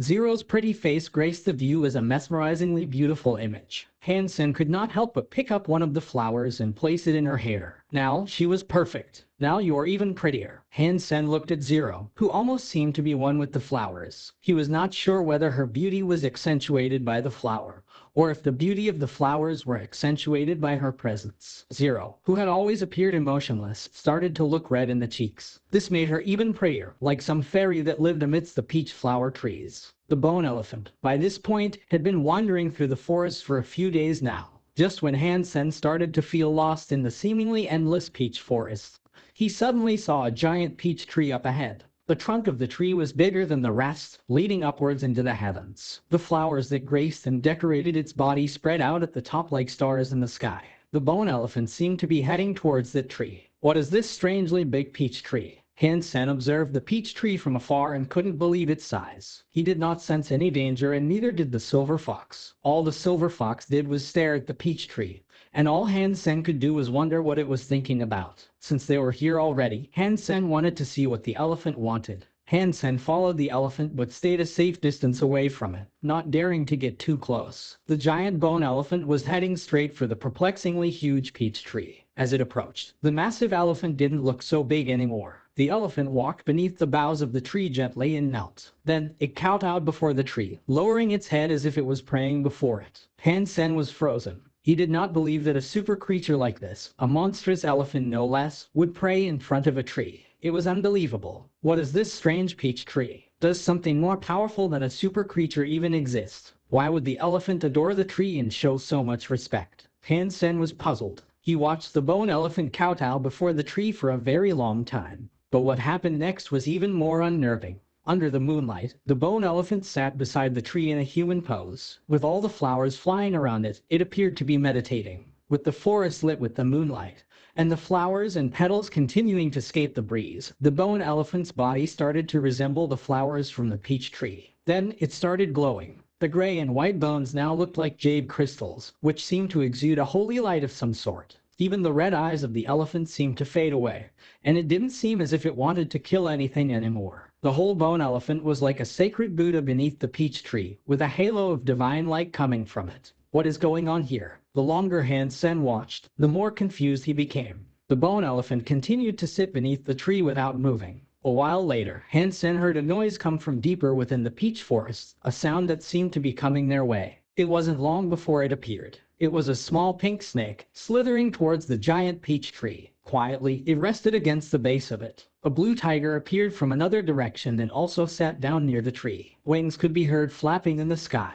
And looking up, a red-crowned crane was descending to the ground near the tree to join in with the other creatures. And soon after that, a black bear arrived, carrying a cub. It also sat down near the bottom of the tree. In a short amount of time, many creatures had gathered at the base of the tree. Hansen was shocked at what he was seeing, particularly so due to how special and unique they all looked. He thought they might all have been super creatures. Hansen did not know why they were there. Was something from the peach tree attracting them? During Hansen's confusion, the silver fox jumped out of Zero's arms and trotted over to the big tree, too. Hansen was perplexed. He thought that the peach tree might have been emitting a pheromone to attract the creatures towards it. After taking a few steps forward, the silver fox turned around and nodded its head to Hansen.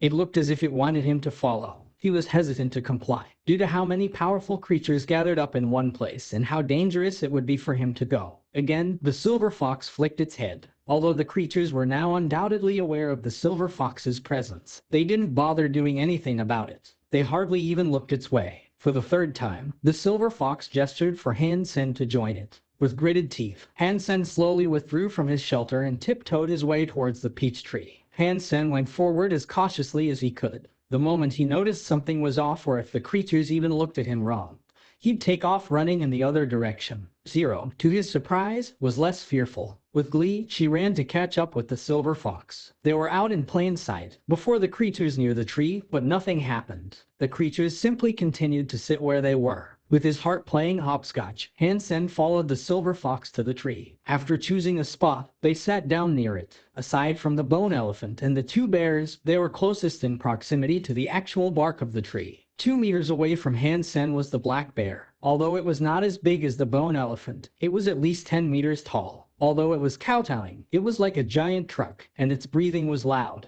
This was the first time he had ever gotten so close with a creature outside of combat. It made Hansen feel quite wonderful, as not a single creature showed any sign of wanting to attack him. All the creatures here had become animals, fond of peace. No matter the species or breed, they had all come together to kowtow before the tree. The silver fox was lying on the ground that had been dressed in loose flower petals. It closed its eyes and breathed calmly, with a mellow rhythm. It was something Hansen had seen before. After practicing Dongsu Sutra, he would always see the silver fox in such a fashion for a brief while. The other creatures weren't too different. While they all lay down, they each breathed with a calm, unique rhythm. Does this strange peach tree provide boons and advancements to one's training? Hansen wondered to himself. After a while, Hansen decided to try to practice Dongsu Sutra. Hansen began training and felt as if there was a special energy being absorbed into his body by the Dongsu Sutra. The pace of his Dongsu Sutra sped up, as if it was reacting to the strange energy. This really is something special. Hansen continued practicing, and eventually, his body began to produce a pleasant smell. The scent combined with the fragrance of the peaches and began to permeate the atmosphere. When Hansen finished a cycle, he noticed that his Dongsu Sutra had improved far more than it usually did. This surprised him. But when Hansen looked at the other creatures, he was surprised. Perhaps it was because the fragrance combined with the scent of the flowers. But when he saw the silver fox again, he could actually see the energy inside him. He could see the pleasant smell inside the silver fox that had not been refined yet. Hansen looked at the other creatures and was even more surprised. Many creatures were in the area, and it seemed as if they had all absorbed the pleasant fragrance of the Dongsu Sutra. Strangely, they all seemed to have a different reaction to its absorption. The pleasant scent inside the pink snake, the blue beast, the red crown crane, and the big black bear was all blurry, being absorbed by their bodies. But in the cub and the bone elephant, Hansen saw that the energy was flowing inside them in a rhythmic beat. It looked like a human Kaigon. That's not right.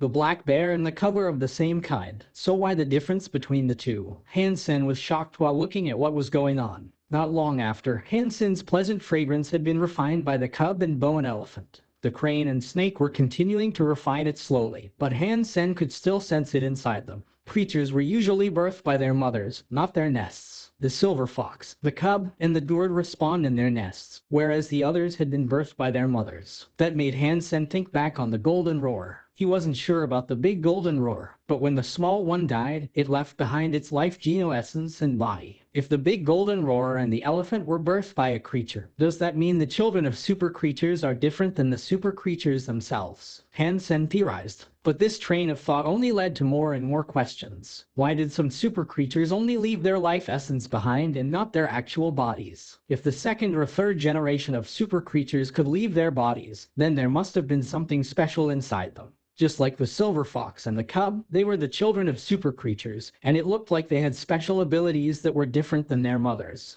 The peach flowers were open for 2 weeks. During that time, Hansen managed to record the energy flow of both the elephant and the cub. When the peach flowers on the trees began to wilt, the silver fox tugged at Hansen's pants and tried to pull him away from the area. Hansen felt something was wrong, as well. As the peach flowers began to wilt more and more, the creatures seemed to be getting more and more restless. Hansen noticed a slight reddish hue beginning to tint the eyes of the bone elephant. It looked as if it would soon resume its murderous rampage. He didn't dare stay any longer, and so he decided to depart with Zero before anything went awry. If the creatures started to go berserk, with his small body, there was no chance he'd be able to withstand an attack dealt by any of them. For the 2 weeks he had been there, Hansen constantly repeated his practice of the Dongsuan Sutra. His body had been hungry for it the entire time. If the open flowers of the tree have such a remarkable power, if it grew peaches and I ate one, I wonder what would happen. Hansen decided that when the mystic peach tree grew its harvest of peaches, he would return to this place and collect some, no matter what it took.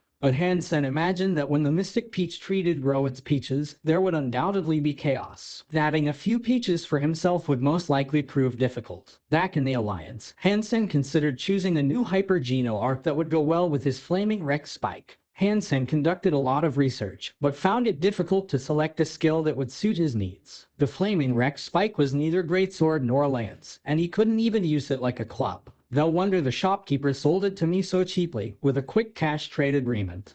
In the end, Hansen went to look for Professor Bai Yishin in the Saint Hall.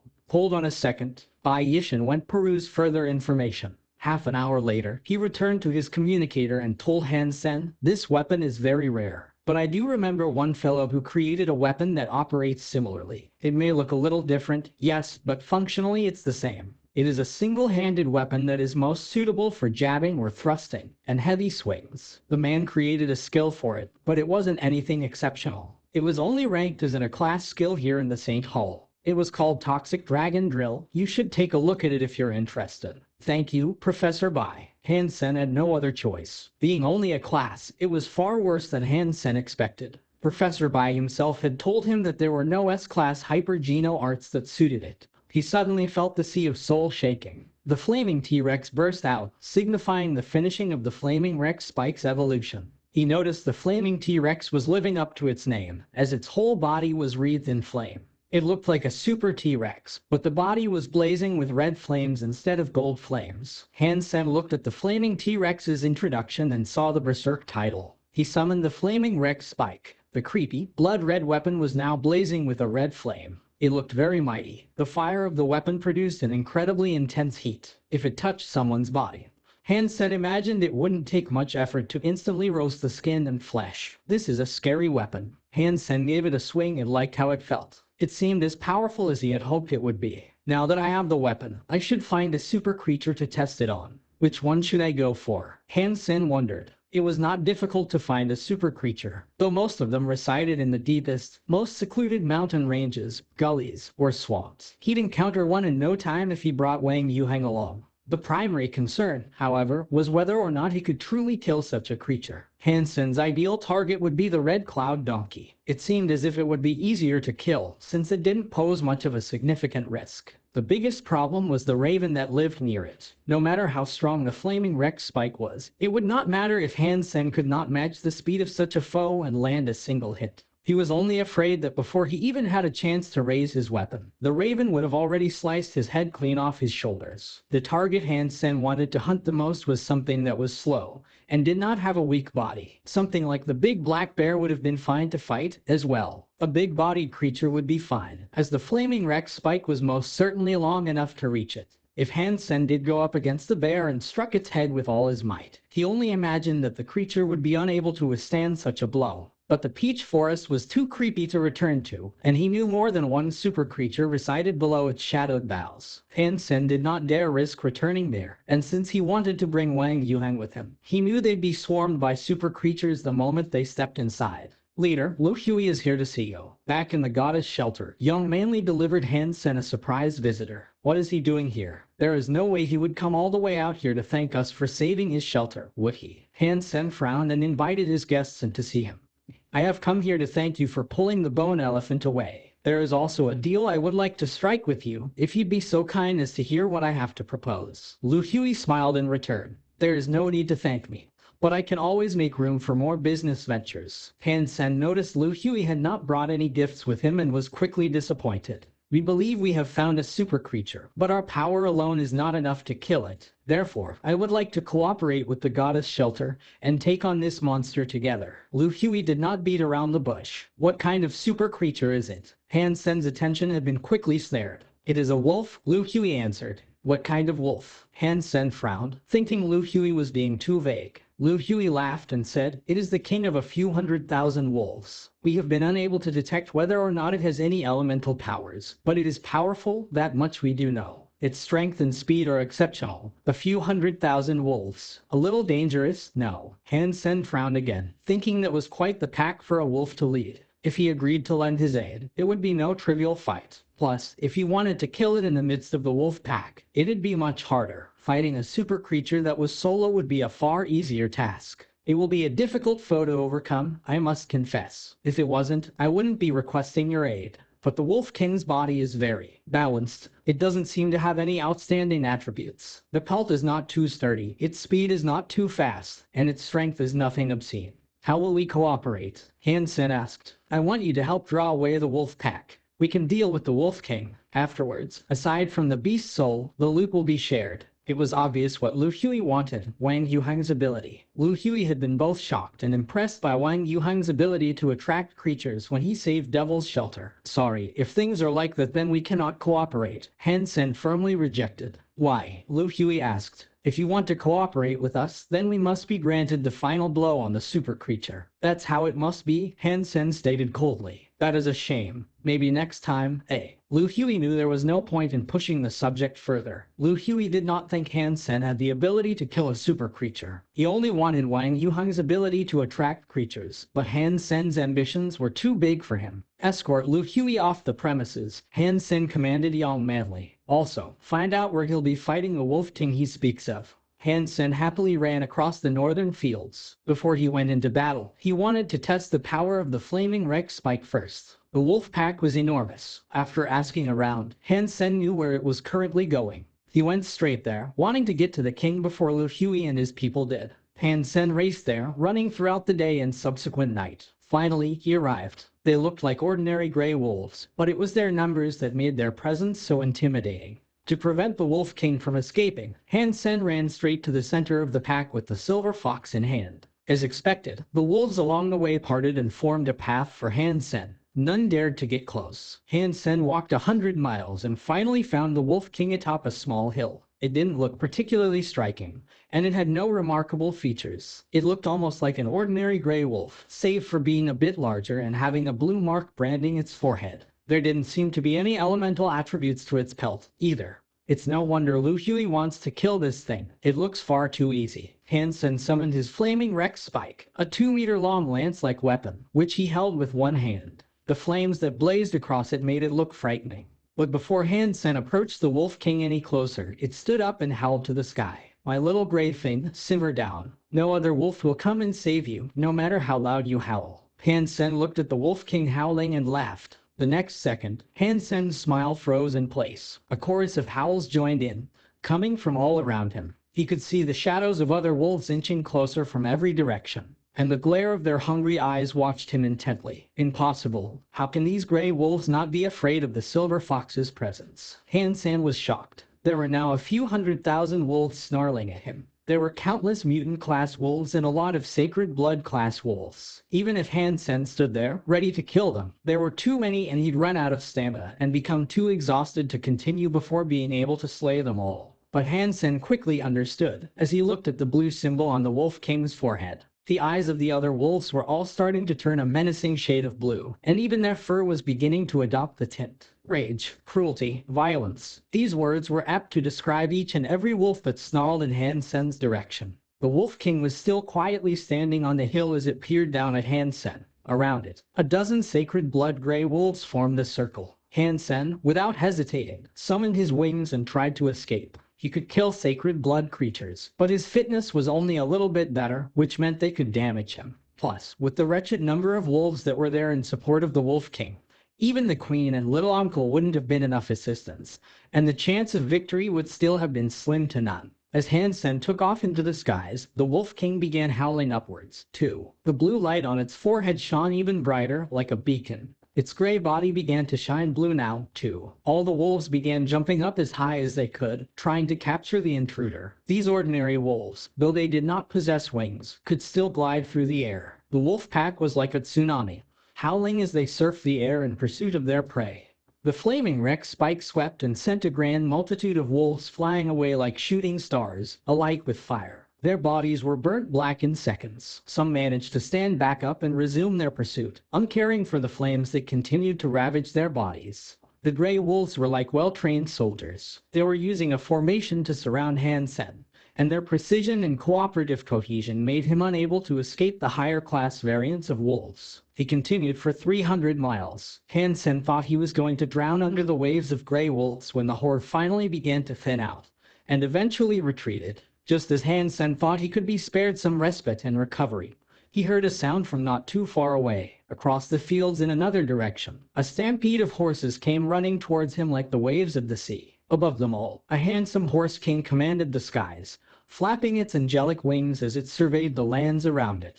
Holy smokes, I escaped the territory of the wolves only to end up in the realm of horses. Hansen was glum as he watched the winged horses, the Pegasi, approach. He wanted to slap himself, thinking, why did I even come here in the first place? I should have stuck to searching for solo super creatures. Trying to take advantage of others will get me killed. Hansen sighed. Fortunately, there seemed to be a no-man's land between the pack of wolves and the soaring Pegasi. They didn't come his way, which gave him the opportunity to rest for a brief while. Hansen did not dare fly in the sky. There'd be no advantage up there, considering that Pegasi were flying creatures. He landed on the grass and took a good look around. There was nothing remarkable about the place, as it was just a grassy field. After Hansen took a closer look, the grass was shorter than elsewhere. Some of the grass was even yellowish in color. It was very different than the fresh, long, green grass that was in the fields to the left and right of the one he currently stood in. Aside from that, there was nothing special. There wasn't even a lake or pond, just a grassy field.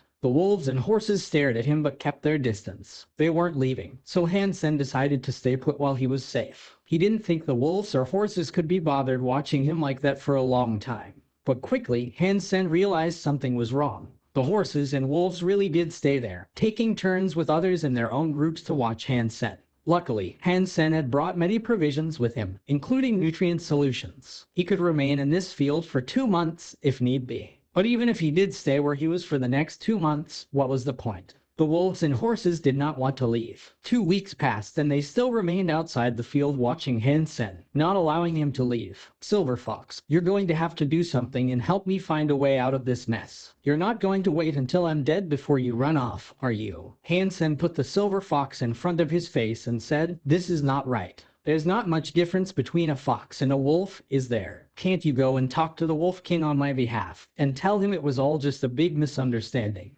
Hansen put him down and the Silver Fox lay on the ground, blinking at Hansen. Hansen felt as if he'd be better off talking with a rock, so he circled the entire field multiple times, evaluating what options there were for escape, but did not discover anything viable. If escaping won't work, then so be it. I'll have to fight my way out. I definitely can't leave through the Pegassi side, as their numbers seem greater than that of the wolves. They can fly, too. They'll surely be the more dangerous way. Hansen then looked at the wolf side. He observed the wind blowing through the grass, which revealed the grey backs of hidden wolves. Heaven knew how many lurked in the tall grass, waiting for Hansen. Hansen could only watch their movements, waiting for the right moment to slice his way through the hordes and make a daring escape.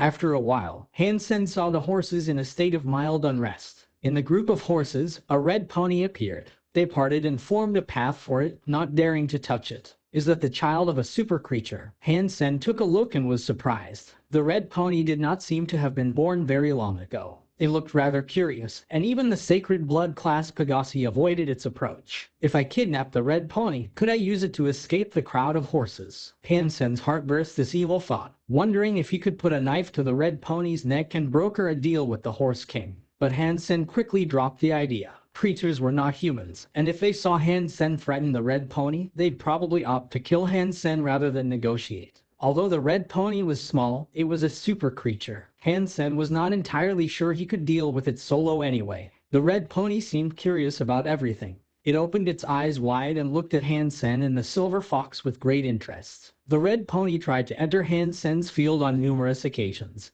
but each time, the horse king stopped it and sent it back. Before the red pony was taken away, it looked back and almost seemed upset. That's a shame. If that red pony came here on its own, perhaps I really could kidnap it. Hansen thought, disappointed. That night, Hansen lay on the grass observing the night skies. He counted the stars that glistened above. It was quite boring, so he summoned the angel and Princess Yimyam to talk. As they were talking, they heard noise from the horse crowd. Looking over there, Hansen saw the red pony sneak his way, with its eyes fixated on him. Hansen was happy when he saw it, but it caused a commotion in the horse crowd. They neighed repeatedly, as if they were trying to convince the red pony to return to them. But no matter how much noise they made, they did not dare to enter the area like the red pony had. The horse king was nowhere to be seen, however, and Hansen did not know why. The red pony ignored its brethren and continued to approach Hansen. It looked to its left and right up until it was about 20 meters away. Then, it stood where it was and just watched Hansen and his companions. Come here, little child. Come here. Hansen's face was crowned with a strange smile. He reached out both arms to the red pony, as if he was calling for a baby to crawl to him. But the red pony took a few step backs, and its eyes looked alert. It didn't trust Hansen. Hansen noticed that his behavior was like any old, creepy uncle that wished to kidnap a child. Quickly, he put away his grinning face and put on his look of innocence as if he were swapping masks. As he did, he thought of how he might be able to attract the red pony towards him. Hansen threw some jerky on the ground and bid for the pony to eat it, but it was ignored. Do horses only enjoy eating grass? Hansen's heart felt bad. He looked in his pockets and there was nothing he could use to attract the red pony, so he wasn't sure what to do. But the red pony, after a while longer of looking, seemed to drop some of its apprehension. Slowly, it began to walk closer and closer to Hansen. The crowd of horses was in a frenzy as countless horses surrounded the area, crying repeatedly. It was like they were pleading for the red pony to return and for Hansen not to hurt it. Hansen suddenly thought something had to be wrong. If the wolves and horses were avoiding each other, maybe that was why they did not come any closer. But now that the red pony was inside, why did the other horses not come?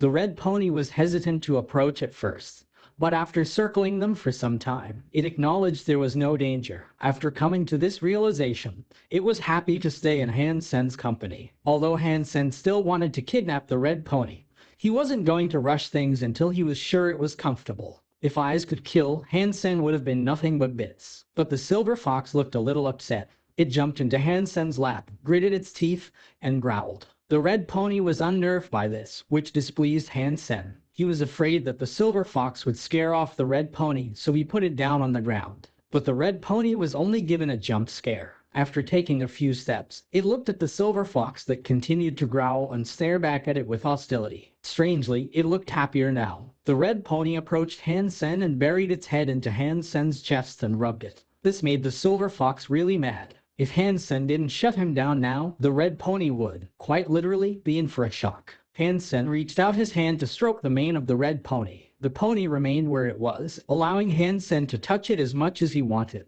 It seemed to enjoy the strokes, but when Hansen touched it, the Pegasi that continued to watch looked even angrier. The next second, vine-like tentacles pierced through the ground and moved towards Hansen. The tentacles were extremely fast, but they seemed to mostly go for the red pony. Hansen reacted and jumped into the sky. The red pony wasn't so lucky. No matter how strong it was, it hadn't been born for a long time and it lacked experience in the world. The vast number of tentacles grabbed it tight. Then, the field of grass split in two, unearthing a giant gully. The tentacles that had writhed around the pony started dragging it towards the pit. The pony began neighing with its lighter, younger tone.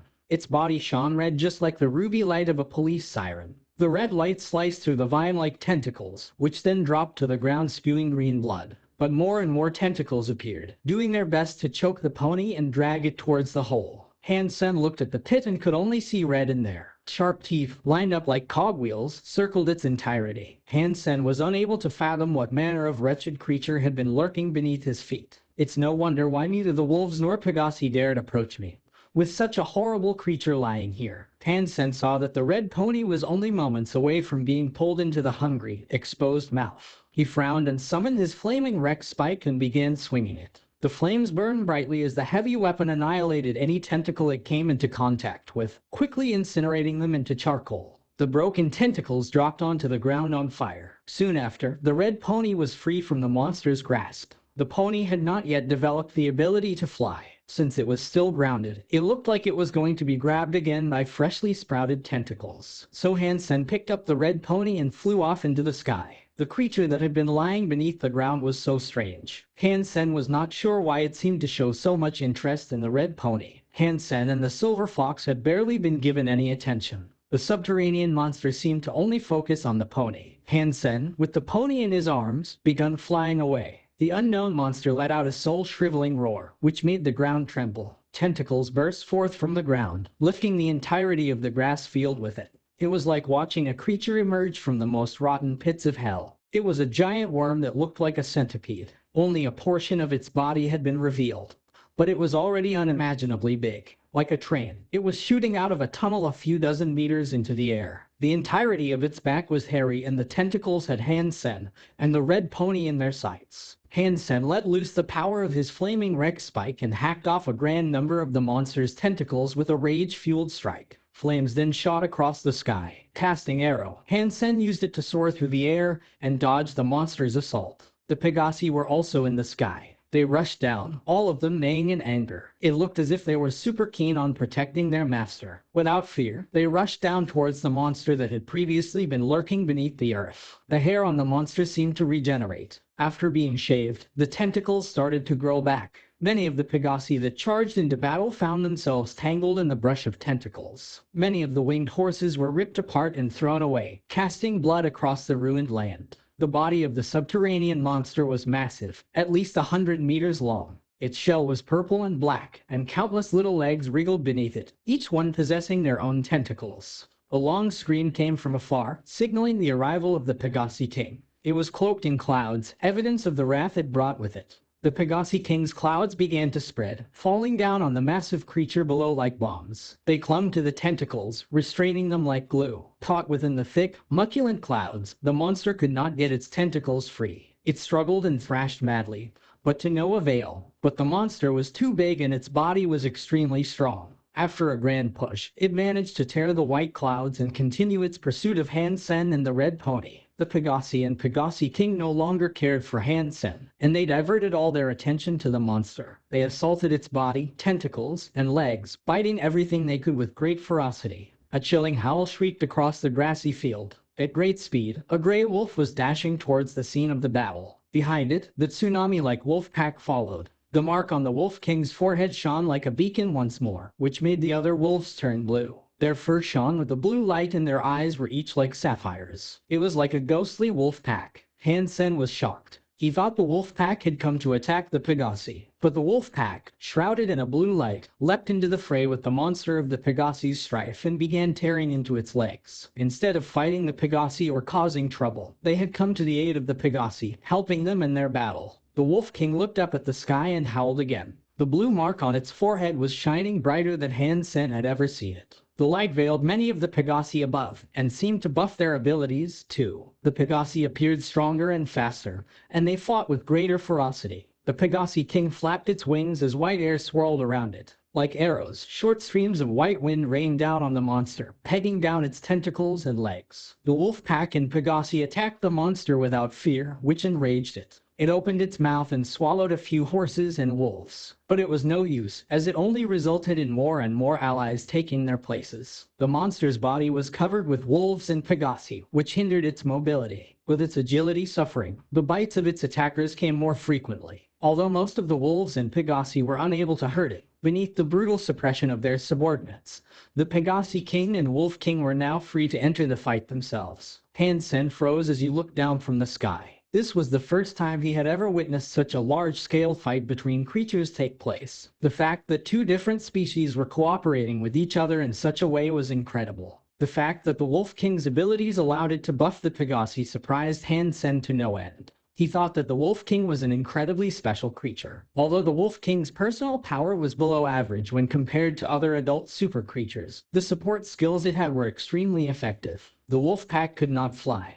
but with the buff, they were able to glide in the air with a power and speed that was almost unrivaled. It was an amazing skill. If I kill the Wolf King, I'll get the Aura Beast's soul, won't I? Hansen wondered. The Pegasi King's power wasn't too far off the Wolf King's, either. Its power was mid-low on a chart of super creature's strength. The white clouds that it fired were like glue, working to restrain the monster. It also dulled the fangs of the monster, as if they had been encased in plastic. This was a very special, very unique power. Hansen could not be sure which element it was associated with, though. The Wolf King's claws now shredded the shell of the monster, which had it shrieking and trembling in pain. The Pegasi King flew down from the sky, hitting the monster's belly. The horn on its head drilled into the monster's hide and left a deep wound. The monster was now incredibly angry, but under the constant assault of wolves and Pegasi, it couldn't do much. It looks like greater numbers always prevail. If they fought alone, none of them would be able to beat the monster. Going up against the wolf pack and crowd of Pegasi, this wretched monster doesn't stand a chance. Hansen thought as he observed the battle.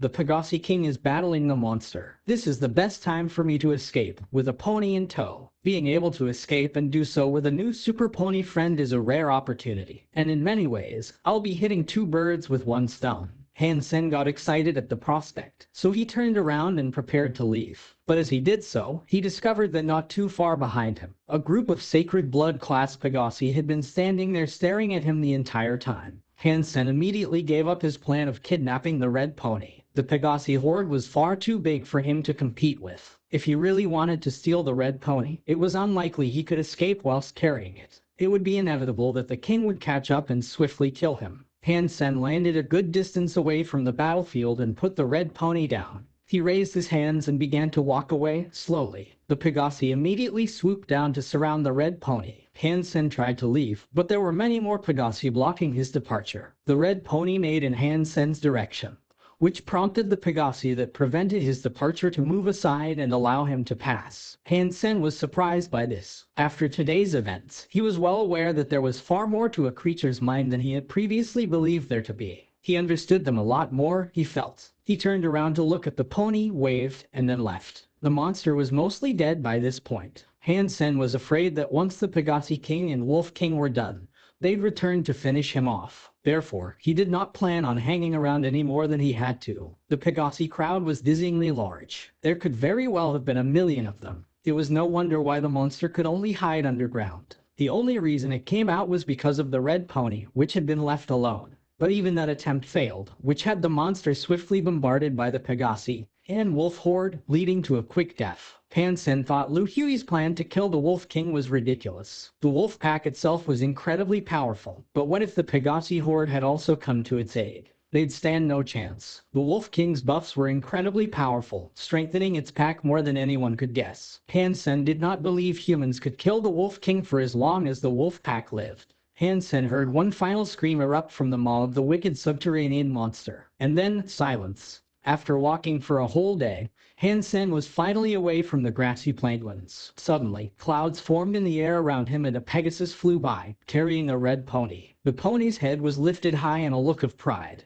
When Hansen saw the Pegasi King arrive, the first thing he thought to do was run. He stretched his legs and took off, but it was to no avail. He wasn't half as quick as the Pegasi King, and he caught up in no time at all. It landed in front of him. The red pony leapt off the Pegasi King's back and happily ran up to Hansen. With its head, it rubbed him as best it could. Then, it spit something out of its mouth onto the ground. Hansen took a closer look and realized that it was a fist-sized dark purple crystal. The red pony used its head to nudge it closer to Hansen. Is that for me? Hansen, looking at the crystal, wasn't quite sure what to believe. He never thought something like this would happen to him in this world. Upon looking at it, Hansen realized that it was a life geno essence. It was most likely from the subterranean monster that the Pegasi and wolves had just killed. The fact that the red pony had brought it to Hansen was incredible. Hansen was feeling as if he had accidentally stumbled across a lottery ticket that paid out $5 million. The red pony did not understand what Hansen had asked it. When he didn't pick it up, the red pony grabbed it with its mouth and spit it into Hansen's hand.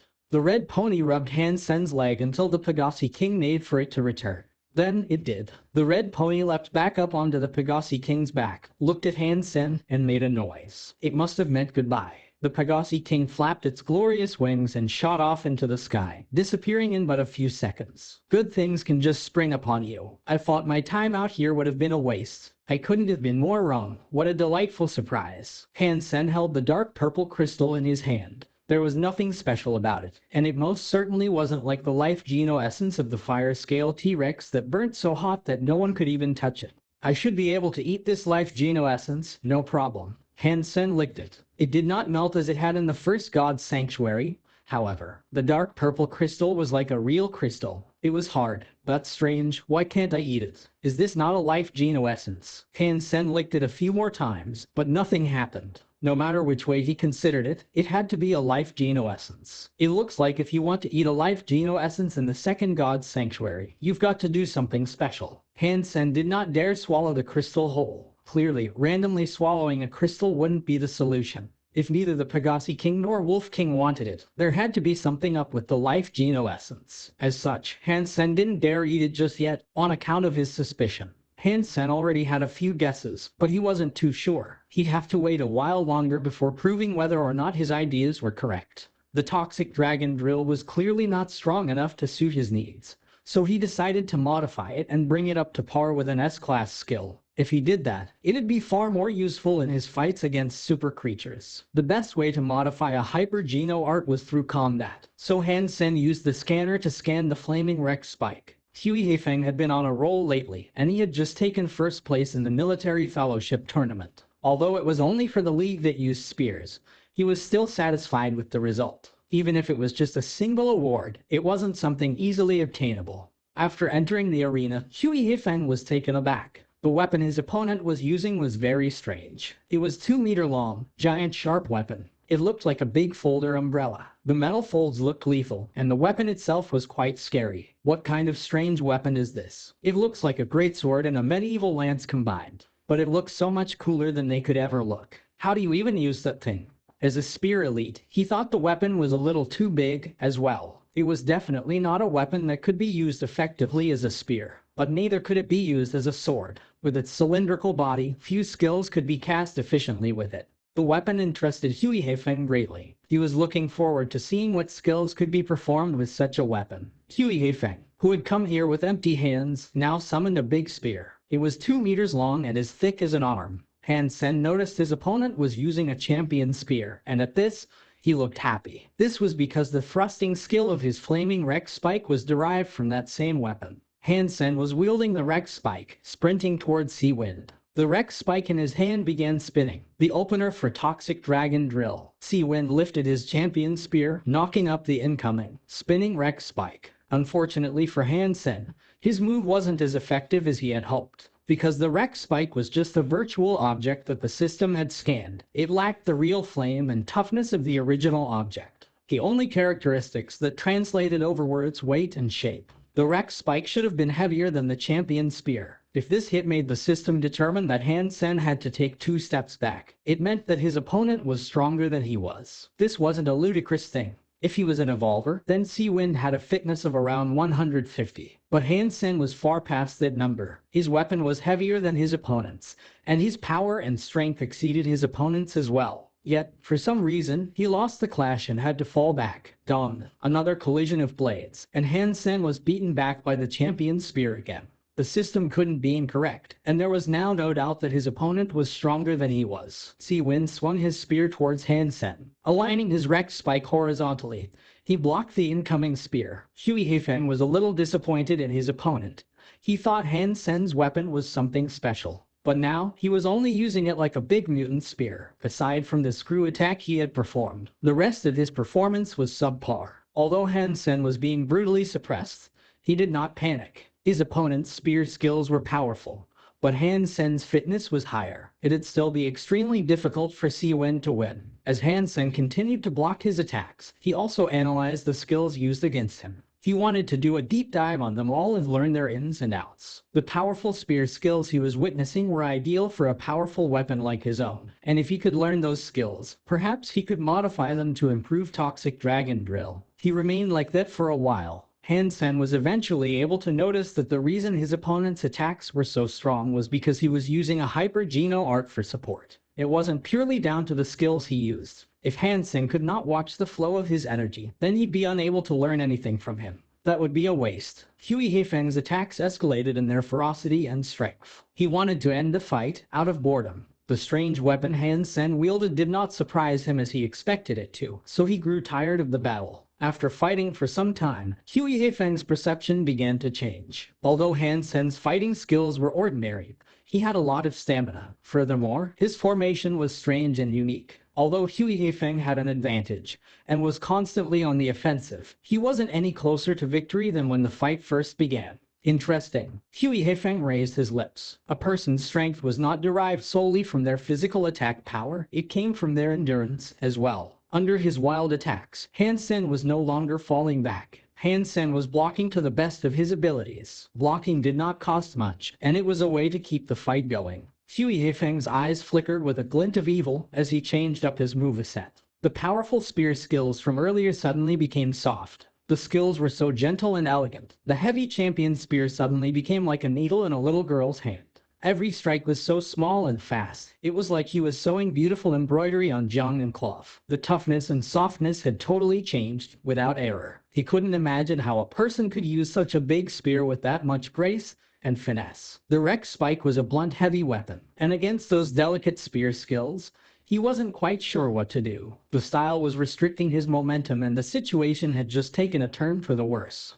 Hansen racked his mind, trying to think of a way he could break the unceasing barrage of attacks.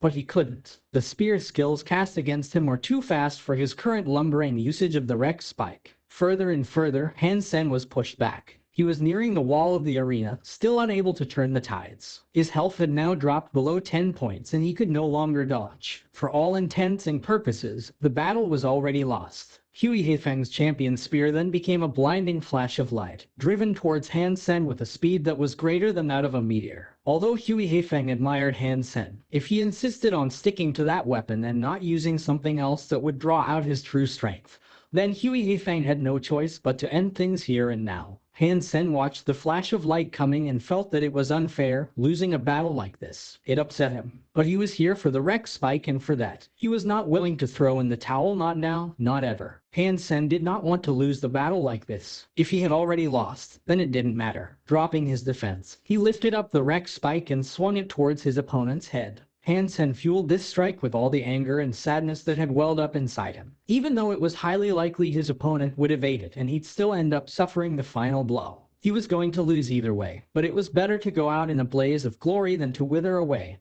After all, while he was attacking, Hansen summoned the image of the bone elephant shattering rocks in two. That feeling of being able to break through the opposition with no fear was what Hansen wanted. Most of all, Hansen, at that moment, wished he was the bone elephant. He wanted to smash Sea-Wind into pieces and unleash all his anger. At that decisive moment, Hansen felt his Dongshuan Sutra kick into action. But the energy wasn't flowing along with Hansen's body. It was adopting a simulation of the bone elephant's energy flow. Oppress? That was the only word that came to mind when Hansen mustered the strength of the bone elephant he was going to mimic. It felt as if an elephant was indeed running through his body, and he was being given its strength. The power of the elephant coursed through his veins and was injected into the Rex spike. Huey Hefeng noticed as Hansen suddenly abandoned his strained hope for victory and dropped his guard, putting everything he had into one last strike. He knew that it wouldn't hit him. Attempting an attack with such blunt, heavy weaponry was silly. It would be too slow. His champion spear could pierce Hansen's heart and knock away that last remaining bit of health before the Rex spike was halfway through its swing.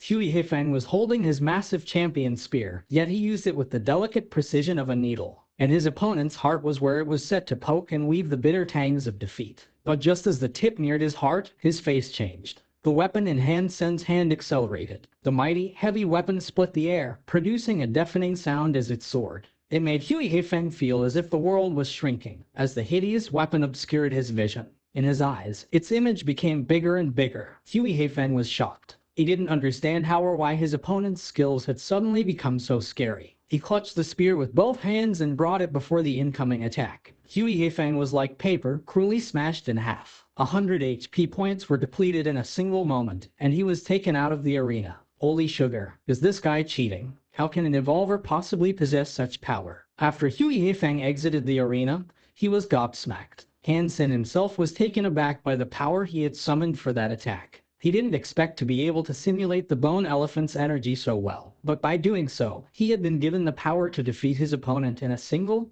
devastating blow. Hansen was incredibly happy, but all of a sudden, his body felt incredibly weak. The bone elephant's attack was so powerful, it had drained his entire body of its energy. If Hansen had not learned Jade Sun Force and Long Live, which worked to keep generating more and more, he might have collapsed on the spot. Sea Wind's spear skills were masterful. If he was able to spar and practice with him a few more times, Hansen imagined he'd be able to modify Toxic Dragon Drill a great deal. Huey Hefeng accepted Hansen's friend request. He sent a message, asking what was that skill called. Hansen contemplated his answer for a minute, and then replied, Elephant Rex Strike. Hansen wasn't very talented when it came to naming things. For this name, he used the most basic of naming rules. He took one word from each component of the skill, one word from the flaming Rex Spike and one word from the bone elephant, whose power he had simulated. That was a very good Elephant Rex Strike. It really does have the power of an elephant in T-Rex. As Hansen exited the virtual camp, his communicator rang. It was a strange number that was dialing him, one which made him furrow his eyebrows. It was a communicator given to him by the military. Ordinary people could not call it, so whoever was calling him had to be from the inside. He accepted the call and the image displayed gave Hansen a shock. It was Lai Zinglun. Why are you looking at me with such surprise? I am a high-level hacker, and breaking your defensive systems is easy-peasy lemon squeezy. Finding your information was effortless, Lai Zinglun said, with a smug expression. Then you should know that these calls are monitored. Yes, Hansen responded, with a wry smile. If they concerned me, what kind of hacker would I be? Don't worry, no one can see us talking. No one will even know you were on your communicator, Lai Zinglun said, with much confidence. You can look for me in the shelter, so why are you going to such lengths just to talk with me? Hansen believed that if you kept your nose out of trouble, then no trouble would come to you. Illegal deeds were never wholly invisible, and there was always a trace that could be followed up on. Lai Zinglun had never seen a better hacker. Therefore, he believed himself to be the best. I'm contacting you because it's an emergency. You haven't been in the shelter for the past few days, so this was the only way I was able to get in touch with you, Lai Zinglun explained. I heard you have created a team to hunt down super creatures, and I would like to join. I know where one can be found, Lai Zinglun said. When Hansen returned to the shelter, he heard about what happened with Lu Huey and the Master in the North's cooperative assault against the Wolf King. It turned out that they failed and incurred great losses in their struggle. Word was, they gained the upper hand at first, and things were going relatively well until the sudden appearance of a legion of Pegasi. They arrived there and aided the wolves. The cooperative human armies were promptly wrecked, which forced them to retreat. At the end of the day, it was a loss. Hansen sighed, as he had personally witnessed the capabilities of the Wolf King and Pegasi King. The giant frosty bear lived against the ice sea. Along the coast, one particular part of the sea had wholly frozen over, and that was where the giant frosty bear tended to reside. When they arrived at the area they sought, it wasn't long before they found a sacred blood creature. They spotted it from afar, and it was a big white bird that just stood in one place, cleaning its feathers with its tongue. It looked like a red-crowned crane, but all the creatures around avoided it. They knew that the red-crowned crane was not something to be trifled with. There is no point in sharing such a creature, so how about a little wager? Whoever slays the bird first gets to keep the meat, Wang Yuan suggested. Sure, that's fine by me. Hansen smiled at Wang Yuan. Hansen's little uncle may have had terrible luck, but he enjoyed a good gambit. It was strange, however, for Hansen had never seen him win. I'm okay with that, too. Lai Xinglun wanted a part of the fun, as well. He had only just recently unlocked his Jane lock, so he was keen to flex his newfound muscles. The three of them then stood in a line. After that, Wang Yuan counted to 3. After the count was up, Wang Yuan and Lai Xinglun were the only two that started running towards the bird. In Lai Xinglun's eyes, it looked as if a galaxy was spinning. He accelerated at what seemed faster than the speed of light, racing towards the red-crowned crane. Wang Yuan was no slouch, either. He shouted and a light burst forth from within him. As this happened, his speed increased and he managed to catch up and trail right behind Lai Xinglun. Like 2 meteors, they both skated across the ice in a great hurry. Hansen slowly brought out the peacock crossbow that had just recently evolved. From the quiver, he loaded in a raven feather bolt. With a quick look at the crane, he raised his arms and pulled the trigger. Whoosh! The black light bolt flashed and traveled 1,000 meters in the blink of an eye. It shot right past Lai Xinglun and Wang Yuan and lodged itself in the crane's cranium. Sacred blood creature hunted, snowbird. The beast's soul was not acquired. Consume its flesh to obtain a random numeric amount of sacred genopoints, ranging from 0 to 10. The familiar notification tone rang in Hansen's head. He started laughing as he caught up to Lai Xinglun and Wang Yuan and told them, "Thank you very much. Holy sugar, you cheated. How can you use such an obscene weapon and think it was fair?" Lai Xinglun and Wang Yuan said, exactly at the same time. There was no rule forbidding certain weaponry. You said anything goes. Even you two could have used a crossbow, if you wanted to, Hansen said boisterously, as he packed the snowbird's body into his backpack. He'd sort it out when he had a break. I was thinking of using mine, but I didn't think it was strong enough. Where'd you get your crossbow? How can a weapon like that possess such monstrous strength? Wang Yuan asked, observing Hansen. When they hunted the fire-scale T-Rex, Wang Yuan got a glimpse of the peacock crossbow there for the first time. He had always meant to ask more about it. He knew it was a powerful weapon, but he never expected it to be that powerful. To kill a sacred blood creature from 1,000 meters away was a frightening thing. Hansen then thought to himself, of course it's powerful, a berserk super creature crossbow, and super bolt tends to pack a punch. If it couldn't kill a sacred blood creature with a headshot, I'd just use this thing as firewood. Are you sure this is the place? Why have we not yet seen the giant frosty bear? Hansen and his crew spent half the day searching but did not see nor hear anything that suggested the local presence of a super creature bear. With suspicion, Wang Yuan had to ask Lai Xinglun about his intel. Just as he was going to speak, there were splashes from beneath the ice. A giant white creature had been swimming, and it was now returning to the surface with a 1-meter-long fish in its mouth. The giant frosty bear was 2 meters away from Wang Yuan when their eyes met.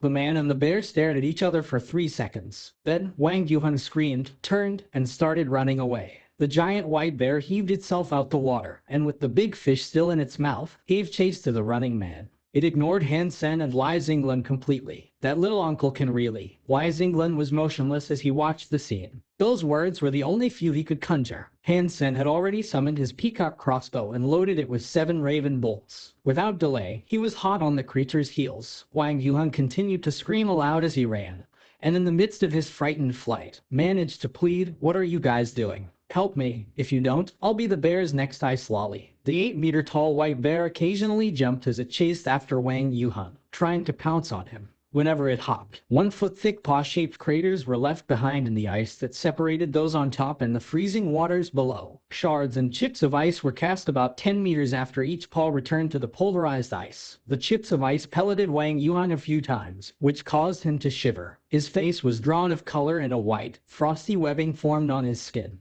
His situation looked dire, and you could see his joints stiffen and slow as he went on. With Wang Yuan getting dangerously close to being pummeled by the wrathful bear, Hansen could wait no longer. Although he could not aim at the bear's weak spot, he fired a bolt at it to aid Wang Yuan. The bolt feather traveled 40 meters and struck the bear's leg. The tip of the bolt managed to get lodged inside.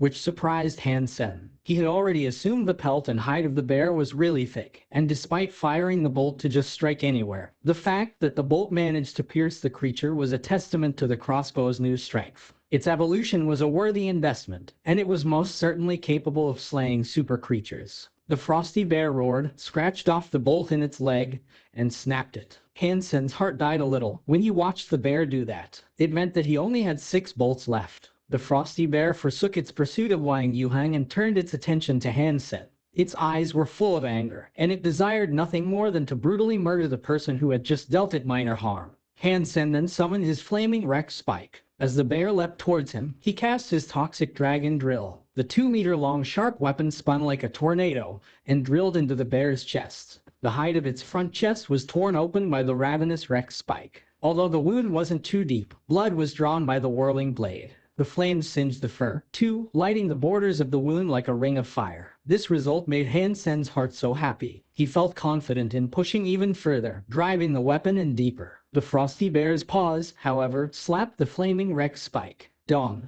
Hansen felt a great force of strength hit his Rex spike, which made it tremble. The force built up until Hansen's hands went soft, and the flaming Rex spike was knocked out his hands and sent flying for a good distance. On its descent, it crashed into the ice and slid into the murky depths of the sea below. Hansen's hand was bleeding, laden with cuts. The brute power of the frosty bear was too much. Li Zinglin fired a few arrows towards the bear with a bow of his own. Its purpose was suppressive fire, which would allow Hansen to fall back and recover. Hansen summoned the flaming Rex spike back but decided not to target the bear head-on again. Face to face. With his weapon in hand, he focused on dodging the bear's repeated attacks, waiting for the perfect opening. The giant frosty bear was, on average, slower than most super creatures. Still, Hansen had to use everything he had to stay out of the way of the bear's paw strikes. But the situation became grimmer and grimmer as time went on, and he believed himself to have underestimated how powerful super creatures really were. Adult super creatures had a fitness level of around 300 on average. Hansen's fitness level was 170. With all the hyper-geno arts he had learned, the most power he could muster was equivalent to a fitness level of 200.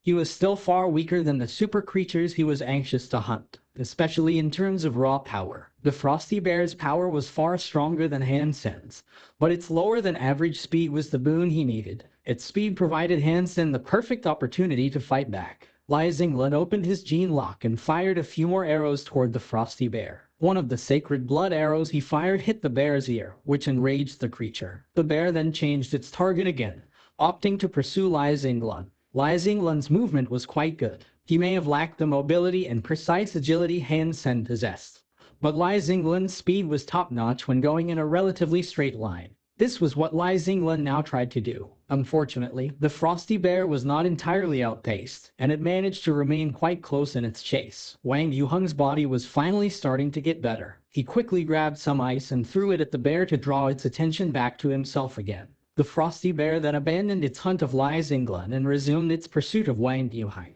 Hansen's bolt hit the frosty bear's neck, but this time, it did not turn around and switch targets again.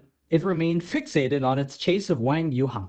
It kept chasing him, ignoring the others. Oh heavens, I may not survive much longer. Somebody, I beseech your aid to save me from a wretched demise. Wang Yuan slipped and fell. With only a second to spare, he managed to dodge the bear's next attack. He was in danger, and he could succumb to the creature's next fatal strike any second now. His body was also accumulating further layers of frost, as his hair and eyebrows appeared to be painted white. Death was not far off for Wang Yuheng. Run to me, Hansen yelled to Wang Yuheng. Hansen was holding the peacock crossbow, with his finger on the trigger. Arm raised, he took aim at the bear and remained motionless. Wang Yuheng pulled himself up and ran towards Hansen, screaming for him to fire the bolt. But Hansen did not move an inch as he waited for Wang Yuheng to draw even closer. The bear came after him, unceasing, with its filthy maw wide open. Its tongue was lax out of its mouth, and it occasionally tried to lick up Wang Yuheng. Fortunately, Wang Yuheng was a powerful man. Even when he suffered from the frostbite that he had incurred, he still managed to stumble to where he was told to be and outpace the bear. Li Zinglin continued to fire arrows from a distance, trying his best to ease the pressure and relieve Wang Yuan from the pursuit of his would-be killer. His eyes shone like starlight. He possessed a strange power, as each arrow was fired with impeccable aim. They may not have dealt any damage, but he had managed to strike the bear's eyes a few times. 2. To buy Wang Yuan as much time as he could. Wang Yuan had finally reached Hansen's position when he ducked and rolled along the ice to dodge one last attack. Hansen was facing the frosty bear that was now only 1 meter away. He pulled the trigger and fired at the beast with a rapid pace. All of the bolts were fired consecutively, each one set on an airborne voyage to intercept the rampaging bear. 6 raven bolts launched consecutively into the frosty bear's face. The beast tried to look away to avoid them piercing any of its eyes, but it was too late. The bear had drawn too near to the launch point of the bolts, and it didn't have sufficient time to react. One of the bolts struck directly underneath the eye, which caused it to bleed. The frosty bear became incredibly angry. It threw itself back on its 2 hind legs and a frigid aura emanated from its body. Its paws came down, trying to strike Hansen. Hansen put the peacock crossbow away and evaded the frosty bear's lethal attack. He then jumped into the air, summoned flaming Rex Spike, and took aim at his foe's head. Bang! Fire and blood spewed everywhere as Hansen crowned the bear's head with an ugly scorch mark. Damage such as that was not enough to take the creature's life, but it did trigger its rage. Hansen was at the center of its attention now. It quickly lunged forward with its paws in an attempt to grab Hansen. Again, Hansen dodged. He evaded the bear, but it was close. He scratched his arm and noticed the presence of a cut that was bleeding through his armor. Hansen retreated, with Frosty Bear still gunning for him. Luckily, this was Hansen,